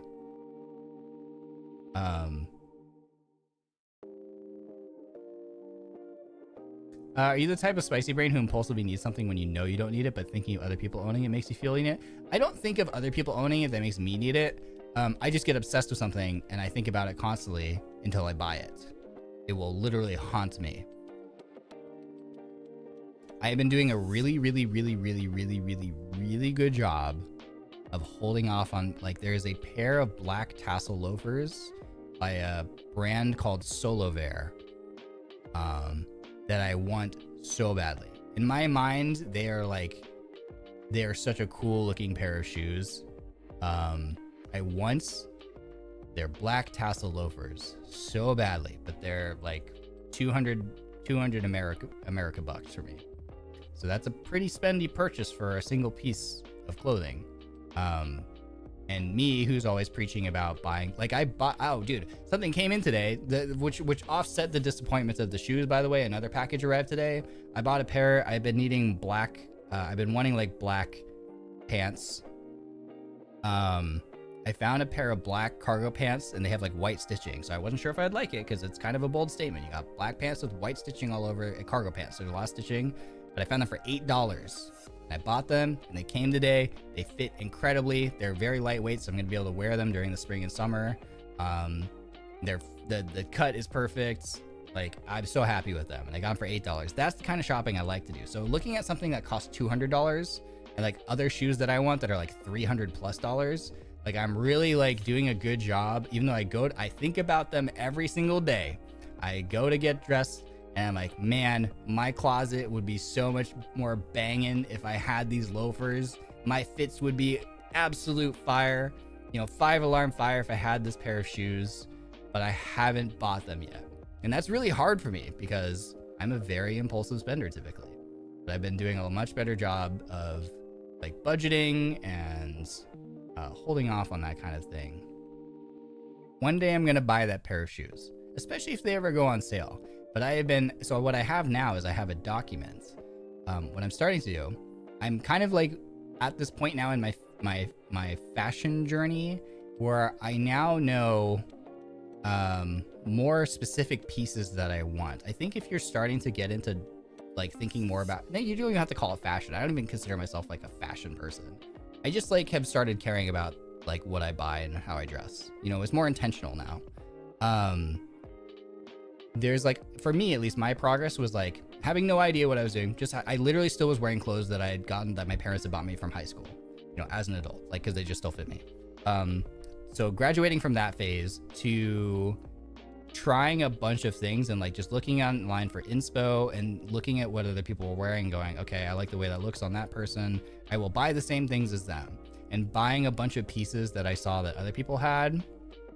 But then what you realize is that what looks good on someone else doesn't necessarily look good on you, because there's a lot of other factors. It depends on like your height, your body shape, like your body type, a bunch of different things, even down to like whatever like your hairstyle is or your skin tone and all kinds of things. And so that was a phase that I went through, just buying up a bunch of pieces where I would look at what people were wearing and then I would find what exactly they were buying or something that looked identical and would buy that, right? But then you realize that copy pasting doesn't really necessarily work for you. So then you start figuring out, so then you're like, well, shit, now what do I do? So then you just start buying a bunch of different pieces, or at least this is what I did. I started just buying a bunch of different things, anything I could find on sale for cheap. If I can find something for less than $10, I think that's a great chance to like buy something and try it. Because it doesn't hurt your finances initially. And as long as it's not a final sale thing, you can still return it. So for cheap, and this is of course the best solution, is just go to a store and try things on. But if you have incredible social anxiety like me, that's probably not a great option. So the next best thing is ordering things online that are incredibly cheap, so you can try these different pieces, and if you don't like them, you can return them. So that's what I was doing. And then you start from there, you kind of like figuring out like, okay, I think this looks good on me. This absolutely does not look good on me. I like the way this looks. I don't like the way this looks. And so I've gone through that, and now I'm at the point where like I understand much more clearly what kind of cuts of things that I like, what kind of styles of things that I like, what the pieces are, specifically individual pieces that I really want. So now I created a doc where I literally have those things listed out. So I have like, for example, I'm like, I want a pair of black tassel loafers and I want it from this specific brand. Another one is I want a pair of two-tone loafers that are white and brown, or black and white, like brown and white or black and white. And here's a couple of companies that make them, and I hyperlink everything, and I'll constantly check these and see if they're ever on sale, right? So I'm just actively watching and waiting to see if they ever like go on sale for a really good price, and then that's probably when I'll pull the trigger. So yeah, it's kind of like my process right now. I really want to get a pair of, I'm actively hunting as well for a pair of white pants, preferably like denim, or just like some sort of workwear style pants in a more relaxed cut, or a loose or wide leg cut.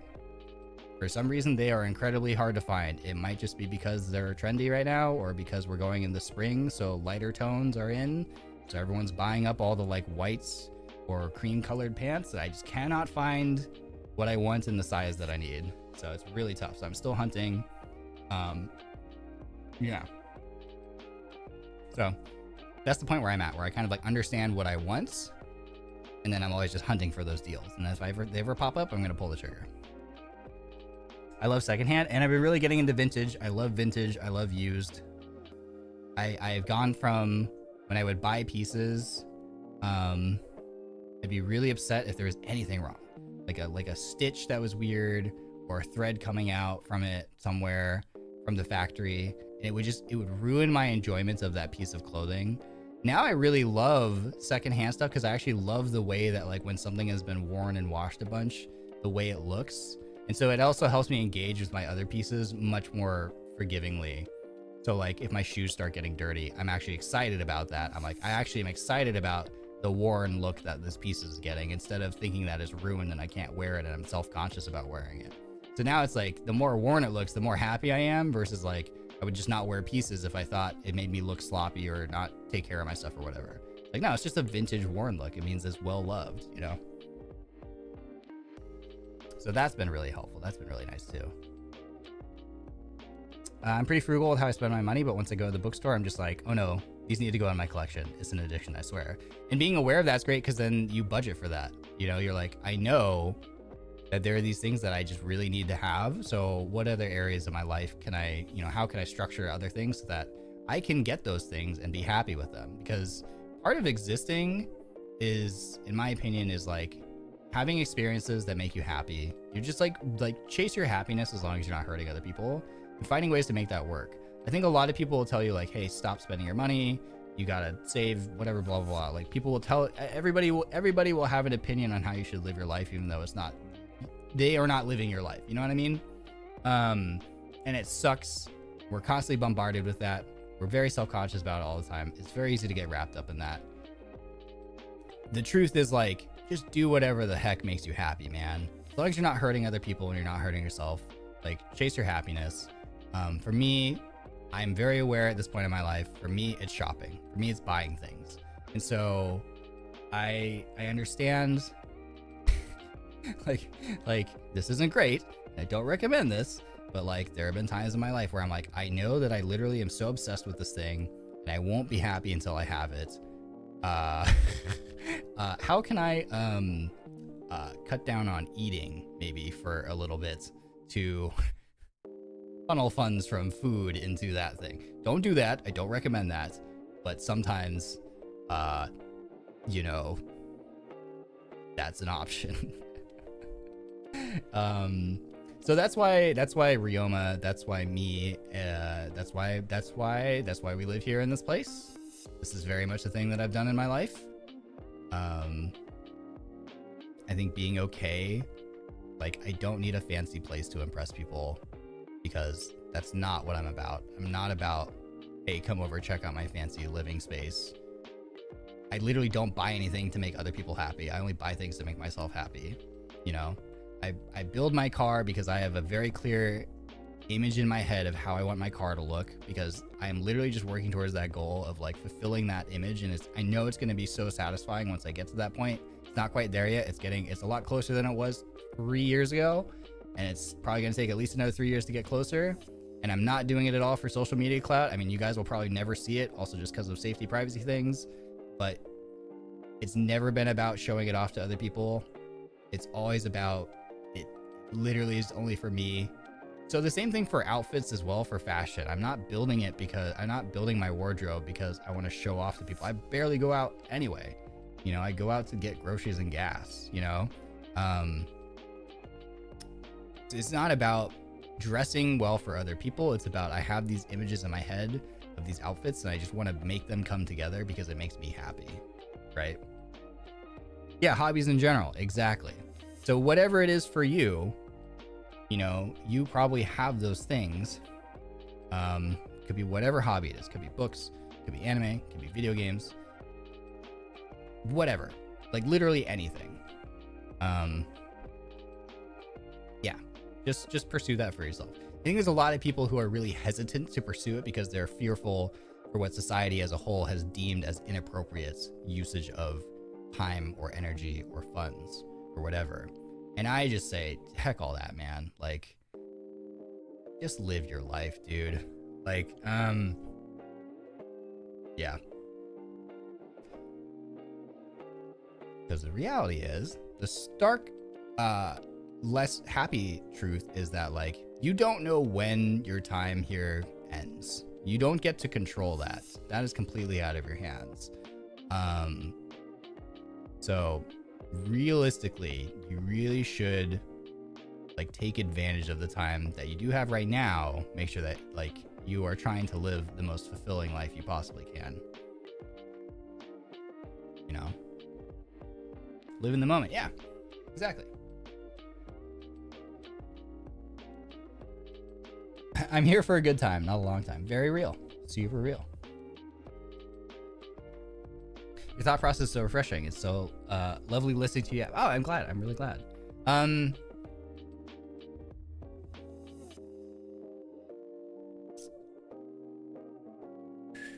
Yeah. It's one of those things that sometimes like you arrive at that realization too. I'm really lucky that I've had the experiences in life that helped me realize that earlier on. They were not happy experiences. They were not my decision. They were not necessarily fun in any particular way. But they were good life experiences and good life lessons that kind of help you like realize these things. So ultimately, grand scheme of things, glad that they happened.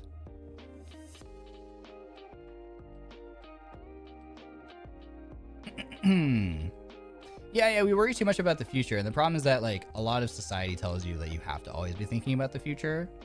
You know, that's the problem. That's like the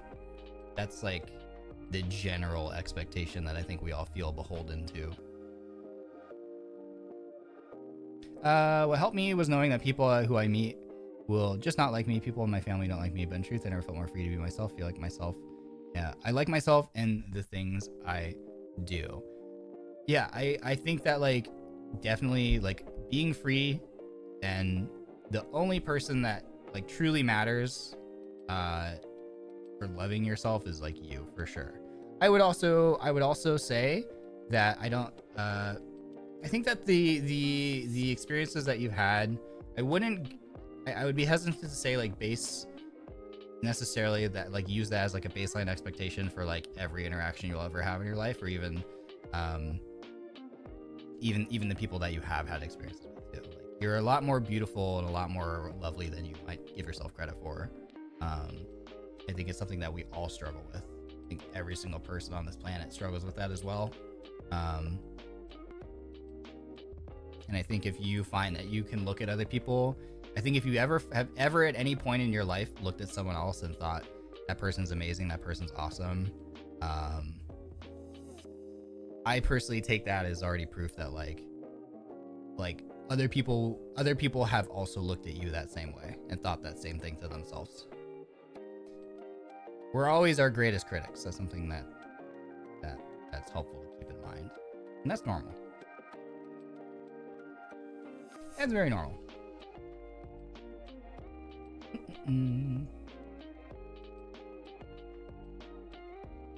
I like to live in the present and not think about the future a lot, but then I have parents that always ask about what I want for my future. I'll stay when yeah, parents be like that. Parents be like that. That's often, again, that's a generational thing too, I think.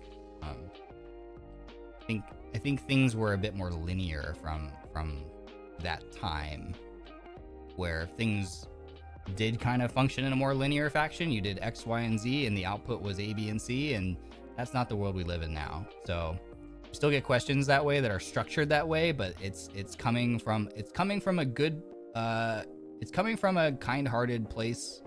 You know, it's coming from a place of caring, but it's like outdated. You know what I mean? That's my perspective.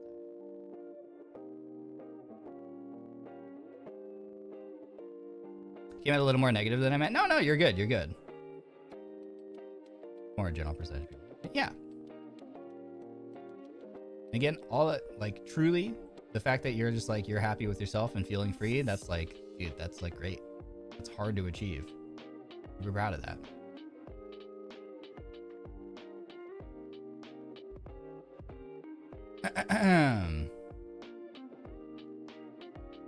My feeling when I saw a Yap joke disappear, it yapped itself out of existence. Oh, yeah, sorry. I think sometimes YouTube,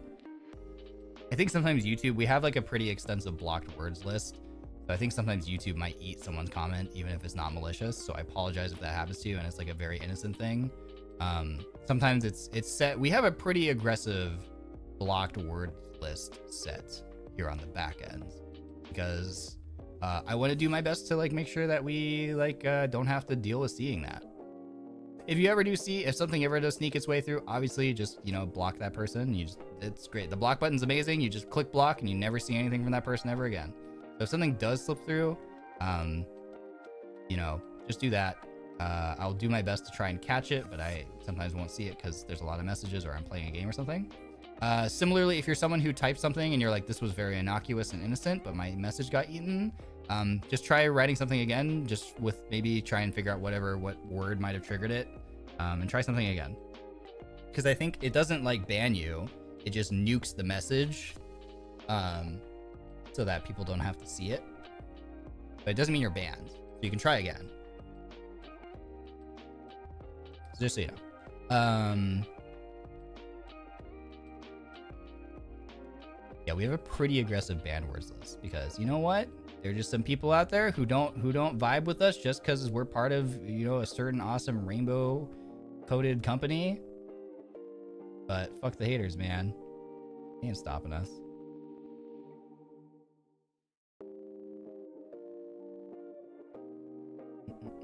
Yeah, older generations have their own time frame of how things should go, but our current society, we aren't hitting those goals. Yep. So they were. Yeah, and they don't understand why, because they're not living the experience that we are. Right. Yeah, you're still streaming, still here. Crazy, who would have thought? He does it again. The Yap Master. Yeah, he's just gonna hate what we say in our lane. Yeah. I'm not here to appeal to them at all. I'm only here to hang out and take care of all of you. Oh, I'm happy you're having a good experience. Much love to your wave. Thank you. Yeah, we're having an awesome experience. I freaking love it here, man. I'm so happy and grateful like every single day. I just finished my homework. Listening to you in the background was the best. Thank you for once. I enjoyed doing my homework. Well, it's a huge W. Congratulations on finishing your homework. I'm glad I could play a hand in getting through all that, because homework sucks. Homework sucks. Ryoma clocking 8-hour yapping shift. I love it. Hey man, that was my goal. I had promised you all that I would have dedicated yap sessions because we didn't have anything scheduled last week. Because I didn't even know that I was gonna yap like this when I was joining here. I just thought, I mean, I've talked about this a couple times already, but I literally was just like, dude, I don't know how I'm gonna like entertain people or keep people engaged. I was like, I just need to play video games because at least I know I'm like kind of decent at video games.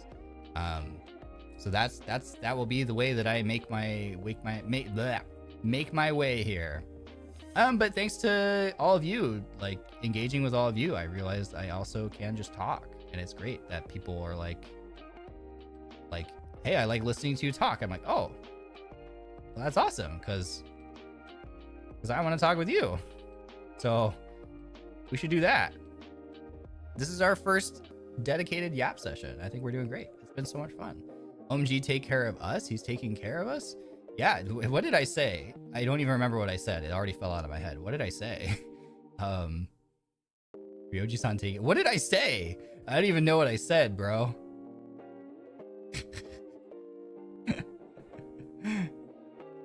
Have to go to work on 3 hours of sleep. Wish me luck. Best of luck. You've got this. You can do it. Hydrate. Lots of great insights. I'm glad. You said you're only here to take care of us. Oh, yeah. I was like, yeah, I don't care about the haters. I'm just only here to take care of all of you. Yeah. Yeah, no, legitimately. Because, like, I think this isn't anything that, like, I've been told to do by, like, staff or anything. This is literally my own perspective on content creation. I think I could, like, spend time and energy, like, trying to, like, convince people to come watch me, you know, or watch Niji or whatever. But I don't feel like doing it. I feel like that's like, you know, anybody, if they find my content, they find it entertaining anyway. I think that'll just happen naturally. Like, I literally just like don't even give any consideration when I make, because like, I don't know, I think it's been kind of obvious that like my approach so far is like, I'm just doing what I want and I'm doing things my way, and arguably you could say that it's not optimized, it's not min-maxed as a content creator. But I think fortunately the side effect of that is that like people are like, wow, this is so different, and this is new, and I like this. So it's you know, it's not intentional, but I'm glad that people enjoy the approach. And so similarly to that, I'm not like optimizing my content for like convincing people who don't watch Niji to come watch Niji, you know, if that makes sense. I literally just am here for all of you, and like I get to make content. The beauty, the real privilege of being in this position now is that like I get to make content, and I know that people will watch it, and so it's for you. Yeah, this chat is one of my favorites. It's so damn comfy. I just feel so at ease, and I tend to yap in the chat too, so thank you, Chat and Ryoshi, for allowing me to yap. Yeah, no, I'm glad that you feel comfy here. You're so welcome here. Bro, you made me a Niji fan by just being yourself is working. I know, we got one. Unintentionally. Drinking stream. Do you drink? No, I don't drink, actually. I used to. I don't anymore. There was a point, drinking is expensive, and that's money that I can't spend on things that I also want to spend it on, like cars and games. B, I was aware that I was trying to find, because this was when I understood less about myself as well. I was trying to find solace in other things, and thought maybe that would bring me it, and it did not. And rather than continuing down that road to see if I could force something to happen, I said, no, I'm gonna stop this now. So no, I don't. I only do in social settings very occasionally, and I limit myself to 1 or 2 drinks.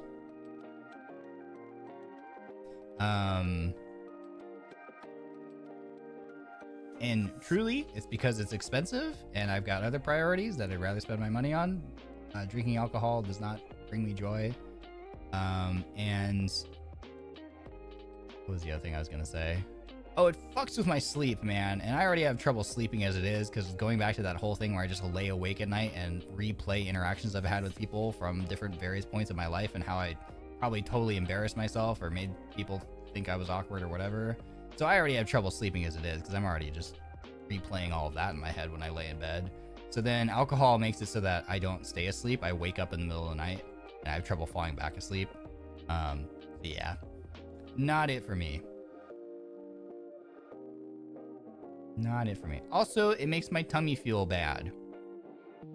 Feel bloated. And I don't want to be in a social setting where I'm already concerned. Like, realistically, I don't want to be in a social setting where I'm already concerned about whether or not my facial expressions match, you know, I don't look weird, and my answers aren't making people uncomfortable. And then on top of that, I got to worry about feeling bloated. Nah, that ain't it. Sorry. That ain't it for me.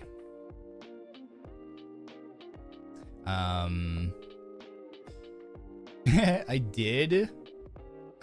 did for a little bit. I have a really big extended family, and they like to do get-togethers all the time, and I've always, like, not always, but like I get pressured into going into those things, and it's always the same stupid small talk question. Oh, are you still doing this job? Oh, what are you doing? Blah, blah, blah, blah, blah, blah, blah. And it's like, I fucking, every time I see you, every single year, for the same stupid family get-together, you ask me the same series of questions every single time, and my answer hasn't changed from last year, and it'll probably be the same from the next year, but you're still gonna ask me the same questions, and I'm still gonna give you the same answer, and it's just so stupid. So like, there was a point where I was definitely, I was like, okay, maybe, yeah, I could get a beer in me or something. That makes that interaction a little bit more tolerable. And it's not just that interaction with you. I then, once I finally found a reason to get away from you, I'm gonna get flagged by another person. I'm gonna have to sit and have the same exact conversation with that person, you know? And then you're finally gonna get up and leave, and I think I'm gonna get some peace. But no, oh, why are you being awkward and unsocial in the corner? Come talk to everybody. Go talk to everybody. And you do the same thing with those over and over again. And then finally 6 hours later or 8 hours later, you can go home and then you just want to not see anybody for like the next month. So I did find that like getting a beer or two or maybe 3 in me kind of helped me get through those kind of things.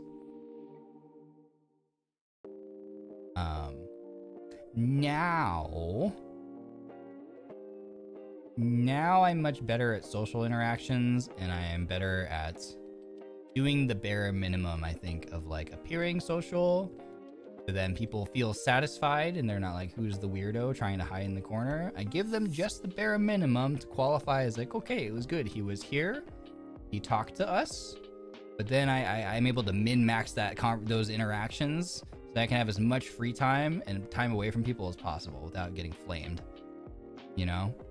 And then I don't need alcohol to get through that now. Rio in the corner, like the one meme, they don't know I'm a VTuber, yeah. Oh, so that's the fun thing, is like now I get to try to figure out, so what are you doing for work now? Are you still doing that thing you were doing before? It's like, okay, well now I gotta think of like what I'm gonna tell people. Because I don't trust anybody. Everybody in my family is a fucking drama frog or whatever people call those things, you know what I mean? You tell someone one thing and it's gonna spread like wildfire. So I'm not telling people that I'm a VTuber, and I'm not telling people that I work for NIJISANJI. That's not happening. Not a chance in the goddamn world. So the more truthful, boring answer is I'm probably just gonna make like up something believable.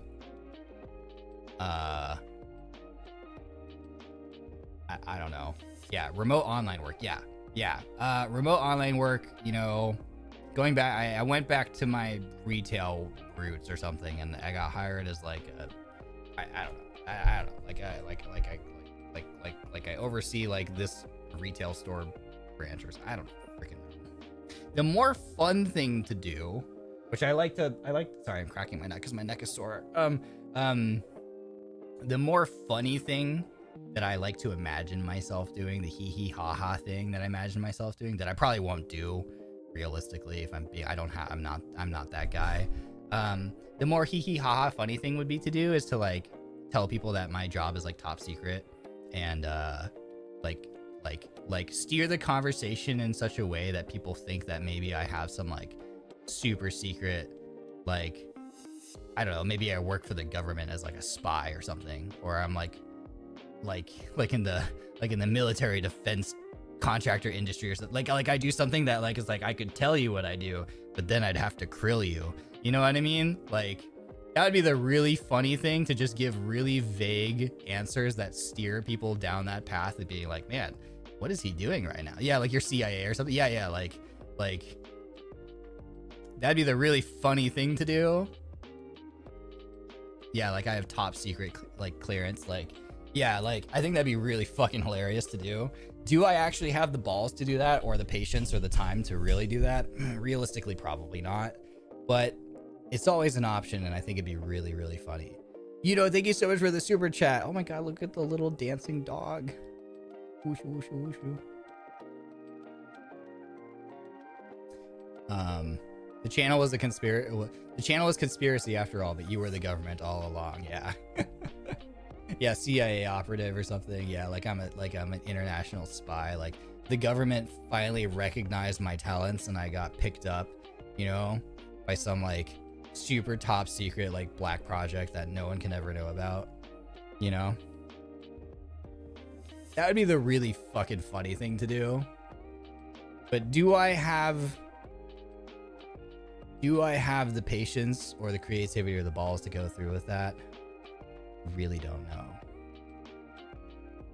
But maybe. Maybe. There's a non-zero chance. Because in a way, it would probably be really satisfying, because it would be like I'm getting, like, to me it'd be like I'm kind of getting back at everybody for putting me through those really obnoxious small talk interactions that I hate all these years. So it'd be kind of funny to watch people like just watch the gears turn, you know? Super spy. Yeah. the opposite direction is he dealt with. Dude, what? Imagine you show up to dude, that's actually so funny. I love that so much. Like you pull up to the family function and you just have like a random cheap ass like burner phone that's like a flip phone, and you pretend you're taking a call in the middle of the thing, like, sorry.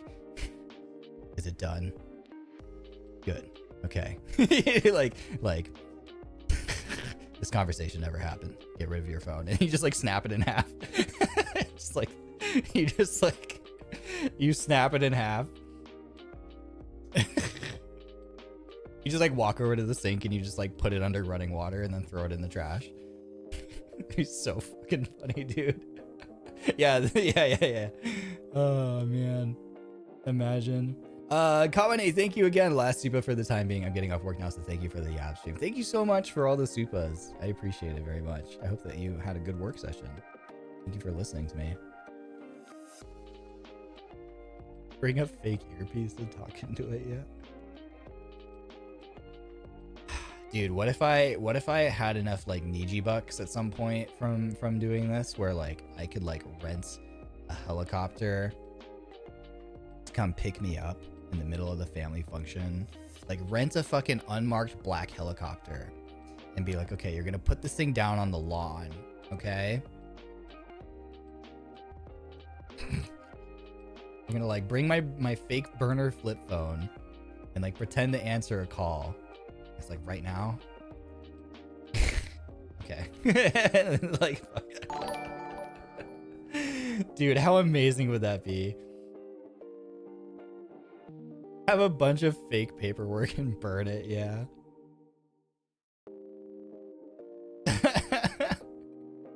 Oh, what do you do? Ah, nothing much. Oh wait, my ride is here. Helicopter arrives, yeah.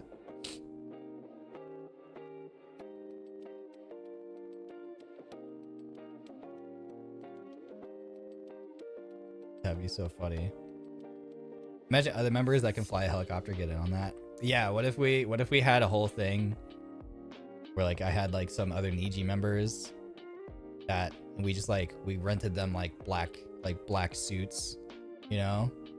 White shirt, black tie, black suit, and have like one of them run out. Be like, "Sir, I need you to come with me right now." It's like, "Oh my god. Is it happening?" "Yeah, it's happening." Like, shit. All right. We feared that this our worst fears have come true. Sorry everyone. I have to go. Niji can drive a helicopter, real. Just say I need to walk my fish. What? Oh, dude, that'd be so funny.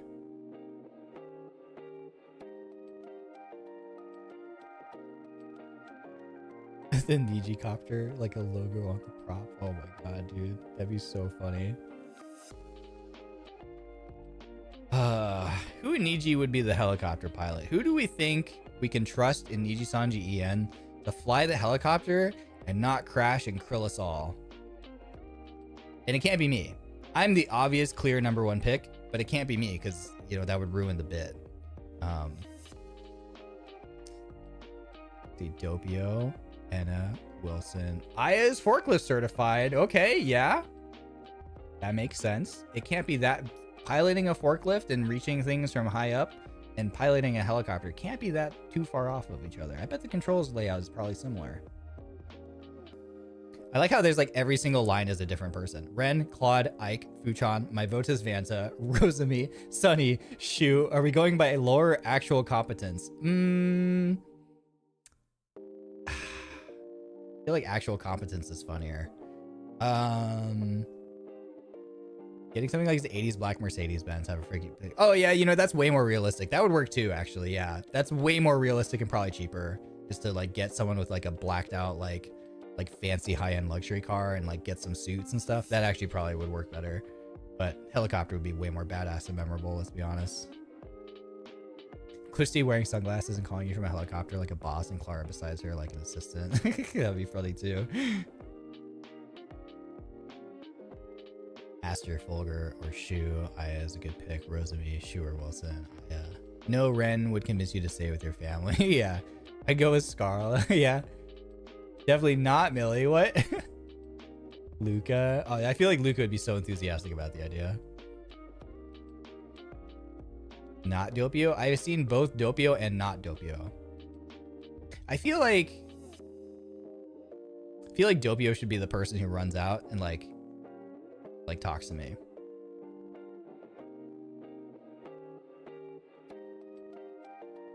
Niji can drive is a small pool to pick from. This is true.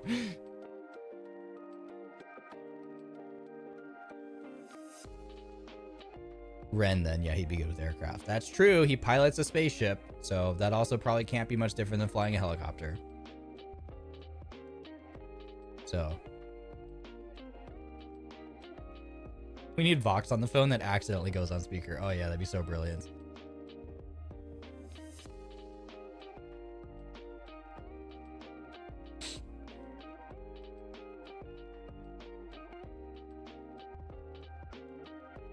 Reason I said Doppio is because he's so much of a protagonist. I'm sure he would be capable of true plot armor too. See, I like this idea. This is a great idea. Because then every family, okay, either this buys me a pass out of every future family function. Okay, you know, you do this one big spectacle, and then you never have to show up to another one again because they're like, oh my god, he's busy saving the world and keeping us all alive. That's so understandable that he's not here. Or I get to just fuck with everybody at every family function moving forward. I just get to just give the most vague, non-specific answers and just watch people squirm. It's like a win-win either way, honestly.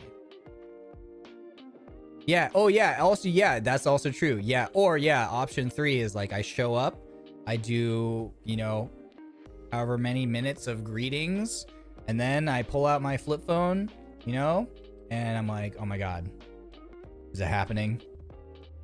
All right, I'm on my way. Sorry guys, I gotta go. This is important. Stay inside. And then I leave. So what I'm coming up with is more reasons to do this than to not, basically.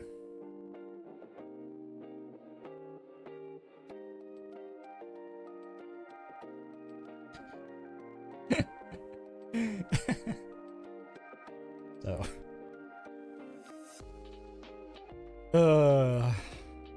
I freaking hate family functions, man. Actually, that's not entirely true. I really like my my small close found family, but as far as like big extended family gatherings go, my introverted ass just cannot, man.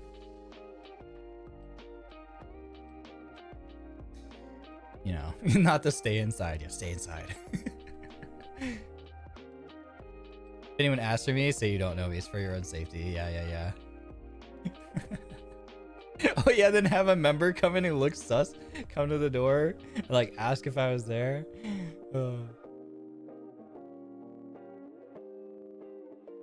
I like all my family as individuals, but them all gathered in one place is just a no-go. Yeah, it's just too much. It's just too much, man. Too many people. My social battery is like a AAA battery, okay? It's very small, runs out of juice very fast. It's like a generic, you know, cheap, no-name AAA battery, the one that you get for free with your little electronic that you bought that you know is just literally gonna die like an hour later, but you use it anyway because it was free and it came with the thing that you bought, but you're gonna replace it with like the better, like longer lasting name brand once it runs out. But that generic shitty one that comes with the electronic, that's my social battery, you know.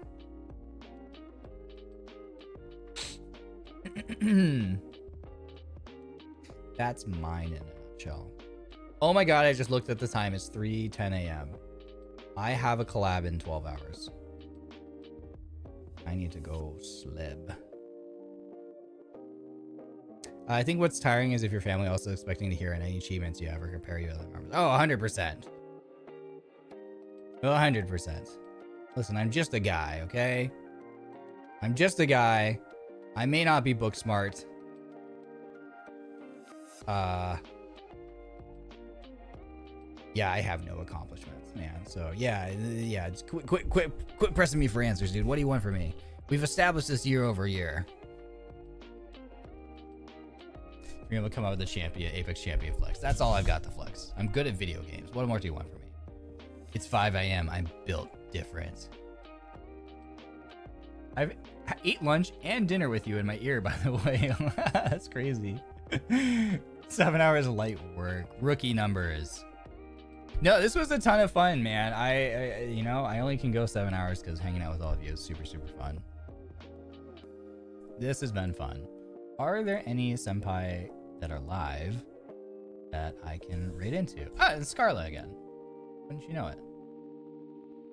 Let's see here. Gonna go. Is she ending right now?